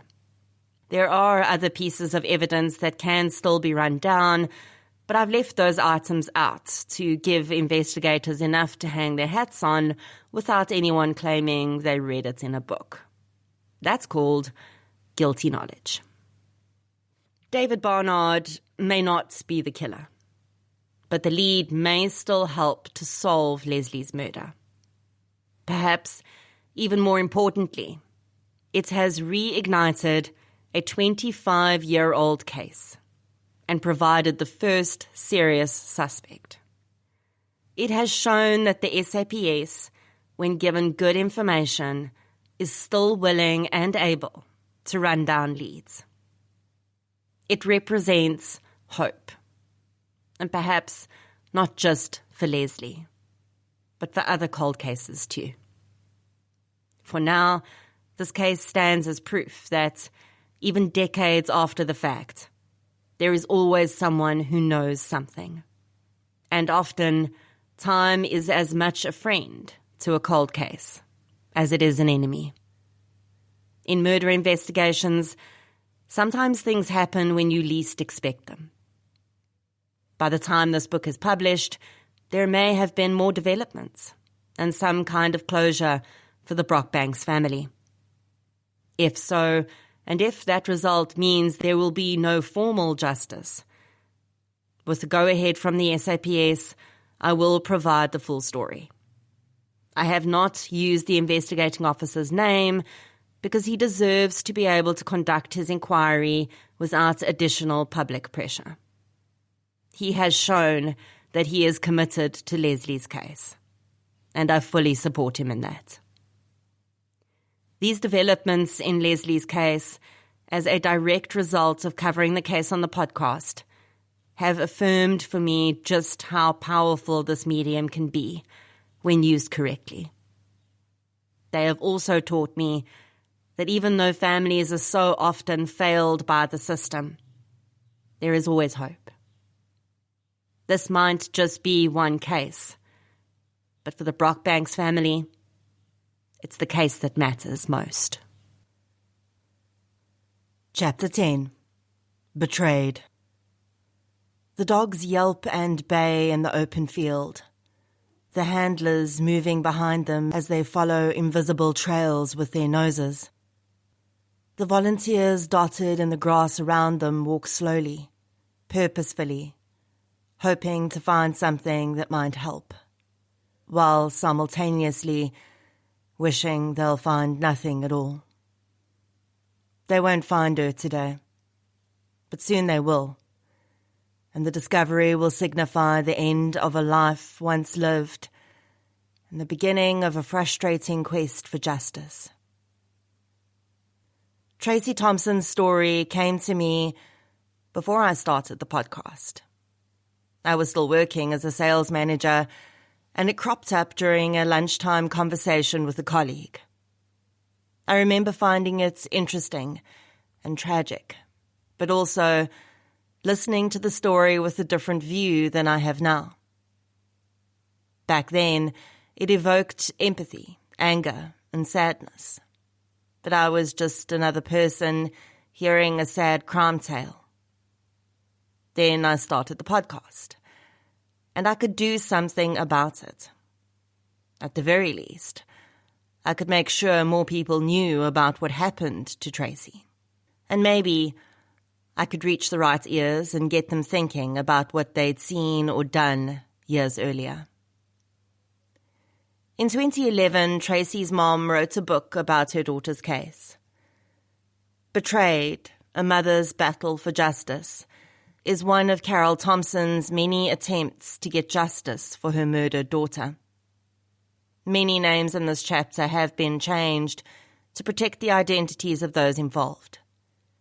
The individuals' real names are known to Carol and the police officers involved in the investigation. Tracy Thompson was born to Carol and Buddy Thompson on the 21st of August, 1980. When I saw her birth date, I had a moment of feeling how my life had run in parallel with someone whose case I was now covering. Tracy was born just 10 days before me. We even lived in the same area of Johannesburg at the same time. For a long time, I racked my brain about whether our paths had crossed in life. From the moment I first heard her story, she felt so familiar to me. I've never been able to pinpoint how or where I may have met Tracy, if I ever did. But maybe that sense of familiarity is just a reminder of how close we all come to living a completely different life. Carol describes Tracy as being an active, energetic, and strong-willed child. But paired with this, she comes across as having been gentle and caring too. She had a strong bond with her younger brother, Glenn. Although self-disciplined, Tracy's powerful will and natural leadership ability often got her into trouble. When she was 3 years old, her mom enrolled her in a nursery school. She'd been there for only a few days when Carol received a panicked call from the teacher informing her that all the children, including Tracy, were missing. Carol recalls driving to the school in a blind panic, terrified she might never see her daughter again. When she arrived, she was shown the empty playground and quickly found a small hole at the bottom of the fence through which she believed the children had escaped. Carol got into her car and drove the streets around the school. A few blocks away, she saw a line of children being led by her own daughter. Pulling up next to them, she berated Tracy for leaving the school premises. The girl said they'd just wanted to explore, but got lost, so they were heading to the police station because she knew they'd get help there. While this sweet story is a testament to Tracy's tenacity, even as a small child, in hindsight it's also darkly ironic, because Tracy and her family's implicit trust in the police would eventually be completely annihilated. When Tracy was 4, a virus left her with only partial sight in her right eye. This impediment didn't seem to get her down, though, and she readily adapted. An event when she was 5, however, would be far more difficult for her to overcome, and had far-reaching effects on her life. While visiting a local shopping centre, Tracy asked if she could look at something in the next aisle while her mom picked groceries off the supermarket shelf. Carol agreed, warning her daughter to come right back and not to wander off.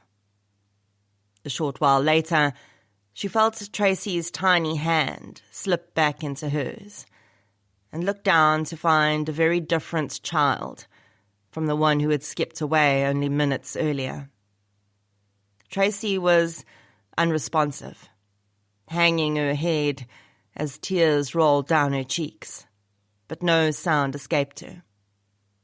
Terrified that she'd suddenly become ill, Carol abandoned her shopping and loaded Tracy into the car. It was then she noticed that her daughter had wet herself. Tracy's demeanour remained subdued for the next few days, and Carol couldn't get her to talk about what had upset her so badly.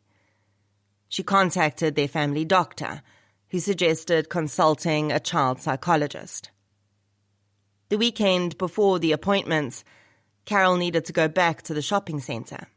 And when she told Tracy to get ready to go, the little girl became extremely distressed.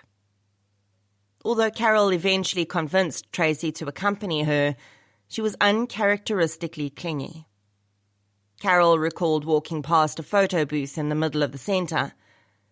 The curtain moved, and she caught sight of an older man who instantly gave her the creeps. He was dishevelled, with greasy hair and dirty fingernails. At that moment, Carol felt her daughter freeze beside her. Tracy screamed, "It's him!" and ran off. The man whipped the curtain back, and with a horrified look on his face, fled in the opposite direction. Carol reported the man to the police and the shopping centre management. They were well aware of him and were building a case against him after other complaints. The man was removed from the shopping centre and arrested. During his trial, it emerged he had molested several young children. Thankfully, the evidence against him was sufficient that Tracy did not have to testify, and he was sent to prison. Carol recalled hearing a while later that he had been beaten within an inch of his life while in jail because of his crimes against children. Sadly, while Carol and her husband sent Tracy to many psychologists and trauma counsellors, she never revealed the full story of what had happened that day. Tracy locked the incident away deep inside, and although she slowly rebuilt a semblance of the bubbly, confident child she had once been, the scars of that moment of abuse stayed with her forever. Carol recalls that from that day, Tracy would not wear fitted clothing. She wore baggy t-shirts almost all the time, anything she could not to draw attention to herself. For someone so young, Tracy's compassion and selflessness were incredible. She often spent her weekends at an orphanage, playing soccer with the children and helping to care for the babies. She became close to an abandoned newborn who was HIV positive and was devastated when the child passed away. As Tracy entered her teens, Carol noticed uncharacteristic mood swings and negative behaviour. She put it down to normal teenage angst, having no reason to think otherwise. But she later discovered Tracy's difficulties ran far deeper than pubescent struggles. Carol and Buddy moved Tracy to a new school after a few run-ins with fellow pupils. She also lost several close friends in a spate of car accidents, which affected her deeply. Carol tried to convince her to see a psychologist, but Tracy was adamant she'd deal with it herself. When she was 16, Tracy met a man who would have a great impact on her life. Peter was 10 years older, and the age gap was a concern to many. Their relationship was tumultuous, but Carol liked Peter, and he was always respectful to Tracy.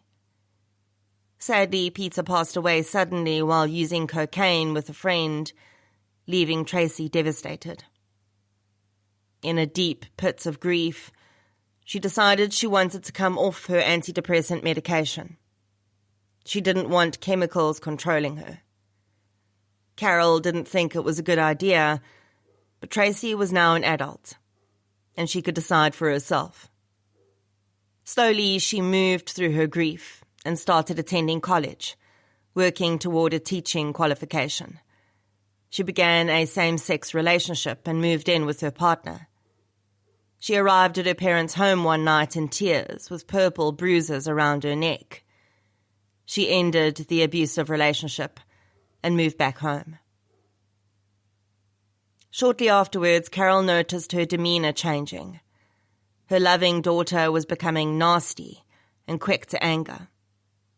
Carol discovered Tracy was using ecstasy and dacha, so she booked her into Elam Clinic, a rehabilitation facility in Kempton Park.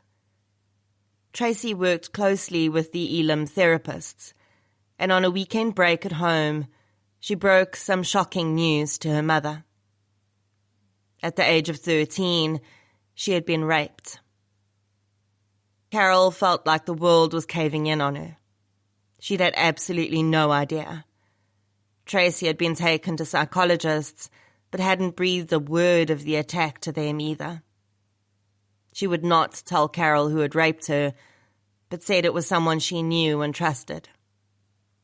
Carol wanted to call the police and open a case, but Tracy refused.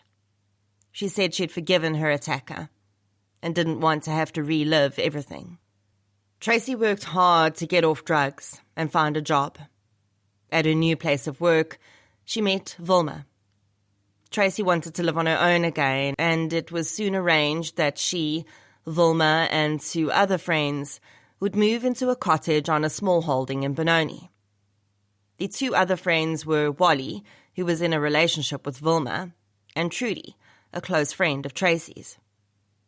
Tracy was the only one with a car, so she would provide her housemates with transport in lieu of rent. She was on 3 months probation at work, but they'd promised it was just a formality and she would be made permanent. In early March 2005, Tracy told Carol her living arrangement was not working and asked whether she and Trudy could move in with her. Carol agreed.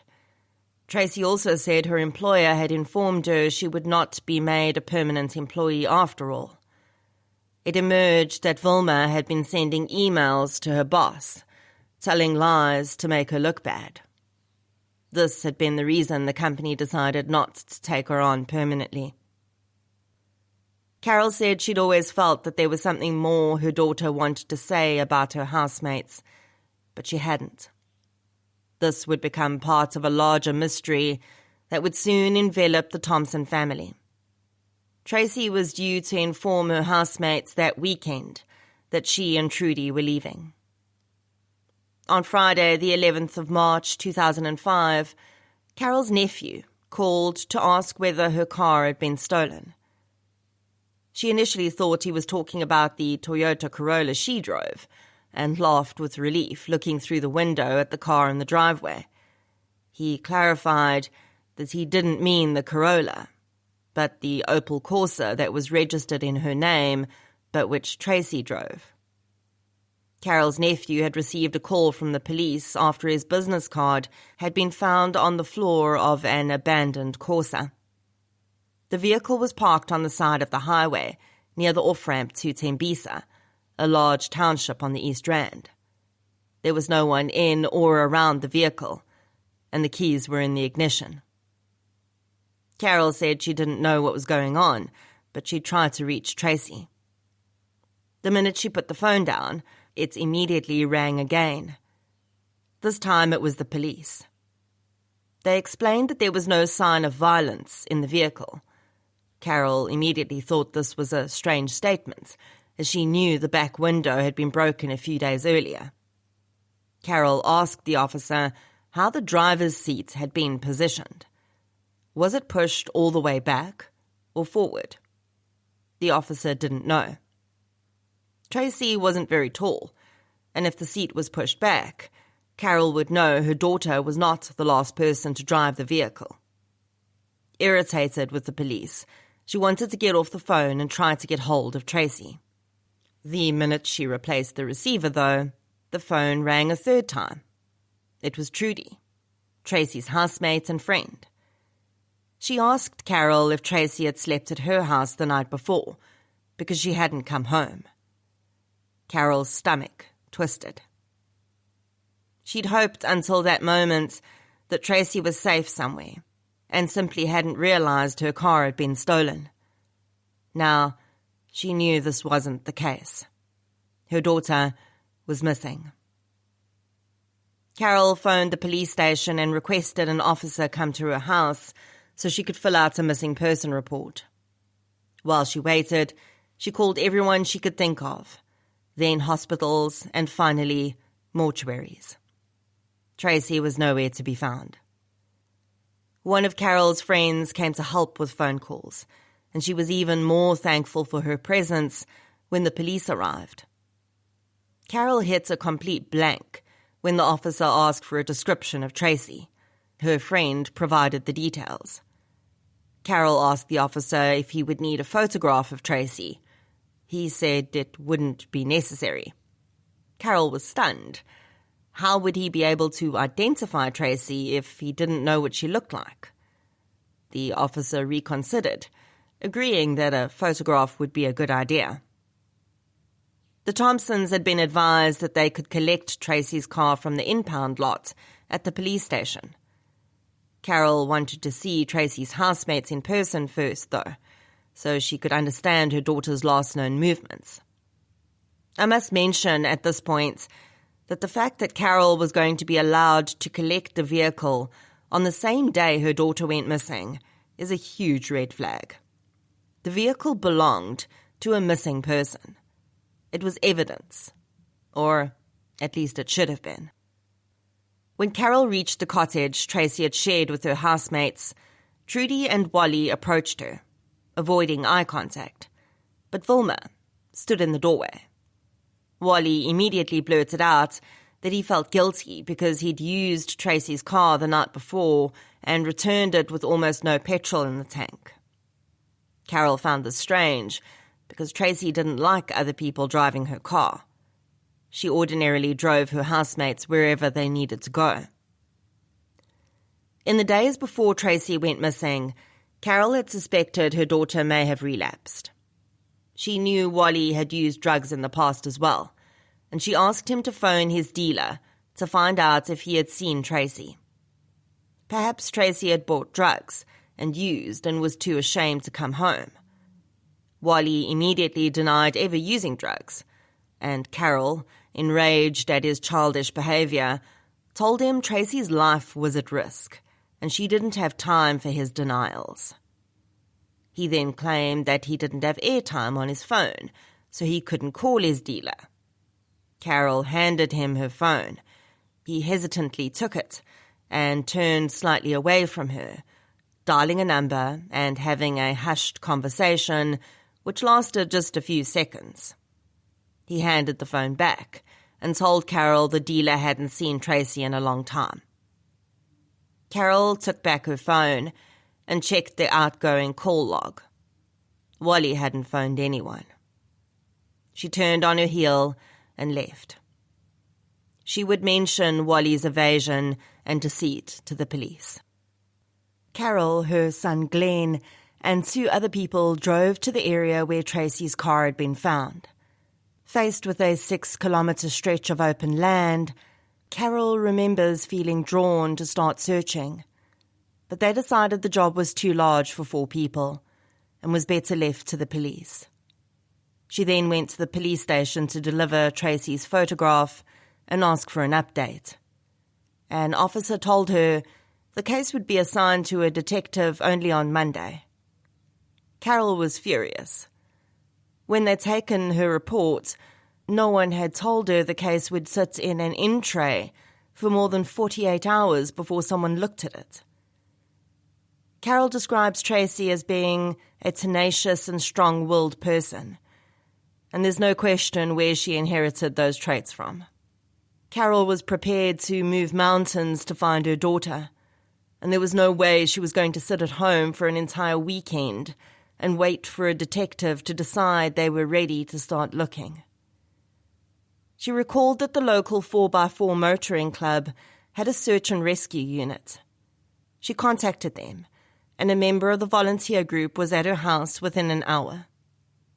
They arranged a search to start at 6 a.m. the next morning and got the SAPS canine unit involved. A representative from the 4x4 club and a member of the canine unit went to Tracy's cottage to retrieve a piece of clothing to use as a scent item for the dogs.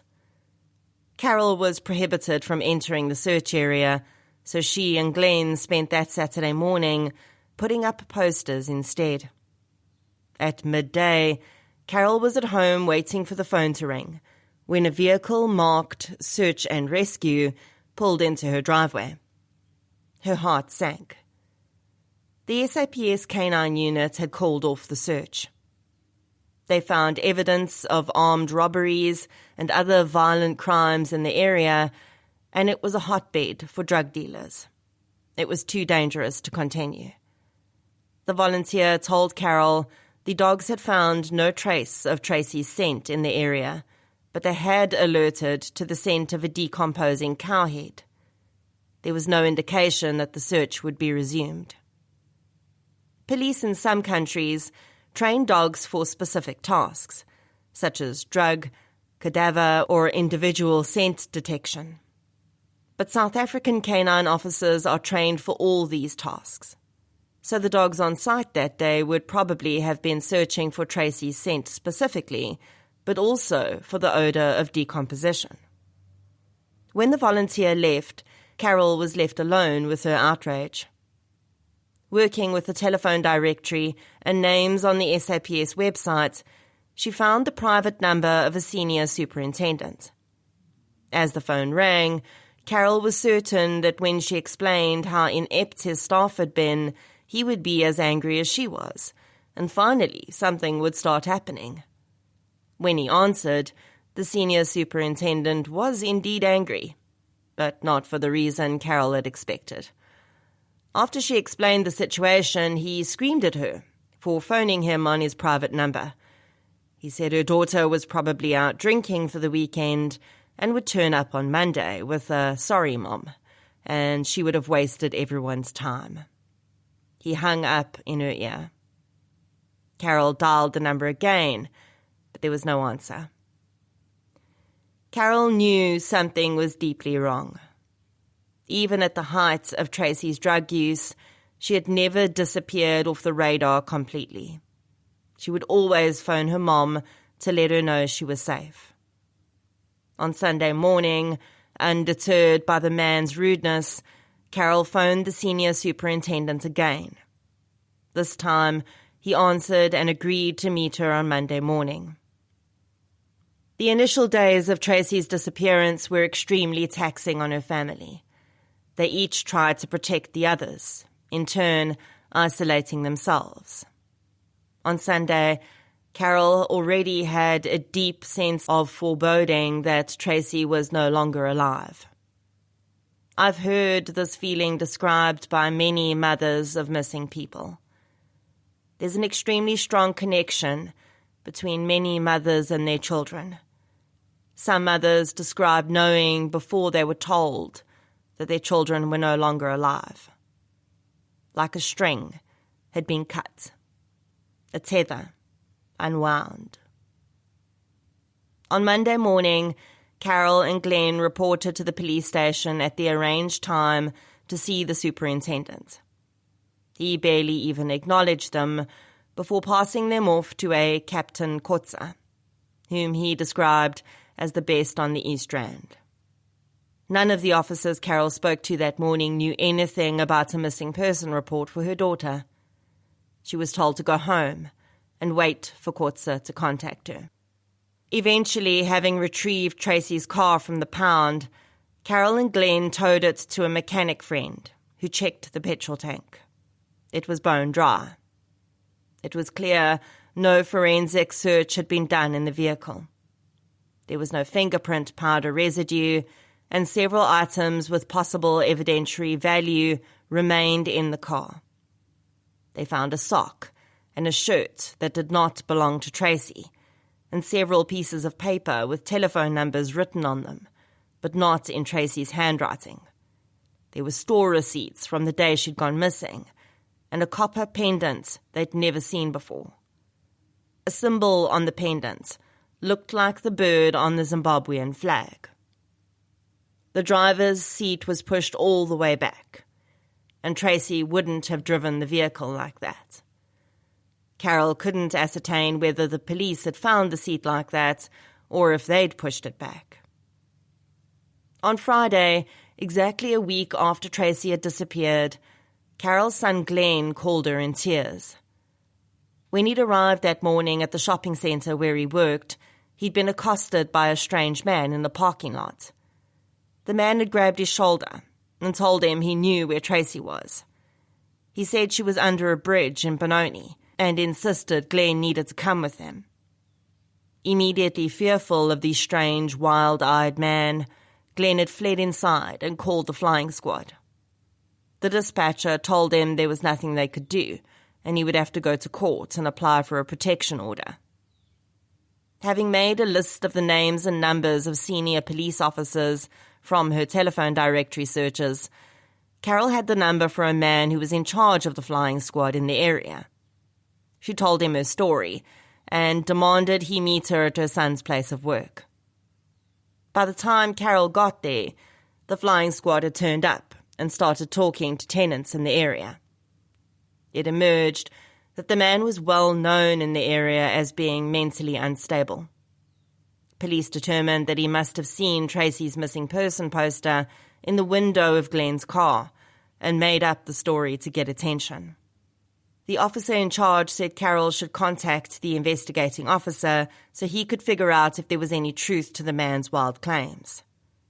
Amazingly, Kotze answered on the first ring and agreed to meet Carol at the shopping centre. He phoned back 5 minutes later, saying he would meet her at her home as he was running late. Carol was having none of it.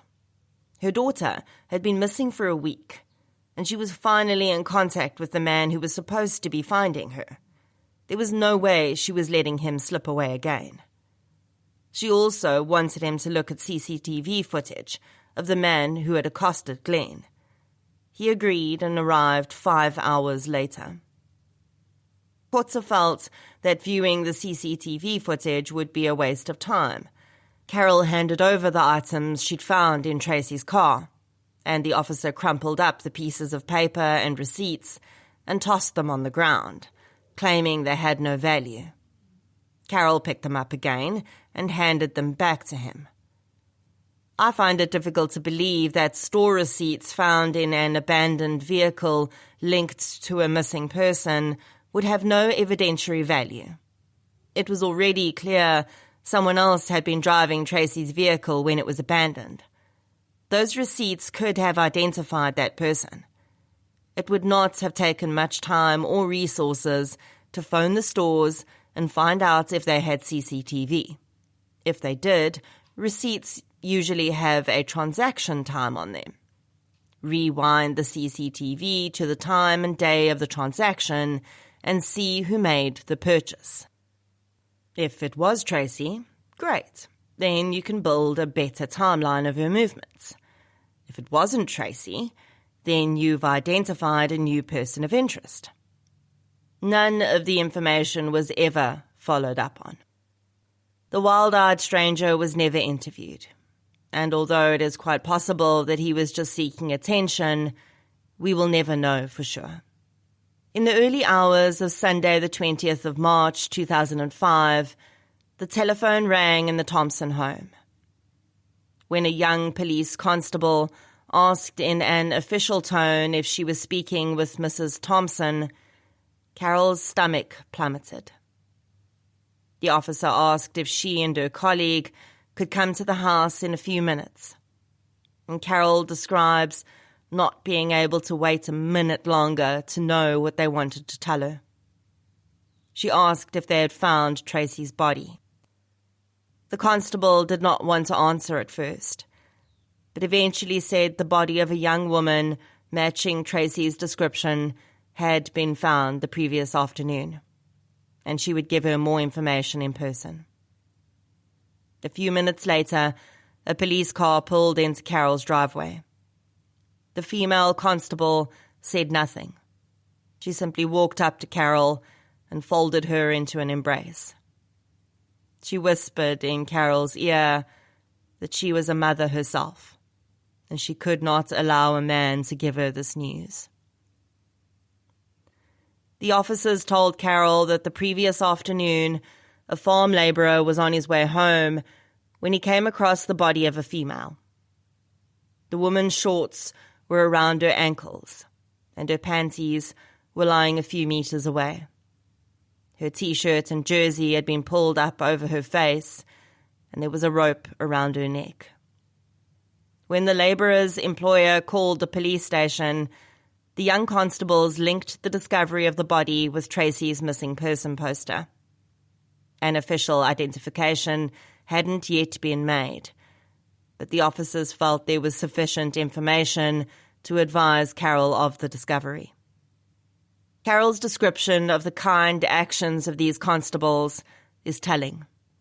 Some hearing her story may think she is raging against the police simply because she needs to blame someone for her immense loss. But this is not the case. Carol would have gratefully sung the praises of all police officers involved if they had given her the slightest reason to do so. Throughout the story, I find Carol's assessments of the police's actions factual and fair, and that makes the way she was treated after the discovery of her daughter's body even more heinous. Tracy was no longer missing, and although many people advised Carol not to see the body, she insisted on doing so. She felt she needed to do so, to accept that it was real. Carol also asked to be shown where the body had been found. The two officers who escorted her got lost on the way, and when they arrived, there was no sign of crime scene tape or any demarcation of a protected area. Before police could tell her where Tracy had been lying, Carol was drawn to the spot. There was an indentation in the sand and stones where her body had been. Carol realized it was just a few hundred meters from where she and Glenn had stopped on the road on the first day of their search. Tracy had been right there. She was also not far from where the canine unit had discovered the decomposing cow's head. If the police had not called off the search and gone slightly further, they would have found her. Tracy's parents wanted a specific pastor to conduct her memorial service, and his only available date was 2 days from when the body was discovered. If they didn't do it then, they would have to wait a month. So amid her devastation and grief, Carol rushed to arrange the service. The police had initially said Tracy's body would be available, but on the morning of the memorial, Carol was told they wanted to perform another autopsy to take tissue samples for testing. The memorial went ahead without the body being present. Tracy's friend Trudy attended, but her housemates Vilma and Wally did not. Tracy's body was eventually released, but there was a long waiting list for cremation, so it was stored until an arrangement could be made. In the days after Tracy's body was discovered, the police did not contact Carol. She tried in vain to get hold of Kotza. His cell phone was switched off, and his office gave various excuses for his absence, including that he'd been sent to Namibia to investigate a corporate theft. When she eventually spoke to him, he said samples had been sent to the lab with a rape kit, but the results were not yet available.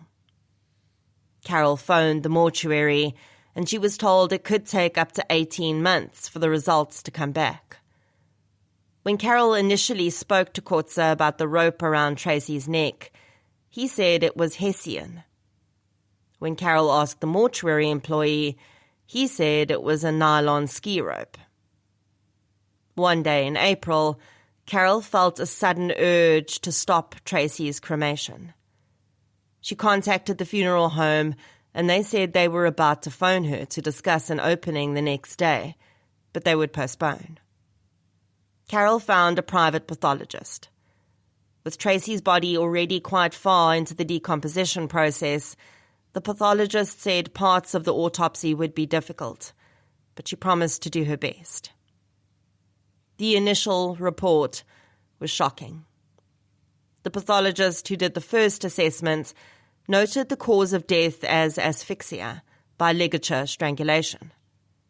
The private pathologist did not necessarily agree. Often the force required to strangle a human being breaks the hyoid bone in the neck, but Tracy's was intact. The pathologist informed Carol that while there was a wire cut on Tracy's body, the incision that allows access to internal organs during an autopsy, none of her organs had been removed for examination. There were also no signs that tissue samples had been taken. No autopsy had been conducted. And when the police said Tracy's body could not be released for the memorial because they were taking samples, they were lying. The shocking revelations did not stop there. The pathologist phoned the lab and was told it had no rape kit for Tracy. Her clothes were damp from dew when she was found. Instead of being allowed to dry, they were stuffed into a bag where they'd been left to grow mold, destroying any possible DNA or hair evidence. A pipe used to smoke drugs was found in Tracy's shorts. This should have been collected as evidence and fingerprinted, but after almost a month in a wet pair of shorts in a plastic bag, it was so rusty that prints could not be obtained. The pathologist asked Carol to arrange for the police to send her photographs of the scene and the rope that had been around Tracy's neck. This would help determine whether the marks on her neck were consistent with the rope. Carol contacted the mortuary and said she knew there had been no proper autopsy and no samples had been taken from Tracy. The mortuary employee's first response was that he thought Tracy had already been cremated.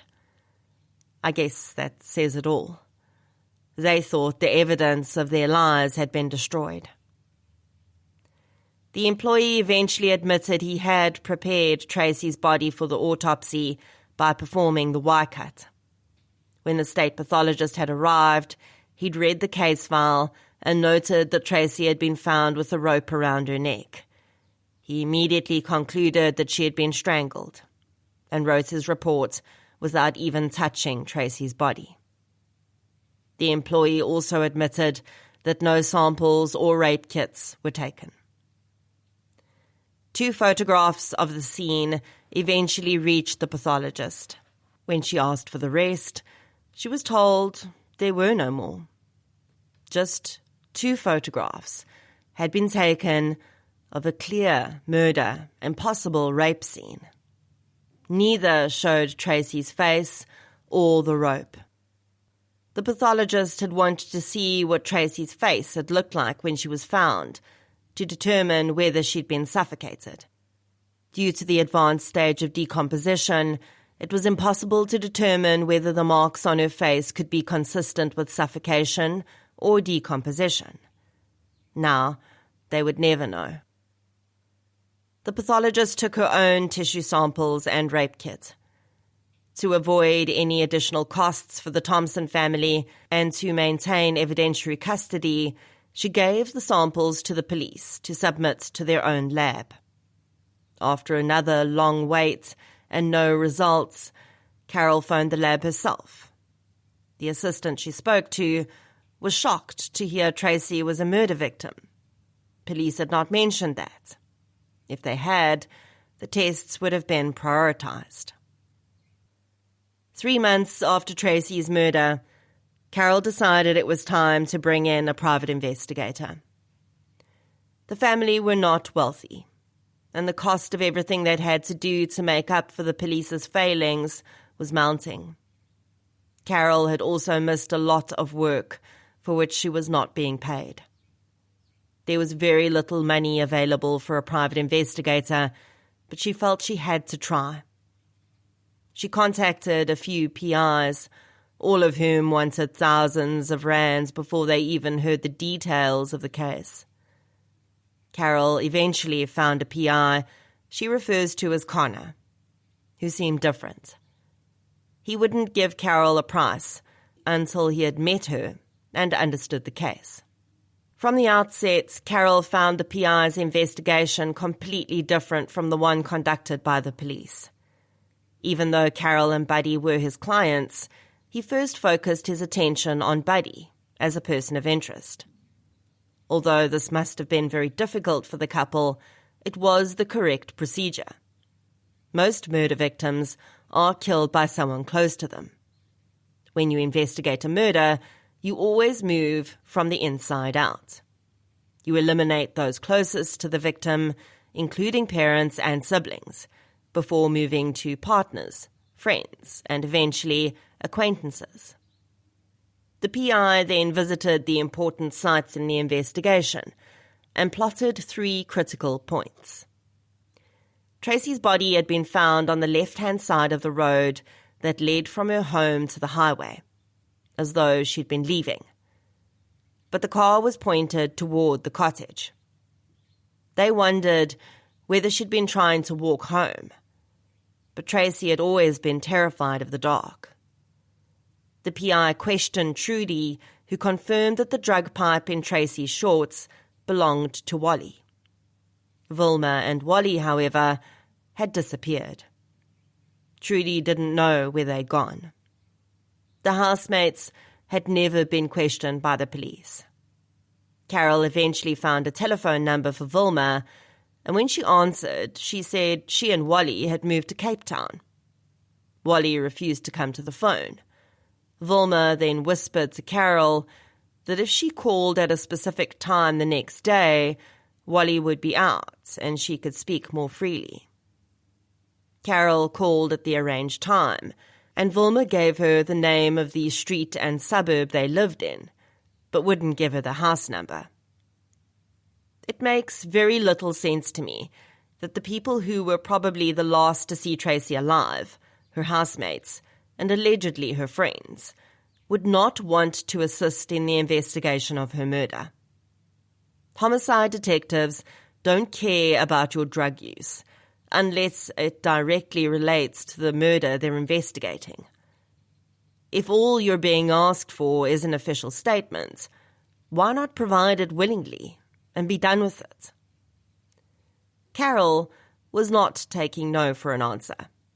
She arranged for the co-worker of a friend who lived in Wilma and Wally's Cape Town suburb to watch the street in the afternoon when people were returning home from work. One afternoon, they saw the couple arriving home, noted their license plate number, and gave it to Carol. She contacted the licensing department, pretending the owners of the vehicle had assisted her on the road and she wanted to thank them. The department gave Carol the vehicle's registered address. 4 months after Tracy's death, the PI flew to Cape Town and interviewed Vilma and Wally.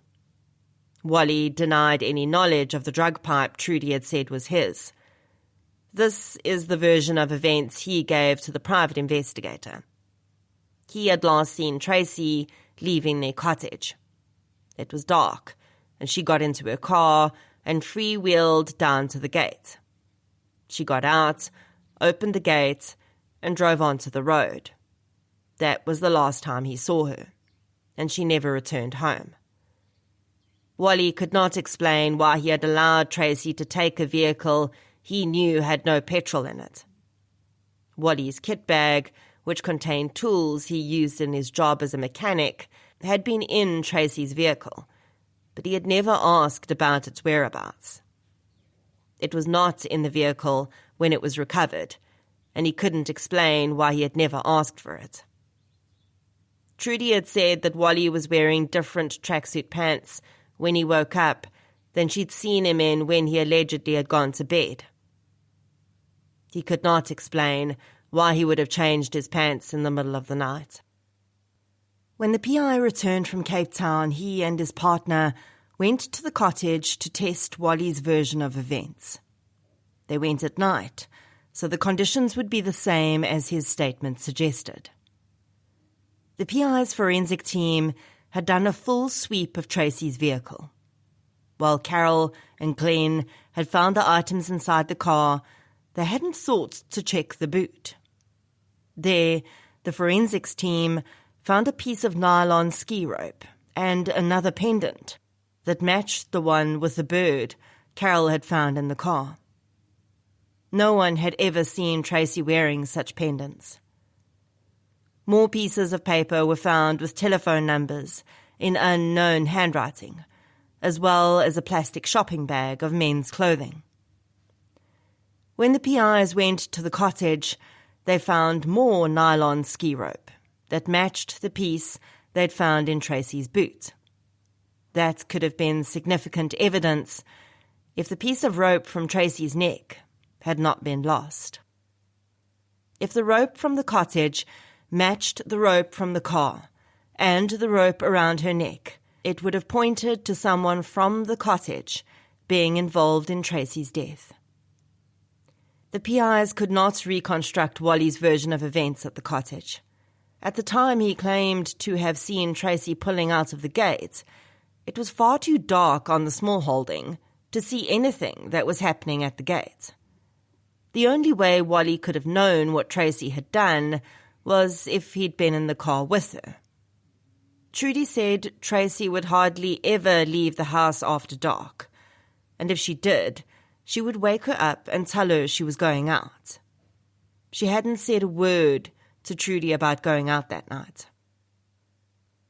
Carol arranged a meeting with Captain Kotza so the PIs could hand over the evidence they'd collected, including statements from Vilma and Wally. Kotza showed little interest in the evidence and couldn't answer the PI's questions. Wally had agreed to take a polygraph test, and the PI told Kotza he and his team could fly to Cape Town and get it done immediately with the police's permission. Kotza said that wouldn't be necessary. They would either get Wally back from Cape Town or they would get a team from Cape Town to take the statements and perform the polygraph. Kotza promised to do this within the next 3 days. That did not happen.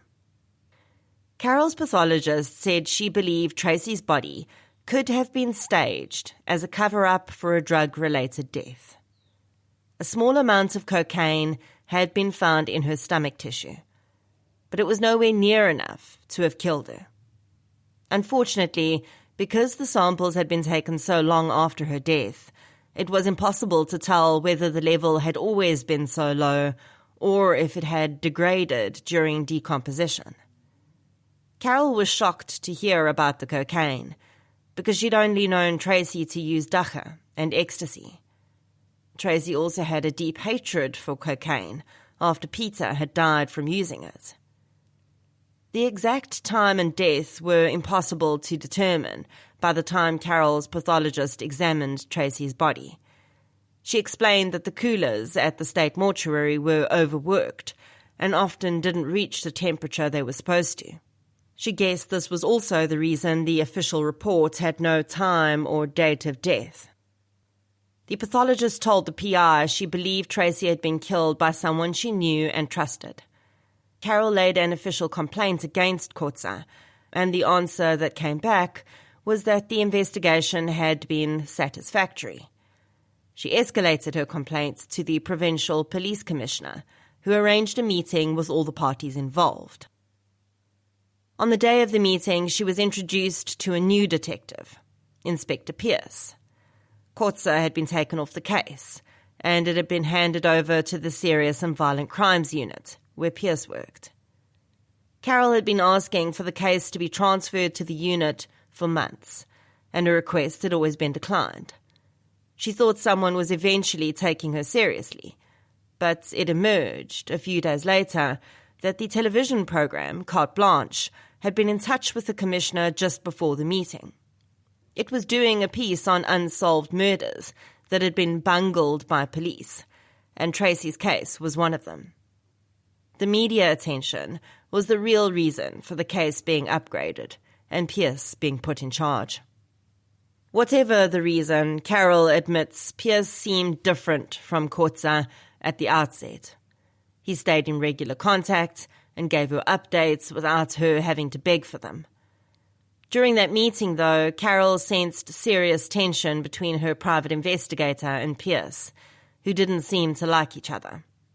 In the coming weeks and months, Pierce would constantly try to convince Carol to fire the PI. She refused. The man had been the only person to make any progress on Tracy's case. There was no way Carol was parting ways with him just yet. 3 months after the PI's meeting with Kotza, they eventually received answers to the questions they had asked. Asked why Tracy's clothing had not been properly treated and forwarded for testing, Kotza lied and said this was the mortuary's responsibility. In response to a query about whether police had questioned anyone near the scene, he said there was no indication they had committed a crime, There were huge compounds of workers within 2 kilometers of where Tracy was found, hundreds of possible witnesses, but not one was questioned. This makes no sense.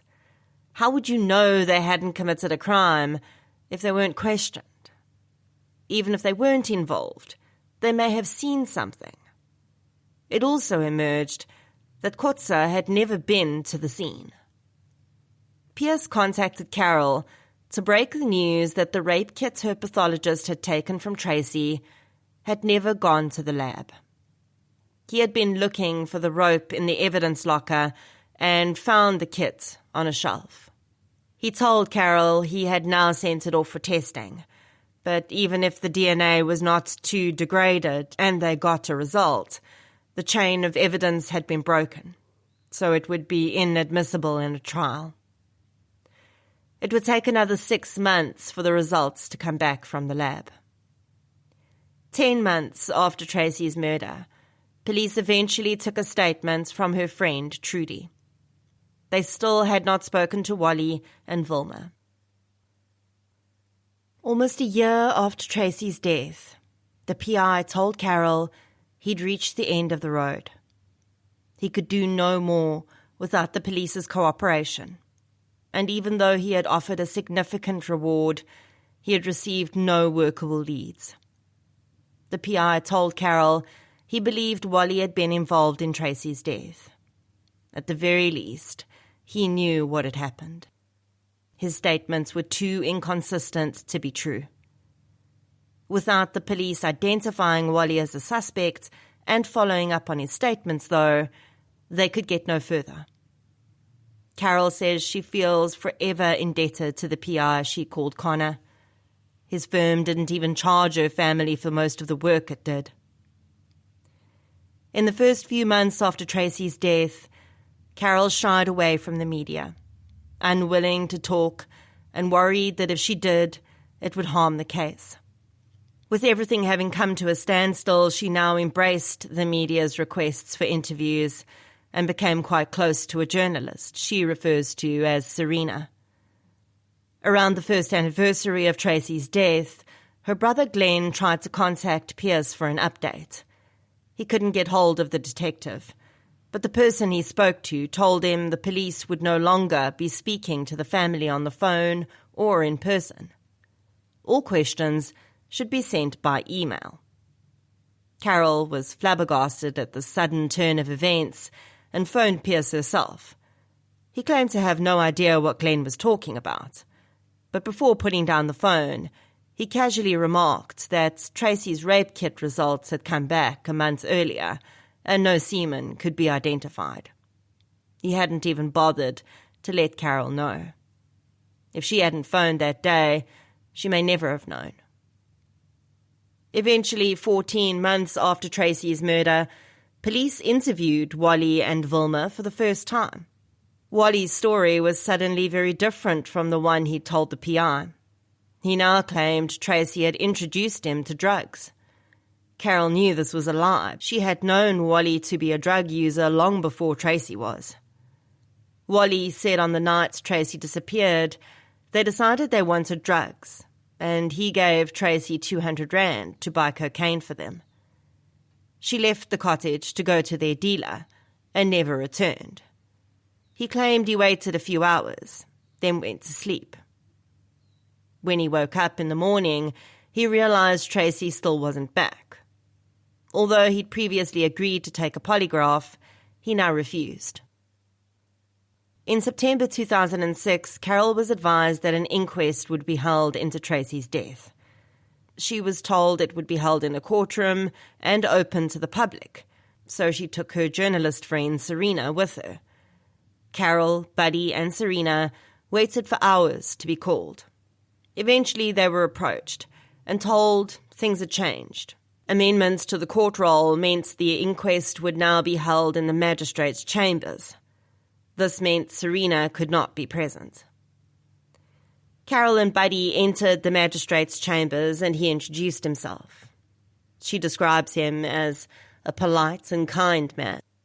He offered his condolences for their loss and said that, in his opinion, The initial investigation had been a disgrace, but he could make a ruling only on the information at his disposal. Carol realized what he meant when she saw what she describes as the anorexic docket on his desk. It was so thin, she said, that you would think it related to a case of petty theft, not murder. When he started going through the docket, Carol realized the documents and evidence it contained were dated 6 months after Tracy's death, when Pierce had taken over. There was not a single document from the time Kotze had been on the case. The magistrate ruled that police should continue to investigate Tracy's killing. Although there was significant evidence that she was not strangled, it remained the official cause of death. The magistrate told Carol he would take the docket back to the police station himself, because he was concerned that if he left it to someone else, it could disappear. Shortly after the inquest, the Serious and Violent Crimes Unit was shut down, and its detectives were sent to work at individual police stations. Pierce complained to Carol that his caseload had now tripled. He had asked for Tracy's case to be given to another detective, but his request had been declined. Carol got a copy of the docket she had seen at the magistrate's office and arranged a meeting at her home with the provincial police commissioner, Pierce and Kotze. She also asked Serena to be present. The commissioner agreed to the meeting, but was unhappy that a journalist was there, and insisted he be allowed to approve anything she wrote before it was published. Carol describes Kotze arriving for the meeting completely relaxed. She offered him coffee, but he said he preferred a Coke. She got the feeling he really believed he'd done nothing wrong. Pierce appeared more stressed, probably realizing he was responsible for whatever came out of the meeting. Carol started by asking Kotze what type of rope had been around Tracy's neck. He immediately said he clearly recalled it was Hessian, because you don't see a lot of Hessian rope anymore. Carol then asked why the mortuary assistant who removed the rope from Tracy's neck had told her it was nylon ski rope. Kotze couldn't explain this, and agreed that maybe his memory wasn't that good after all. The commissioner suggested looking at the crime scene photos, because they would answer their question. Carol eagerly agreed, knowing the rope was not in the pictures. Pierce handed the commissioner the 2 photographs. He looked at them, then asked for the rest. Pierce informed him that there were no more. Embarrassed, and probably realizing for the first time how disgracefully his officers had conducted themselves, the commissioner changed tack. He agreed that there had been significant problems with the investigation, but assured Carol that Tracy's case would now be escalated to an active investigation, and no stone would be left unturned. A few days later, a policeman contacted Carol, demanding that her PI hand over his new evidence within 24 hours. Somewhere along the line, broken telephone had caused someone to believe that new evidence had been alluded to in the meeting, probably because Carol had told the commissioner her PI had given Kotze evidence that was never processed. Carol tried to explain this, but the man on the phone insisted he would arrest the PI if he didn't comply. Suddenly exhausted by the ineptitude she'd been fighting for almost 2 years, Carol told the officer to do his own dirty work and arrest whomever he wished. That was the last time she heard from the SAPS. In the years since Tracy Thompson's murder, the investigation has made no further progress, and Carol and her family have had to move forward and build a new life on the ruins of their old one. There are always cases that stand out for listeners, sending them to the podcast social media platforms to express their outrage, sadness, and compassion for the victim and family. Tracy Thompson's case is one of these. Every few months, when new listeners find the podcast, there is a flurry of posts asking if there's been any update and expressing anger at how badly Carol and her family were failed by the authorities. Among the posts, there are always comments from people who knew Tracy, sometimes only fleetingly, and have never forgotten her. Writing this book has revived a lot of memories for me, and reconnecting with the families and listening to the original episodes has brought back a tidal wave of feelings. I'm no less outraged now than I was in 2019 when I covered this case, but I will admit that my anger is tempered with a bit more understanding. Over the years, I've come to understand just how overwhelmed and under-resourced our police service is. I also now know how deeply the closure of specialized units affected the SAPS's ability to solve crimes. It was a disastrous decision, and although it is being slowly reversed, its legacy is thousands of unsolved murders and other violent crimes. This doesn't excuse the way Tracy's investigation was handled, but it makes me see things slightly differently. On the other hand, with 6 years of podcasts and hundreds of cases behind me, I also see just how abhorrent it is that this case remains cold. Since 2019, I have seen cases with far less evidence solved, convincing me that Tracy and her family were deeply betrayed by the system they relied on for justice. While Carol and I have stayed in touch over the years, and I follow her social media posts, getting an update from her for this book was the first time we'd really sat down and spoken for quite a while. She expressed being overwhelmed by the support she's received from listeners of the podcast. She saw a flood of fresh interest in Tracy's case and new people following the pages she uses to advocate for justice for Tracy. Some of her more recent posts are even getting international attention. It was a humbling experience for her, she says, to see how many complete strangers had such deep empathy for a young woman they'd only encountered through a podcast.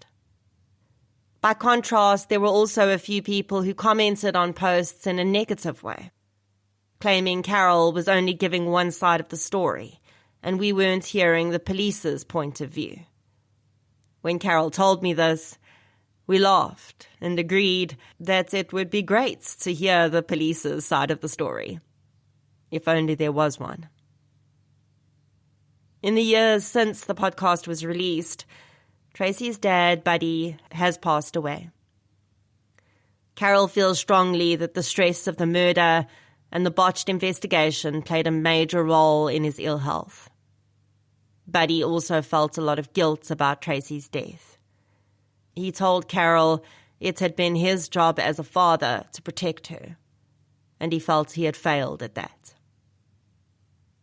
As much as Carol tried to reassure him that there was nothing more he could have done, that guilt burned in Buddy until the day he died. The private investigator whom Carol refers to as Connor has also passed away. She continues to express how deeply grateful she is for his help and commitment to Tracy. Connor did a lot of work on this case, pro bono, or at a reduced rate. After looking at a picture of Tracy, he told Carol that something about her had touched him, and he couldn't walk away. Since the release of the podcast, others have offered assistance. Carol understands the limitations of private people's resources and time, so she never gets her hopes too high when someone says they want to help.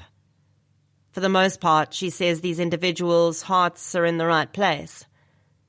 We discussed one person, however, who appears to have preyed on several family members related to the cases discussed on the podcast. The aim is to extort money, or simply revel in undeserved attention. Possibly both. Thankfully, Carol's gut instinct is well developed, and she's been able to identify these predators before experiencing any financial loss. But that doesn't take away from the cruelty of having hope sparked under false pretenses. Although there have been no new developments in Tracy's case, Carol remains guardedly hopeful that one day she may at least know the truth. That's all she really wants. Justice would be the ideal outcome, but she knows that this may never be a realistic possibility. What she really wants is to know what happened to her daughter and why. As I come to the end of my conversation with Carol Thompson, she expresses her gratitude for what the podcast does for all victims of violent crime. I can't help but think that it is me who should be grateful, that this mother, who has every right not to trust anyone, can find it in herself to trust me. It is now 20 years since the murder of Tracy Thompson, and her family continue to live on a roller coaster of grief and dashed hopes. But Carol tells me they have no option but to move forward. She and her family have lived in two different universes, one with Tracy in it and one without her. In both universes, there is at least one person, perhaps more than one, who knows the truth of what happened and continues to hide it. Carol is still certain a drunken conversation in a bar one day will break it all open. The person responsible, or someone who knows who killed Tracy, is going to let it slip to another individual. And with luck, it will be someone who chooses to do the right thing. Chapter 11. A Missing Princess. Pastor's voice echoes around the church as the little girl sits in the chair, her mother's handbag balanced in her tiny lap. Her mother is gone for just a few minutes, but that is all it takes. As she moves back through the swarm of congregants on their feet, dancing and clapping, her heart begins to pound as she sees the chair, now empty, save for her handbag. It's impossible to see through the crowd. When she calls her daughter's name, her voice is swallowed up. In that moment, she wonders if her voice will ever be heard again. Sipesihle Zamangwane Dlamini disappeared in 2017. She was just 3 years old. Hers is another missing person case that received little public attention beyond her home province of KwaZulu-Natal. I came across her missing person poster on Facebook in 2020, and although there wasn't enough information available to create a full episode, I recorded a mini-sode. Looking back, I realize how many elements of Sipesihle's story would become major learning points for me about the intersection of crime, community, and policing. Thabisile Dlamini was in high school when she met Mngolisi Ngwane on Facebook. She says it was love at first sight. The couple found out that Thabisile was pregnant in 2015, and she left school before completing her matric. On the 1st of December at R.K. Khan Hospital in Chatsworth, Thabisile gave birth to a beautiful baby girl they named Sipesihle. Thabisile went to live with her grandmother in Kwatele on the KZN South Coast, just inland from Scottsboro. She had been at home with Sipesihle for a year when Mngolisi suggested she go back to school. He offered to take Sipesihle and care for her at his home in KwaNyuswa. The plan was always for the couple and their daughter to find a home together, and live as a family. But Mngolisi didn't want Thabisile to wait too long to finish her matric. In January 2017, Sipesihle went to live with her dad, and Thabisile went back to school. Pictures on Facebook of Mngolisi and his little girl during that time are heartwarming. Young as he was, it's clear Mngolisi was a proud and protective dad. During this time, Thabisile would travel the 120 kilometers to visit her partner and daughter once a month for a weekend. The maturity of this young couple really struck me. It would have been so easy for Thabisile not to go back to school. In a country where 60% of children live without their fathers, Mngolisi's immediate and consistent commitment to his daughter is remarkable. Being separated from her daughter must have been extremely difficult for Thabisile, but it also speaks to the lived experience of many South Africans who have no choice but to be apart from their children, often in order to find employment. She toughed it out though, knowing that in the long run it was the best thing for her daughter and their family. And by December 2017, she was waiting for her matric results. Thabisile's grandmother had been missing Sipesihle immensely that year. So as the holidays started, Thabisile arranged to collect her daughter from Mngolisi and bring her to KwaNgele for the weekend.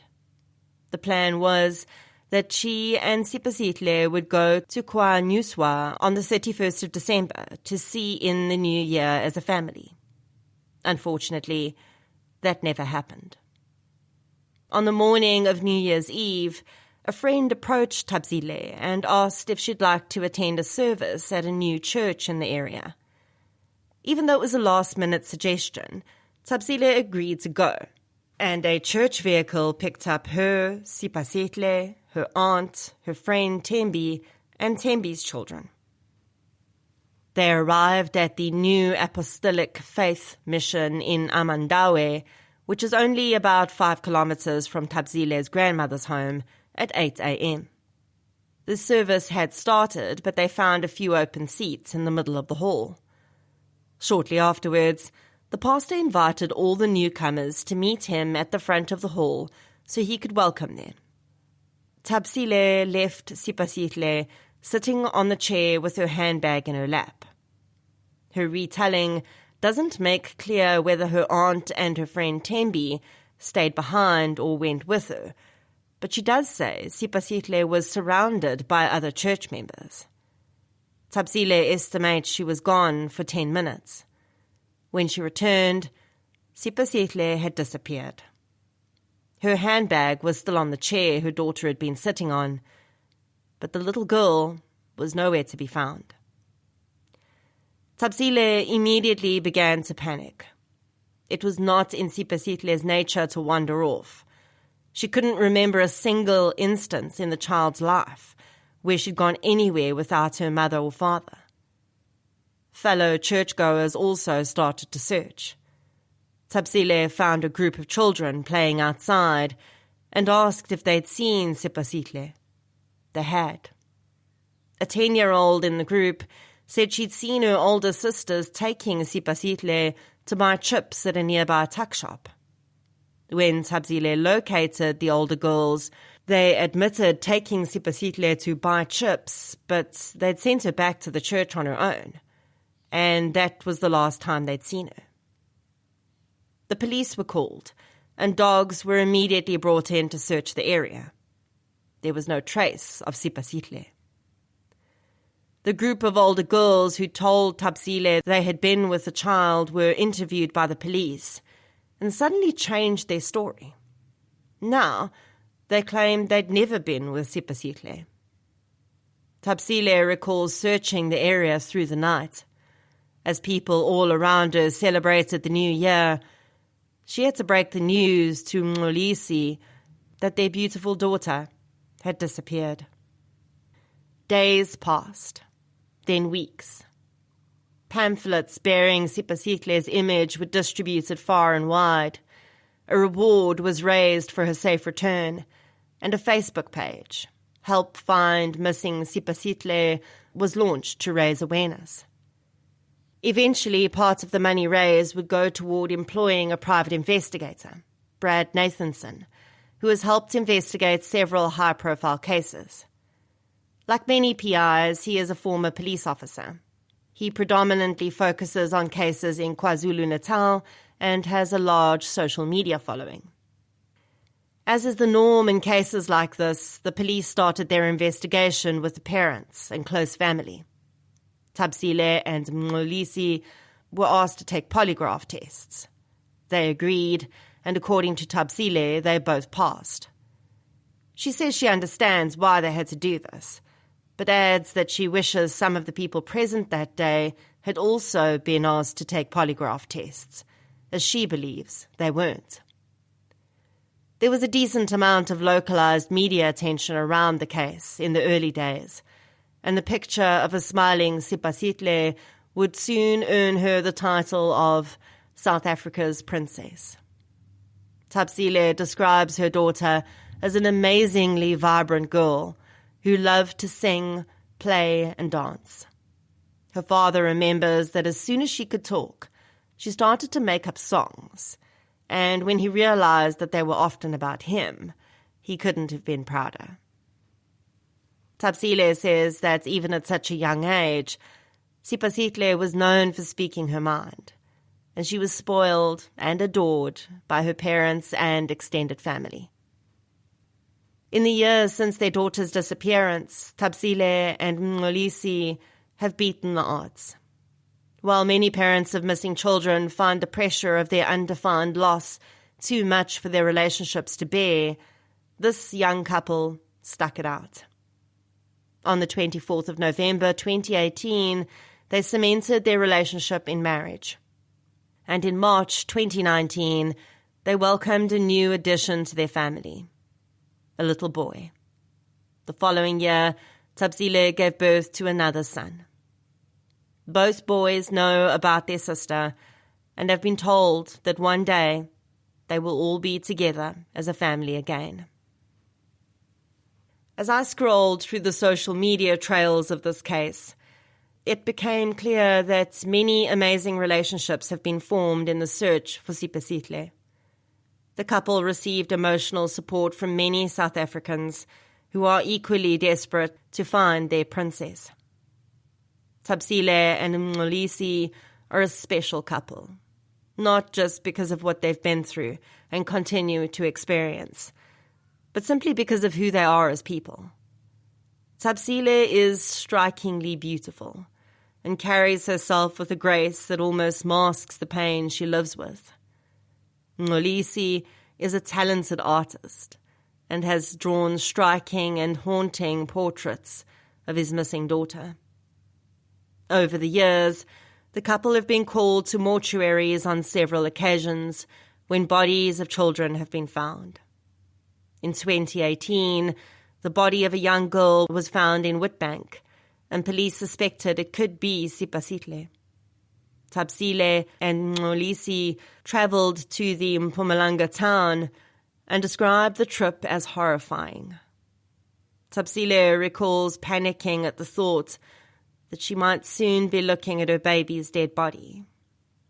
The child's face did look very similar to Sipasitle, she says, but she did not have the birthmark Sipasitle had on her thigh or the vaccination scar on her upper arm. The parents knew the tiny body before them was not their daughter. Thabisile says the bodies she has had to look at over the years have traumatized her deeply. The child in Witbank especially has stayed in her mind. Every time she closes her eyes, she sees the body. The couple's DNA has now been added to the DNA database, so it can be compared with remains recovered in future.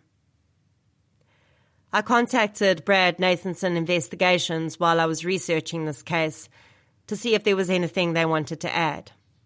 They said there was no new information in Sipasitle's case, but noted that it haunted everyone in their office. The most recent development for them was in May 2019, when they were sent photographs of a little girl who closely resembled Sipasihle. In an article, Nathanson was quoted as saying, "Without physical evidence to prove Sipasihle is no longer alive, he continues his investigation on the premise that she is alive somewhere." He describes the difficulties in the case by saying, quote, "Where the family came from and where she went missing is very rural. So there's this dynamic where people don't want to talk or their memories seem to have failed. It's a very puzzling case. We pray for her every day and are working to find her." End quote. Lieutenant Colonel Fani van Deventer, Section Commander of the Bureau for Missing Persons at the time of Sipasihle's disappearance, said that in most cases he'd dealt with, the kidnapper was a relative or family friend. It is almost always someone who knows all the details and routines of the victim. Kidnapping, from my experience, is not an opportunistic crime, but a well and efficiently planned crime, he said. This notion is well supported by many of the kidnappings or abductions of children that we have seen solved. It is not often a parent, but it is frequently an uncle or a step-grandparent, a friend of the family, or a neighbour. While Sipasihle's parents understand why they were initially suspects in this case, they also feel this narrow focus meant other vital evidence was not looked at by police. They mention that another child abduction case had occurred not long before, in which one parent ended up having been complicit, and they're concerned that this meant the police immediately had blinders on. The original investigating officer on the case was removed after Thabisile complained about how rude and aggressive he had been toward her, even after she and Mngolisi had passed their lie detector tests. What makes Sipasihle's case strange is that she wasn't supposed to be at the church that morning. It was the first time she and her mother had been there, and going was a spur-of-the-moment decision. So who would have known she would be present? Added to that, who would have known that Thabisile would be called away, creating the opportunity to take the child? I am sure these are questions the police and private investigators have asked. The fact that Sipasihle was surrounded by people when she was taken makes it even stranger. Could it really be possible that no one saw anything? Or is it, as Nathanson says, a matter of a rural community protecting its own? The older girls changing their stories bothers me as much as it does Thabisile. In my opinion, there must have been a grain of truth to their first story, and when the police started asking questions, they panicked and clammed up. I don't know whether they would have had anything to do with the child disappearing, or if they simply took her to the tuck shop and sent her back alone, as they said they did. Something that strikes me as odd is that many articles and Sipasihle's missing poster say she was playing outside the church when she was taken. But that is not the official story, and it's not what Thabisile said happened either. Did a child see Sipasihle sitting on her own and invite her to play, and she was taken from there? Is that why alarm bells didn't go off for the surrounding people? Another strange aspect of this case is that when Thabisile and Mngolisi returned to the church a few weeks later to put up fresh posters, those living in the area said the pastor's wife had told them Sipasihle had been found. When their parents said that this was not true, the community was in an uproar, and shortly afterwards, the church was shut down. If we consider the worst-case scenario, that Sipasihle was taken by a person with criminal intentions, and she is no longer alive, would her body not have been found by now? Whoever took Sipasihle had 10 minutes to get away, but the tracking dogs did not find a trace of her scent, which tells me she was probably taken in a car. That, unfortunately, leaves us with the possibility that she is no longer in the province, or perhaps even in South Africa.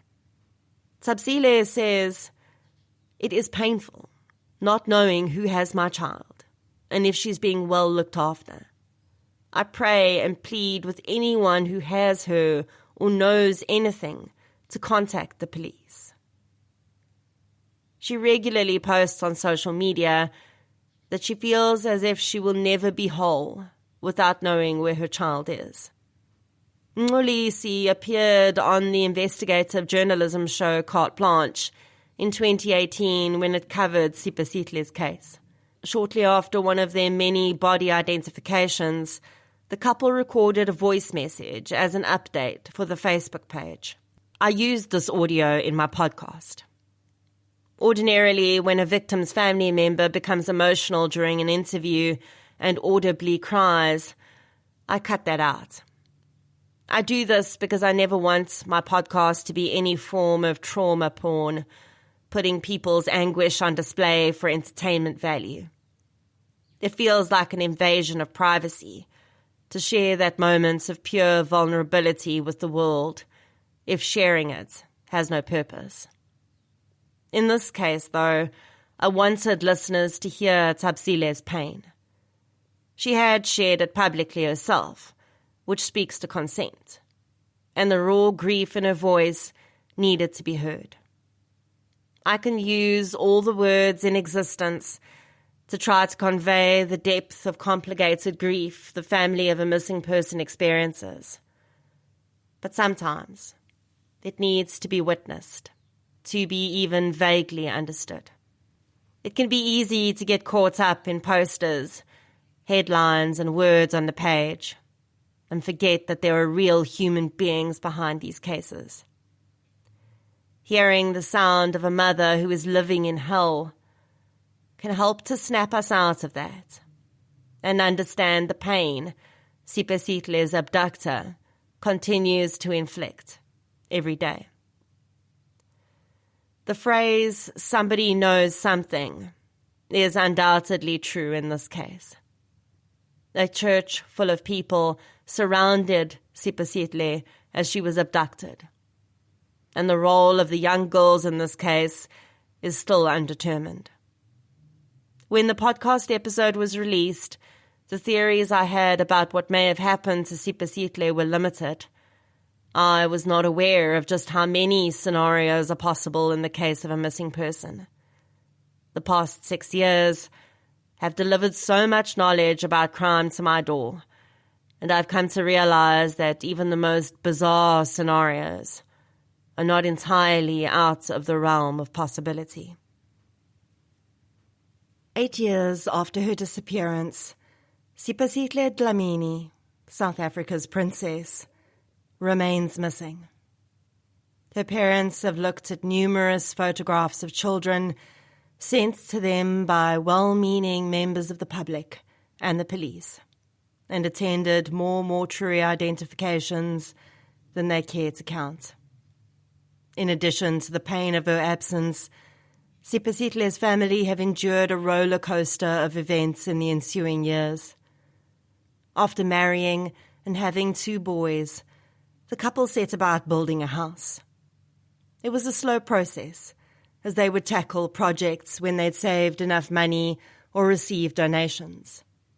In the meantime, they lived in a 1-bedroom home near the building site. Then, one night in 2021, an arsonist set fire to that home. Not much information was released about the fire, as it was still the subject of an investigation, but the couple lost almost every physical item they owned. Thankfully, they and their boys escaped unharmed. The online community which was formed around Sipasitle's disappearance was a huge help during this time. The admin of the Facebook group, who has become good friends with the couple, initially housed them, and physical and financial donations were collected. Each December since Sipasitle's disappearance has been painful for her parents. The month is the commemoration of her birthday on the 1st, and a reminder of the worst day of their lives on the 31st. Now, they must put their pain aside to ensure that their 2 young sons are able to have fond memories of their childhood Christmas holidays. A popular psychic with a large social media following contacted Thabisile 3 years after Sipesitle's disappearance and asked for her permission to do a reading on her daughter's case. Thabisile agreed. The woman, known as Diva, told Thabisile she believed Sipesitle had left the church building of her own volition, and outside she'd been approached by the girls who had taken her to buy chips. After that, they had led her to the church door and told her to go back inside to find her mom. Diva told Thabisile that in her vision she had seen a man watching Sipesitle. Before the girl was able to walk into the church, he had lured her away into the car park before putting her in his car and driving away. She later described a structure a few kilometers from the church where she said Sipesitle had been killed. Although the interaction is not mentioned on the official Facebook page, on Diva's social media platform, she shared an update stating that police have been given the information she'd gleaned and would be following up on it. Nothing more seems to have come of that. Honestly, a sexual predator having killed Sipesitle was the first possibility that entered my mind too. In built-up areas, it's often difficult to hide a body. But in rural areas, where large tracts of uninhabited land are accessible by car, it's quite a lot easier. This will always be a possibility for what happened to Sipesitle. One would think that taking a child when so many people are around would be difficult, but sometimes a large crowd makes it easier. Anyone seeing an interaction between a stranger and a child could easily assume they're father and daughter. And if the person is quick enough, by the time the child starts to panic, they could already be in a vehicle. Over the years, I've come to realize, though, that despite us drilling stranger danger into the heads of our children, it's exceedingly rare for a stranger to snatch a child. There are also far more probable options than this when a child disappears. Parental abduction through extended family members is another possibility. This was the initial suspicion in the disappearance of Amatle Tebete, and this is a consideration mainly in cultures where extended families play a major role in raising children. In Sipesitle's case, that is clearly not what happened. Her mother and father have been cleared as suspects, and they remain in a relationship. So there was no element of alienation here, and no motive for familial abduction. Working on the theory that a child is most often harmed or caused to disappear by someone they know, if it was not her parents, then the police's field of investigation should widen to include the people who were there with Thabisile that day. The girls who interacted with her and changed their story were important witnesses to interview, in addition to any adults in their lives. There was a time when my knowledge of human trafficking was limited, and I naively resisted the idea that a missing child may have been taken by traffickers. But it's becoming increasingly clear that this is not an unusual occurrence. Human trafficking is rarely what we think it is, though. It's usually not the act of snatching a child and disappearing with them.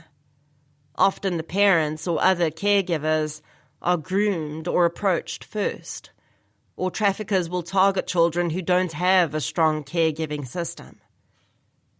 A common misconception is that all children are trafficked for sexual exploitation, and while that is one reason, they are also used for forced labor, forced marriage, exploitative begging, illegal adoption, and occasionally illegal organ harvesting. The last option, I must note, has nothing to do with muti practices. It is for the black market sale of organs to people who need transplants and don't want to wait on legal donor recipient lists.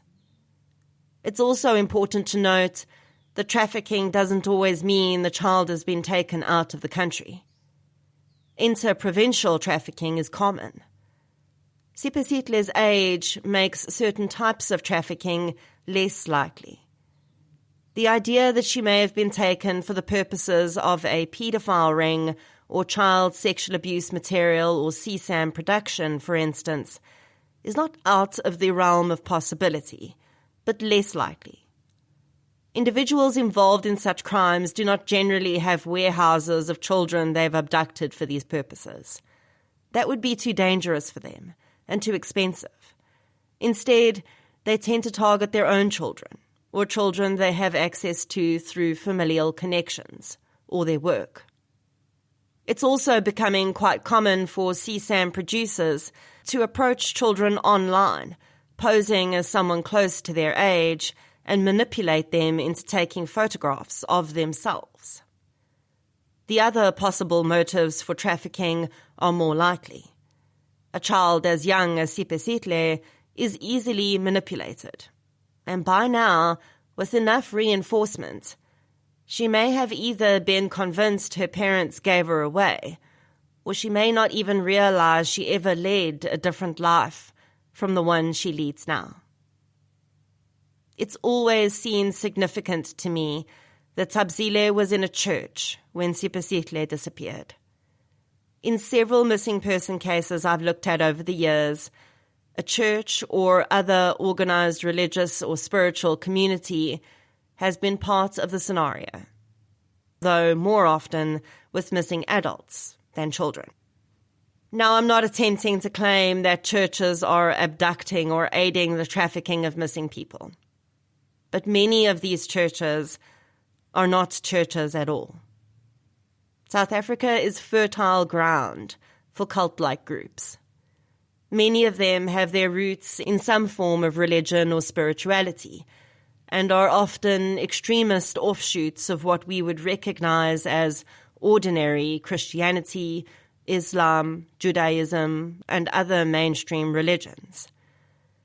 One of the common traits of cults is that they isolate you from your friends and family, convince you that being a member makes you special, and warn that too much attachment to non-members is inadvisable. Many of these groups offer services, such as drug rehabilitation or shelter for those who are homeless. These services become a way to control members even further. And once they are healed, they will be continually reminded about how terrible their old life was and how much they owe to the group. There are several missing adults in South Africa who I and several significantly more qualified people believe may have been caught up in groups like this. The larger groups often have compounds all over the country, and sometimes even the world. So moving members around to avoid an investigation into their disappearance is not all that difficult. Cults and cult-like groups can also often be fronts for organized criminal activity, including sex trafficking, forced labor, scam factories, and much more. So how does this relate to Sipasitle's case? While it may not be directly linked, a 3-year-old did not run off and join a cult, it is worth considering what the people involved in a brand new pop-up church could have been connected with. If Sipasitle is alive, she is 11 years old by now. Solving her case is going to take someone coming forward to report what they know, or Sipasitle herself, in life or death, encountering a person who can connect the dots. Until then, she remains the beautiful princess among thousands of others who have fallen into the void of missing children who are not found safe and not reunited with their parents. Chapter 12. Breaking Dawn. The water laps at the shore of the dam as she storms away. She might take a short walk to cool off, or maybe she'll go home. It was supposed to be a fun getaway, but it's all ruined now. The darkness out here is nothing like the city. There are no street lights to break it up, and only the weak glow of her cell phone screen to light her way. She gradually disappears into the night. Occasionally there's a glimpse of light in the distance as she walks over a ridge, but soon that too is gone. By morning, even her footprints will have been swallowed up by the mud. It will be as if she was never there at all. The disappearance of Dawn Byrne was the case that originally put me in touch with private investigator Leon Rousseau. Like so many of the victims and missing people whose stories I've had the privilege of telling on the podcast, I discovered things about Dawn that made me feel connected to her humanity. She was just 1 year younger than me. Whenever I see that connection with a victim, it makes me think about all the things I've been able to do in my life, which they missed out on. Some people might say it's morbid to think that way, but they don't do the work I do. Rather than being a depressing thought, for me, it's motivational. It makes me even more determined to tell their stories and use the time I've been given wisely. For this episode, I spoke with Dawn's friend, Alicia Tison, who is the very definition of a lifelong pal, and Dawn's older brother, Jonathan, who lives in England. Many of the cases I cover on the podcast make me wonder why some families seem to experience so much tragedy. And Dawn's story was one of those. She was a survivor, though, which is one of the things that makes her disappearance so heartbreaking. Dawn Byrne was born on the 10th of February 1981 in Nelstrom, Limpopo. She is the middle child of George and Audrey Byrne. Dawn, Jonathan, and younger brother Alan had a relatively normal and happy childhood until their parents divorced when Dawn was 6. I didn't drill too deep into this part of the story, but it's important to mention that Audrey disappeared from her children's lives. I don't know the exact circumstances of her disappearance, but to this day, Audrey's whereabouts are unknown, according to a social media post by Jonathan. George set about raising his 3 children on his own, and within a few years he remarried. Jonathan says his stepmother had her own daughter, and all 4 children soon adapted to a new family dynamic. Sadly, it didn't last. When Dawn was 12, their stepmother passed away, quickly followed by their father, who succumbed to a heart condition. The Byrne children were alone in the world. Jonathan was taken in by family friends to complete the last few years of his schooling, but the couple couldn't take Dawn and Alan too. They spent the rest of their childhood at Abraham Kriel Children's Home in Nelstrom. When I spoke to Jonathan, he expressed feeling guilt about what had happened to his sister and brother, as well as leaving them behind when he moved to the UK soon after matriculating. Dawn did not allow the tragedies in her life to define her, and many said her strong character and will were a testament to the difficulties she had survived. When she was too old to remain in the children's home, she rented a garden cottage in the Johannesburg suburb of Kensington and found a job. Life was looking up for Dawn, and she had a large group of good friends, among them Alicia Tison. Dawn dated on and off, but didn't seem to have any serious relationships. In 2004, Jonathan returned to South Africa for a holiday with his fiancée. Their intention was to get married, then enjoy a honeymoon and a holiday with Dawn and Alan. Jonathan and his now wife, Emma, stayed with Dawn for a month. Jonathan calls his sister Dawnie when he talks about her, and his affection for her is clear. He describes that month as a lot of fun. Dawn seemed exhilarated to have her big brother living with her and wanted to introduce him and her new sister-in-law to all her friends. Jonathan bought a car, and on the 19th of November 2004, he set off with Emma, Dawn, Alan, and their friend Carl and his girlfriend for a fishing weekend at Van Boer Resort in Lindekiesdrif, northwest. The resort is on the banks of the Vaal River, the largest tributary of the Orange River. It has camping facilities, cottages and caravan sites, and is about an hour from Johannesburg. Jonathan recalled that there were a lot of roadworks on the N1, and when they followed a sign to the resorts, they found themselves on a dirt road, which wound through bungalows, cottages and camping areas. Each bungalow had its own braai facilities, and it was only a short walk to the water's edge. The group settled in, setting up their braai and baiting their fishing rods. As is the case with most weekends of this nature, especially considering they were all young people, the alcohol was flowing, and everyone was having a great time.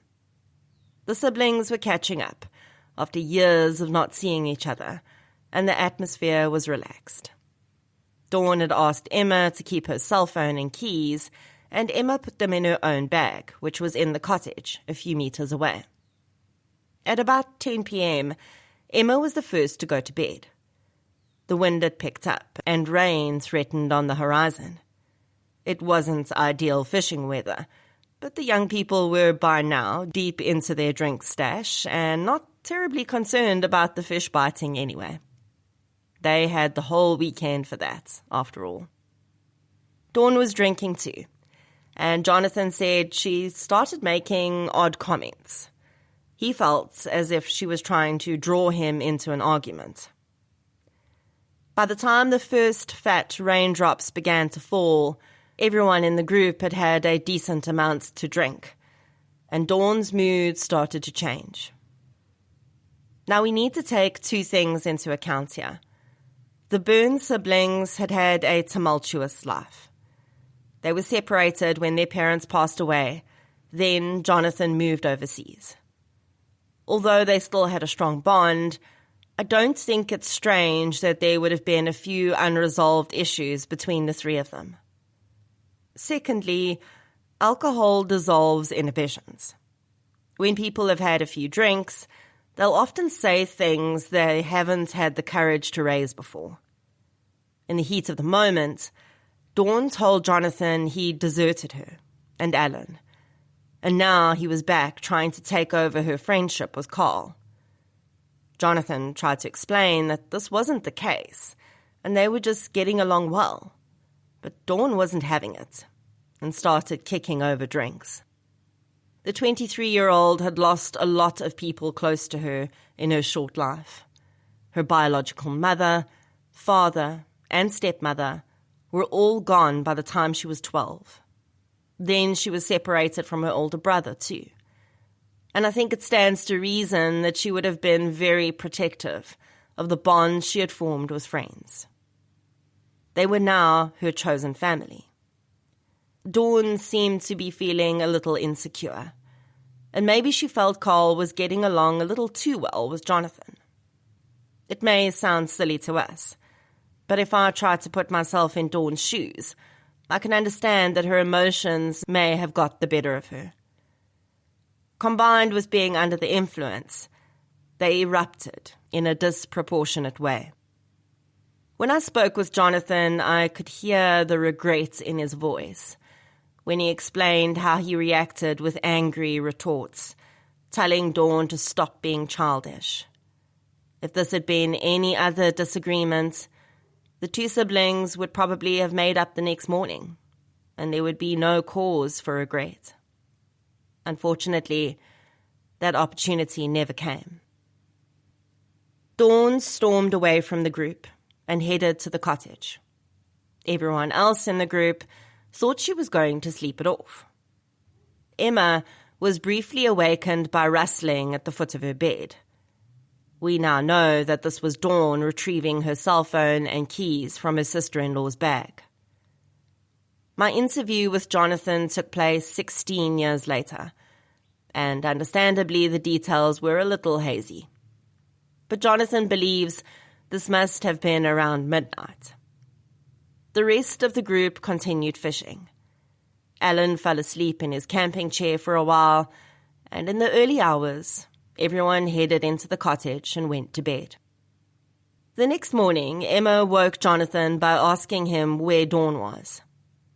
Hungover and tired, Jonathan says he figured she must have gone to sleep it off elsewhere in the resort. Emma realized that Dawn's keys and cell phone were gone, and they found wet clothes on the floor of the cottage. Before leaving, she had changed after getting wet in the rain. If anyone has ever been on a trip like this in their youth, where there is a fair amount of drinking going on, you'll agree that it's not that strange for people to fall asleep in weird places. So when Dawn wasn't there, panic didn't immediately set in for the group, as they expected her to come wandering back at any moment. Jonathan was adamant that Dawn was somewhere on the resort premises. There were some permanent caravanners on the site, and he reasoned that she may have settled in with one of them. As the hours ticked by, though, and Dawn still didn't appear, everyone became unsettled, and Jonathan phoned Dawn's friend, Alicia. Dawn and Alicia met while Dawn was working, and Alicia was studying. They were part of the same friend group, and soon gravitated towards one another. In speaking with Alicia, I can see how she and Dawn would have got along. They're both down-to-earth people, and women with a lot of grit and determination. Alicia remembers getting the phone call that day from Jonathan, asking if Dawn was with her, or if she'd heard from her. She hadn't seen or heard from Dawn, and this seemingly innocuous call started a whole new chapter in her life. After searching the campsite and asking other visitors whether they'd seen Dawn, Jonathan realized it was time to get the police involved. The resort owner was notified, and the police arrived relatively quickly, but their response was not what her siblings and friends had expected. Alicia says the SAPS was initially reluctant to open a missing person case. Officers believed that because she was a young woman and had been drinking on the night of her disappearance, Dawn could just be on a binge or a party weekend somewhere. She'd turn up when she was done, they thought, and their resources would have been wasted.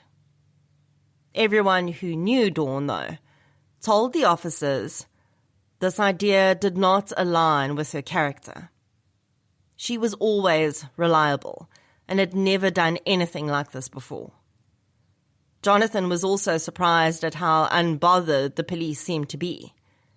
At one point, an officer told him that Dawn was an adult, and if she chose to separate herself from her current life, she was allowed to do so. Jonathan wondered if this meant they'd already located Dawn, and she didn't want her brothers and friends to know. That was not the case, though. This theory from the police may have been fair enough if the group had been partying in someone's garden in Johannesburg. They weren't, though. They were at least an hour's drive from anything Dawn knew, and she didn't have access to a car. She was on foot. She had only had her cell phone and house keys, and she'd been drinking. There was also a large body of water nearby, so surely there was a drowning risk to consider. By this time, many of Dawn's friends, including Alicia, had gone to Van Boer to search for Dawn. The resort owner was a well-known and connected figure in the area, and he intervened to push forward search efforts. Local farmers and landowners joined in, and Alicia says helicopters scanned the area for any sign of Dawn. Divers searched the river, and cadaver dogs were brought in. Despite those efforts, there was no sign of Dawn. Records of her cell phone activity indicated that it was last used at 5:45 a.m. on the 20th of November, when a message, or "please call me," was sent to the son of Dawn's landlord. I asked Jonathan whether this would be someone Dawn would logically contact for help. He said she had become quite close to her landlord and his family, so it was logical that she might contact him for help. The young man saw the message only hours later, though, and by then Dawn was no longer answering her phone. No one knows for sure what time Dawn left the campsite. Jonathan thinks she stormed off around midnight. It would make sense to me that she would wait until a decent hour in the morning to contact someone for a lift. Perhaps that is why there's almost a 6-hour gap between the time she is believed to have left and the last activity on her phone. The average person can walk about 5 kilometers in an hour. If Dawn had walked continuously for 6 hours before trying to contact her friend, she could have been 30 kilometers from the campsite. That is highly unlikely, though. She hadn't slept, and she'd been drinking. If she'd started walking, I don't think she would have made it that far. She may well have waited somewhere in the resort for a few hours too. Knowing Dawn, Alicia says she thinks it's entirely possible she could have left the resort on foot that night. She was a determined person, and Alicia says if she decided that night she wanted to leave the campsite and go home, she would have tried to make that happen no matter what. I think she made it out onto the road, and that's where the missing piece of this puzzle lies. The local efforts to search for Dawn soon started to wind down, and her friends and family were left not knowing what to do next. Jonathan and Emma returned to Dawn's cottage, and her landlord let them stay there as they travelled between Van Boer and Johannesburg, trying to figure out where Dawn had gone.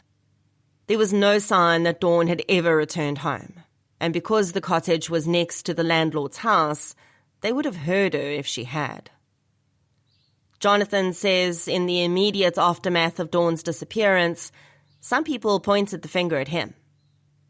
Her friends felt it was too coincidental that he'd appeared out of nowhere, argued with Dawn, and suddenly she was missing. For his part, he says the mystery of her disappearance also made him paranoid.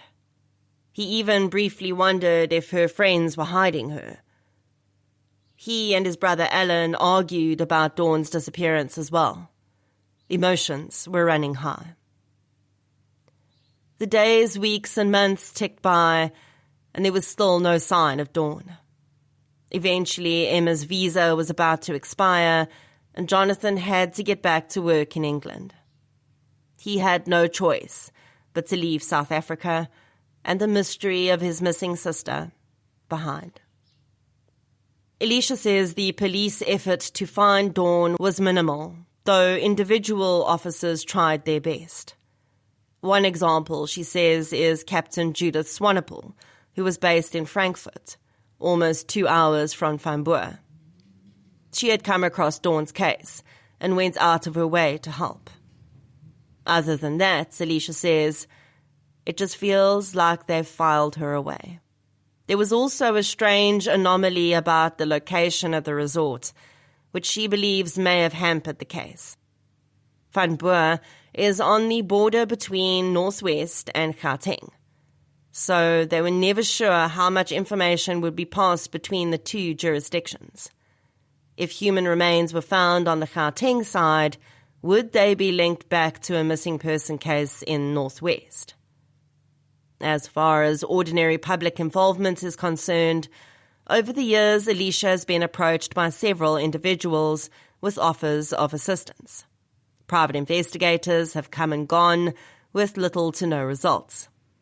But one has stuck to the case like glue: Leon Rousseau. He's made more headway than anyone else. Not surprisingly, Alicia has also had less conventional offers. A medium contacted her about Dawn's case. She wasn't the first, but Alicia says her experience with this individual was the most profound. Together, they went to Vanboer, and the medium explained what she had seen in a vision. Alicia says that when the woman walked away from the cottage where Dawn had last been seen alive, her gait was just like Dawn's. She still can't explain it, and has never had a similar experience again. But she had a sense that day that something inexplicable was happening. The medium told Alicia that Dawn could not walk on the side of the road because there had been roadworks for kilometers, and everything was dug up. She'd been walking on the road when a passing car had struck her in the early hours. The medium said the two young people in the car panicked and buried her body. The woman even provided Alicia with GPS coordinates of the place she believed Dawn's remains were buried. This information was given to the police, who later said they'd done due diligence around the lead and had nothing new to report. With no idea what the police meant by due diligence, Alicia and Leon have discussed the idea of sending private search experts to the spot to see what they can find. When I released this episode and included the information about the medium, a listener commented about how disappointed they were that I had paid any heed to this evil source. That person is entitled to their opinion and their disappointment, but it's not my place to decide what methods people should use to find their loved ones. I just tell the stories. However, if you've never felt the level of desperation that would lead you to consider supernatural intervention, perhaps you should be grateful and a little less judgmental. I've worked with families who are the most hard-nosed atheist skeptics. If you told them the sky was blue, they'd go outside to check. And even those people, after exhausting every avenue, have agreed to listen to psychics and mediums and at least entertain what they said. After all, they have nothing left to lose. Leon Rousseau determined that Dawn's phone had eventually been switched back on and a new SIM card had been inserted. He also discovered that something had gone horribly wrong in the recording of Dawn's information in her missing person case. Her identity number had been logged incorrectly on the SAPS system. This was almost 10 years after Dawn had disappeared, and the impact of the typo could have been enormous. Leon also suggested that DNA needed to be procured for comparisons to any unidentified remains. Initially, they were going to use Jonathan's DNA. Then, Alicia remembered something she'd done when she'd cleared out Dawn's cottage all those years ago. She had saved hair from Dawn's hairbrush and clothes and placed it into a sealed and marked envelope. A decade later, she dug out that envelope and gave it to Leon, who passed it on to the police.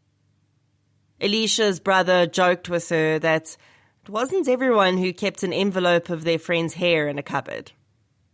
It definitely isn't common, and neither is having a friend like Alicia, or the strange, complicated grief that comes with loving a missing person. Over the years, Alicia has done everything she can to raise awareness of Dawn's case. She's written articles, had others write articles, and most recently appeared on the TV series Vermis to get her friend's face back in the public eye. She also started a Facebook page for Dawn's case, Help Us to Find Dawn Byrne. Posts reveal how deeply Dawn was loved by so many people. Jonathan has since had 2 daughters with Emma, and they live in England. In the podcast, I did not include a lot of my conversation with Jonathan simply out of respect for him. He strikes me as an intensely private person who was forced into the public eye by his sister's disappearance. I will say that our conversation revealed a man who is deeply racked with guilt about his last interaction with Dawn. He told me how difficult it was for him and his siblings to deal with the many losses they'd suffered. And this is where I must share the most recent tragedy in the Byrne family. In 2017, Dawn and Jonathan's younger brother, Alan, who was also there the night Dawn vanished, took his own life. Jonathan feels sure that Dawn's disappearance played a major role in his brother's downward spiral. They had been one another's rock, and Alan's death is yet another source of guilt for Jonathan. While I can understand why he feels this way, depression is a difficult and often inexplicable illness. And I don't think many people could come out of what the Byrne children experienced completely unscathed. Perhaps Alan simply could not see any light at the end of the tunnel. What happened to Dawn Byrne in the early hours of the 20th of November 2004? We know she left Van Boer, and there was no sign of foul play at the resort. I considered that someone may have taken her before she even left the premises, but her phone activity 6 hours later seems to discount that theory. The resort was also searched with a fine-tooth comb, and no sign was found of Dawn, dead or alive. So if we agree she made it to the road, where did she go from there? Was she killed, either accidentally or deliberately by a vehicle? Is she buried where the medium says she is? Jonathan told me something interesting about Dawn. She was very confident around many types of people. She regularly used taxis. He also describes her as extremely street smart. Those characteristics, paired with her attempt to contact her landlord's son, made me wonder if Dawn hitched a lift. Would she have gotten into a car with someone she didn't know? I doubt it, if she was as street smart as Jonathan says. But she may well have flagged down a passing taxi. And from there, who knows? The final theory is that on that dark morning, Dawn walked away from her life and started a new one. Is that possible? Yes. In my opinion, though, it's highly unlikely. Even though her identity number was incorrectly logged on the SAPS system for so many years, once Leon had it corrected, he checked to see if any activity had occurred on it. New ID books, passports, or debt applications. And there was nothing. Also, considering how Dawn reacted to her brother, seeming too close to her friend Carl, I find it hard to believe that she would just abandon all her friends and her two brothers and choose never to see them again. She had lived through what her mom's disappearance had done to her family. I seriously doubt she would intentionally put those she loved through the same pain. Jonathan continues to hope that his sister is alive and that one day she'll come forward. He just hopes that day is sooner rather than later. Later in my conversation with him, he admits that this may just be a fairy tale he tells himself to feel better.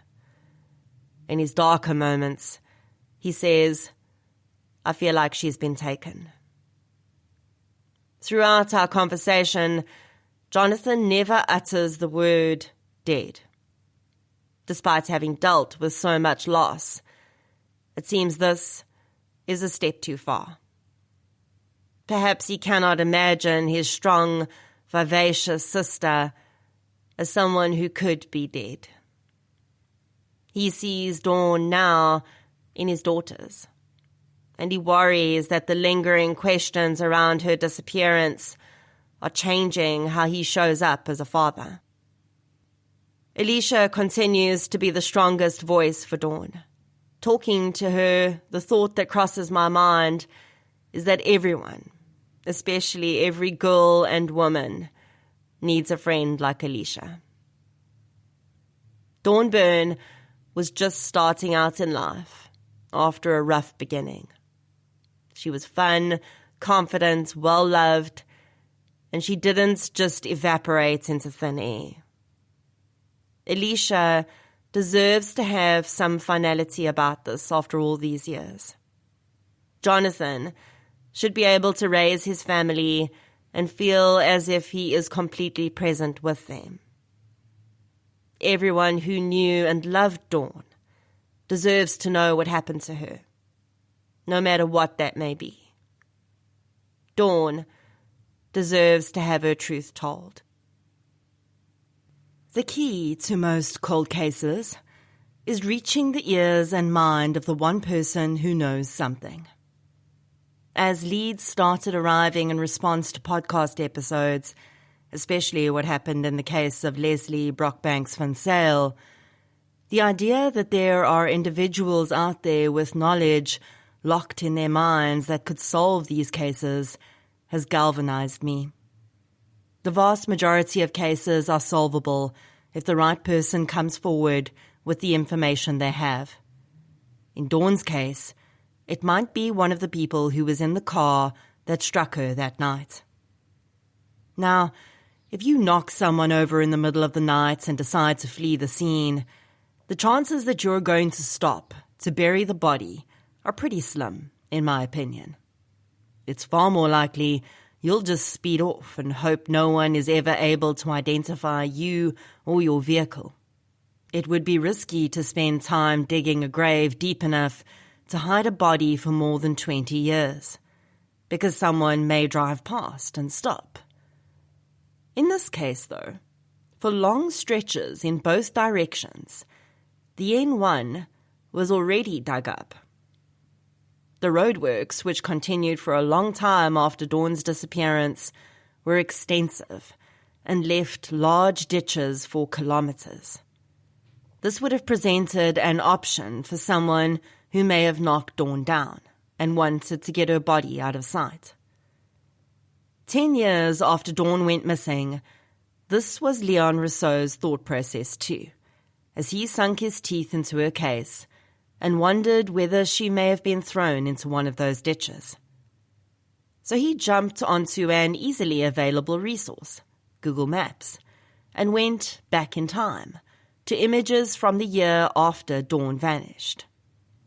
He could see the roadworks were still happening, so he meticulously scanned the stretch of the N1 from Van Boer towards Johannesburg to see if anything stood out. Sure enough, he came across a construction vehicle at the side of the road. Leon zoomed in and made out the name of the company written on the side. Then he phoned them. I have no doubt that it was a call that had the receptionist flummoxed for a while. Eventually, Leon spoke with the senior manager in the company who'd been involved with sections of the roadworks for years. Leon wanted to know whether they discovered any human remains during their work. The man said he'd probably remember something like that, but he told Leon he would ask other team members, check records, and get back to him. Leon's concern was that because Dawn's DNA had not been in the system for many years, and the place where she disappeared bordered 2 provinces, her body might have been found by one provincial SAPS team that hadn't checked with the other province. The construction manager eventually contacted Leon to say no human remains had been found during the company's time on the project. When Leon took this case on, he was unsettled by how little work the SAPS had done. Although it had checked the last activity on her phone, it hadn't accessed records after that, or tried to locate the phone. Because of the passage of time, there was no way for Leon to retrieve Dawn's full cell phone records, but he could use IMEI mapping to find information about what had happened to Dawn's phone after she disappeared. Every phone has a unique International Mobile Equipment Identity, or IMEI number. When a device connects to a mobile network, the IMEI is transmitted with other information, such as the SIM card's IMSI, International Mobile Subscriber Identity. The network uses this information to verify the device's validity and allow or deny network access. Law enforcement and intelligence agencies can use IMEI numbers and other data to locate and track devices, but this is not a readily available feature for the public. So although Leon could no longer tell who phoned Dawn or who she had called, he could find out whether her phone was in use and which SIM cards had been linked to its IMEI number. Dawn's SIM card was taken out of her phone relatively soon after she disappeared. Over the years, several new SIM cards were linked to the phone's IMEI number. Leon worked systematically through those numbers, attempting to identify individuals linked to them. The Regulation of Interception of Communications and Provision of Communication-Related Information Act 70 of 2002, commonly known as RICA, came into force in 2005. It requires anyone purchasing a SIM card to register it in their name, but it's not foolproof. Even today, it's possible to buy black market SIM cards which have either been falsely registered on someone else's identity or have subverted that requirement entirely. In 2004 and the early years of RICA enforcement, that would have been even easier. So a few of the numbers linked with Dawn's phone's IMEI over the years could not be traced. But Leon wasn't defeated. Sometimes the easiest thing to do is just call a number and ask who's speaking, right? So he did. And through that, he identified the most likely person to have been linked with Dawn's phone after her disappearance. This is where we have to leave that leg of the investigation, because although Leon has taken it further, it's under wraps to ensure its integrity. Leon also likes to visit the police stations that originally handled the cases he's working on. He finds it much more effective to go there in person, rather than try to get information over the phone or by email. The man has a disarming way of drawing people in and getting them on his side. So once he's in front of a police officer or a station commander, they're far less likely to send him away empty-handed. So he headed out to the police station that handled Dawn's case originally. Leon told me that when he arrived there, he explained the situation to a police officer and gave him Dawn's case number. The officer checked the system, and his brow furrowed. He checked again. Then he looked up at Leon and said, "But this lady was found in 2018. She's not missing. The case has been cancelled." Leon was astounded. What was he talking about? Dawn had been found? If she had, no one in her family knew about it. A few hours of digging and phone calls ensued, and Leon discovered something disturbing. In 2018, Dawn's case had inexplicably been cancelled. But it wasn't because she'd been found. It appeared to have been some sort of system malfunction. Leon told me he's very concerned about this, because it isn't the first case he's come across which was affected by something that happened on the SAPS systems in 2018. There is probably no way to know exactly how many cases have been marked as cancelled when they should be open. Thankfully, Dawn has someone following up for her, and Leon had the cancellation reversed while he was in the SAPS office. Then he asked if they could pull the docket for him. He recounts being taken into a back office, where after some digging, the detective pulled out a green folder. Leon clearly remembers the colour because it wasn't an official docket cover. It looked like a repurposed admin file. Inside, there were 3 pieces of paper. That was the grand sum of the work that had been done by this SAPS office on Dawn Burns' disappearance. Leon offered to send the officer all the information he had gathered and was promised it would be put into the docket for future use if new leads crop up. He also visited the SAPS office in Gauteng, closer to the resort, to ensure the detectives there are aware of Dawn's case should they come across unidentified remains. One of the things I like most about Leon is that he's not a cowboy. Some PIs I've come across will often cross lines to get the result they want, and that ends up helping no one because the evidence can't be used. Leon doesn't do that. He works hard. He uses the tools available to him, and he respects the chain of evidence and the laws of our country. Even with his paid clients, he's not the guy you go to if you want unethical investigation methods used. He does things by the book. Honestly, any police officer should count themselves lucky to have Leon on one of their cases, because his assistance is the kind the SAPS needs. With that said, he's also not a fan of the slow grinding gears and frequent ghosting he experiences from the SAPS. Telling me about a case he's been working on for years, Leon says he obtained solid evidence about the location of a missing person's remains, only for the SAPS to do nothing about it for months. Tired of waiting, he obtained permission from the landowner to spend the day looking for the remains, and he persuaded friends with forensics experience to help him. I'm going out there next week, and we're going to search. And as soon as I've found anything that looks like remains, I'll stop and call the detective. Maybe then he'll come. At least the family will be able to have that closure, he says.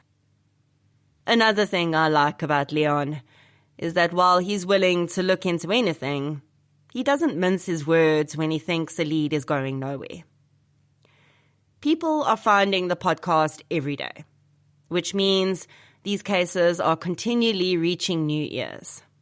So, not all tips and leads come in immediately after the episode is released. In Dawn's case, I received a message from a friend of hers just last year. The young woman said she'd mentioned this to others close to Dawn, but she wanted me to know about it too.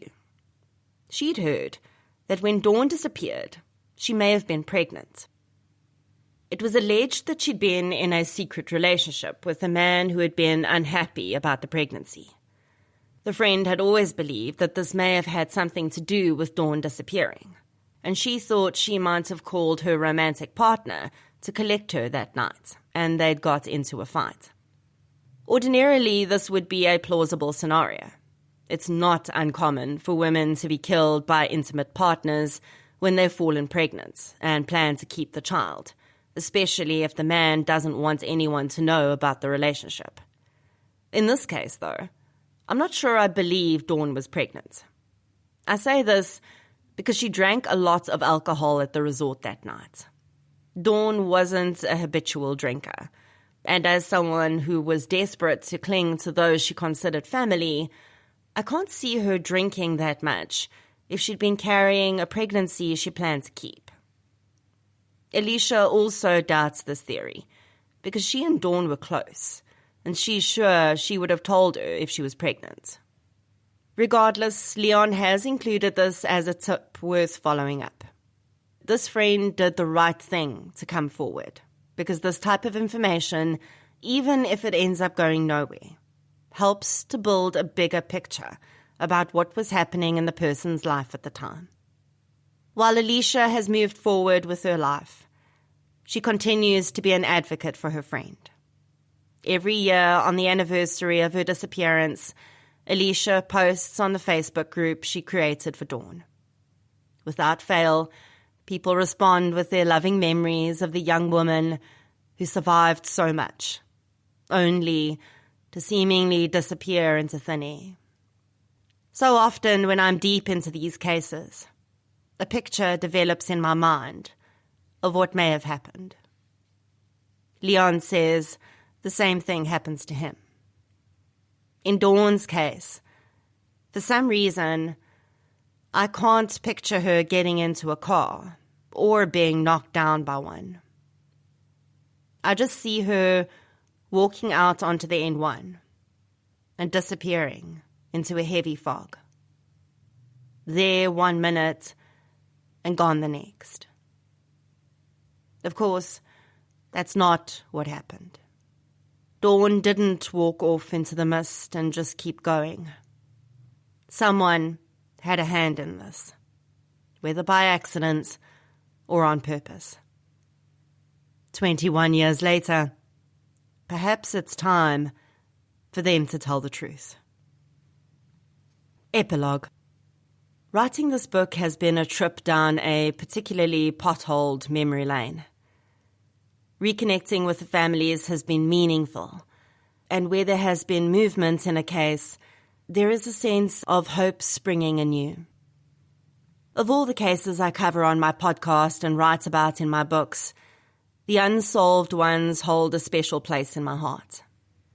I have a vast and ever-growing list of cases submitted by family members for inclusion in the podcast, and I live with a pervasive sense of guilt that I can't cover them all immediately. I guess my interest in cold cases is partly because Eva Nozel's murder felt unsolved to me for so many years, even though it wasn't. Not knowing the outcome haunted me, even though I wasn't close to her. I can only imagine what not knowing does to the lives of these family members. A huge weight lifted off my shoulders when I discovered the information I'd been searching for all those years. Even so, and this is common to many cases, questions remain. Eva Nozel was kidnapped from her home. It appears her killer either convinced her to open the door to him or snuck up behind her when she got home, surprising her before she could close the door. The latter is more likely, because Eva was under strict instructions not to open the door to anyone. And with her older sister not yet back from school, she would have been even more wary. There was an enormous manhunt for the blonde, blue-eyed girl, but she remained missing for several weeks. The breakthrough came when a police officer identified a similar case in Benoni 7 months earlier. 12-year-old Helena de Villiers had been abducted and murdered, and her body had been found at Cinderella Dam in Boksburg. Her killer remained at large, and the investigating officer in Eva's case strongly suspected the same man was responsible. After narrowing down a suspect list, which included men with a history of paedophilic offences, the detectives brought 25-year-old Christian de Wet in for questioning. He denied involvement and was released, but as a search warrant was being executed on his home a few days later, he broke down and confessed to killing Helena and Eva. He eventually led police to Eva's body. De Wet would never face a judge, though. While awaiting trial in prison, his fiancée and her friend tried to break him out. When this escape attempt failed, he took his own life. For Helena and Eva's families, it was probably not the worst outcome imaginable. At least they would no longer have to worry about the man who had killed their babies, and De Wet would never harm another child. For me, finding out that Eva's murderer was a serial offender and that he'd killed himself punched another gaping hole in the story. I still wonder how many other cases might be linked to De Wet, and what was he so desperate to escape from when he took his own life. It feels as if South Africa is at a tipping point in relation to crime. We're seeing a lot of new trends, including kidnapping for ransom. That's a disturbing development if we look at the evolution of crime in many South American countries where kidnapping has become almost normalized. It's a business, and many middle and upper class citizens buy insurance for the eventuality. South Africa's political history and corruption have left the door wide open for organised crime groups to get their fingers in almost every conceivable pie. Water mafia, anyone? At the same time, there seems to be a responsiveness by the SAPS that's been lacking for many years. Looking back at some of these unsolved cases, it is clear to me that the disbanding of the dedicated teams, such as the Serious and Violent Crime Unit, in the first decade of the century was a devastating blow. Instead of serious crimes being handled by experienced specialists, we had investigating officers overloaded with hundreds of dockets. One detective was expected to investigate and solve everything, from a cell phone theft to a murder. Thankfully, we are starting to see a reversal of those inane decisions, and specialized units are being reintroduced. I don't think there is a single perfectly run law enforcement agency in the world. I speak with many crime podcasters from other countries, and they have similar complaints about their own police.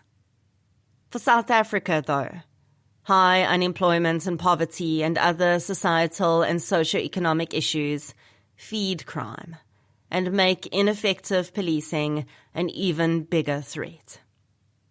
We cannot change the system overnight. But with my podcast and books, I aim to raise awareness about the risks of failure and inform the public what to do if they ever find themselves in a situation like these families. 2 innovations could really help victims of violent crime and their families. The first is a centralized point for victim services. England and some US states have victim liaison officers who support families through the criminal justice process. A common thread in many cases in this book is families being re-traumatized by their experiences with the police. While our economic and criminal landscape differs vastly from somewhere like England, more must be done to support families experiencing the worst days of their lives. If this cannot be done by the state, then perhaps NGOs could step in. Organizations such as Rape Crisis do excellent work helping rape survivors to access resources and navigate the criminal justice system. Similar services for those connected to the missing and murdered would be highly beneficial. Too many families find out what they could have done far too late, and an informed and empathetic guide in those early days could make all the difference. The second innovation would be to use former police officers to tackle cold cases. We have so many retired professionals with valuable crime detection skills, and I know many of them would be more than happy to put in a few hours a week. If the efforts of all those individuals could be directed by a well-funded organization, we could progress in leaps and bounds.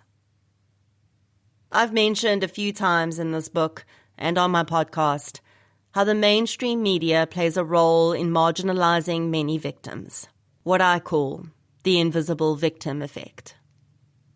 This is not an indictment of journalists. In the end, they work for companies that make money by selling a product, news.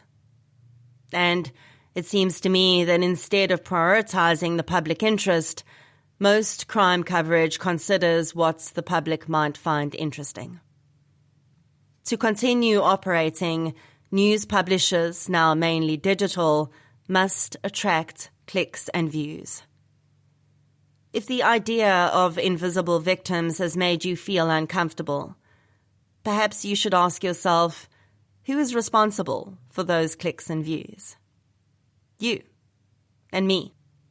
We decide what news is saleable by what we choose to consume.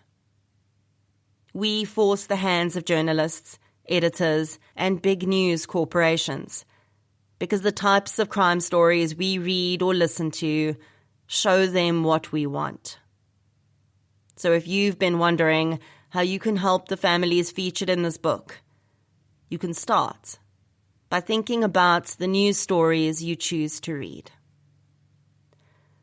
I couldn't do what I do without journalists, and I've yet to meet one that doesn't want to write about lower profile cases or highlight unfair treatment of already marginalized victims and their families. At the risk of sounding trite, the shift really does start with us. We might not be able to change all the age-old societal elements that play into this, but we can start to have conversations with ourselves and others about how our inherent biases might be contributing and how we can change that. All the cases I've discussed in this book might seem remote from your daily life. You can read about them, close the cover, put the book away, and never think about them again if you don't want to.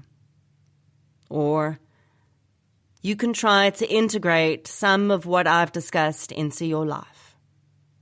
Share missing person posters without expectation of information. Comment responsibly on social media. Think about which victims you choose to put your voice behind and why. Make small changes in the hope that one day, in retrospect, a major shift will be visible. Today, these families are people you don't know. Tomorrow, it may be a little closer to home. Acknowledgements. To Jill Moody, thank you for your commitment to these stories and for seeing the value in telling them. I can never thank you enough for your support, advice, guidance, and encouragement. I am proud to call you my publisher and friend. To all the Jonathan Ball publisher staff who look after me in ways I've never experienced and who are so committed to South African stories, you are incredible and I am forever grateful. This book would not have been possible without the True Crime South Africa podcast, and the podcast would be nothing without its listeners. To everyone who has listened to an episode, shared it, and supported me over the years, you are part of this book too. Every time you listen to an episode, you help to make projects like this possible. More importantly, you help families in deep grief see the path to possible closure. I've said negative things about SAPS officers in this book, but overall I have the deepest respect for those who serve our community in this role. I know the vast majority of police officers are deeply committed to their work and to pursuing justice, despite the huge challenges they face in doing so. To others who support families and victims in crisis, people such as Leon Rousseau and organizations like the Pink Ladies, thank you for what you do. I see the value in your work every single day, and you are often the only life raft these families can cling to. Please keep doing this important work. Finally, to the families of the missing and murdered who have trusted me with their stories. Nothing I write or say can ever make up for the pain you endure. If I had my way, every single one of you would get the answers and justice you deserve. Thank you for allowing me the honor of being part of your journey. The end. You've been listening to a Killer Audio Creations production, written and narrated by Nicole Engelbrecht. For other Killer Audio Creations productions, search that term or the author's name in your audiobook or podcast listening app, or visit NicoleEngelbrecht.com.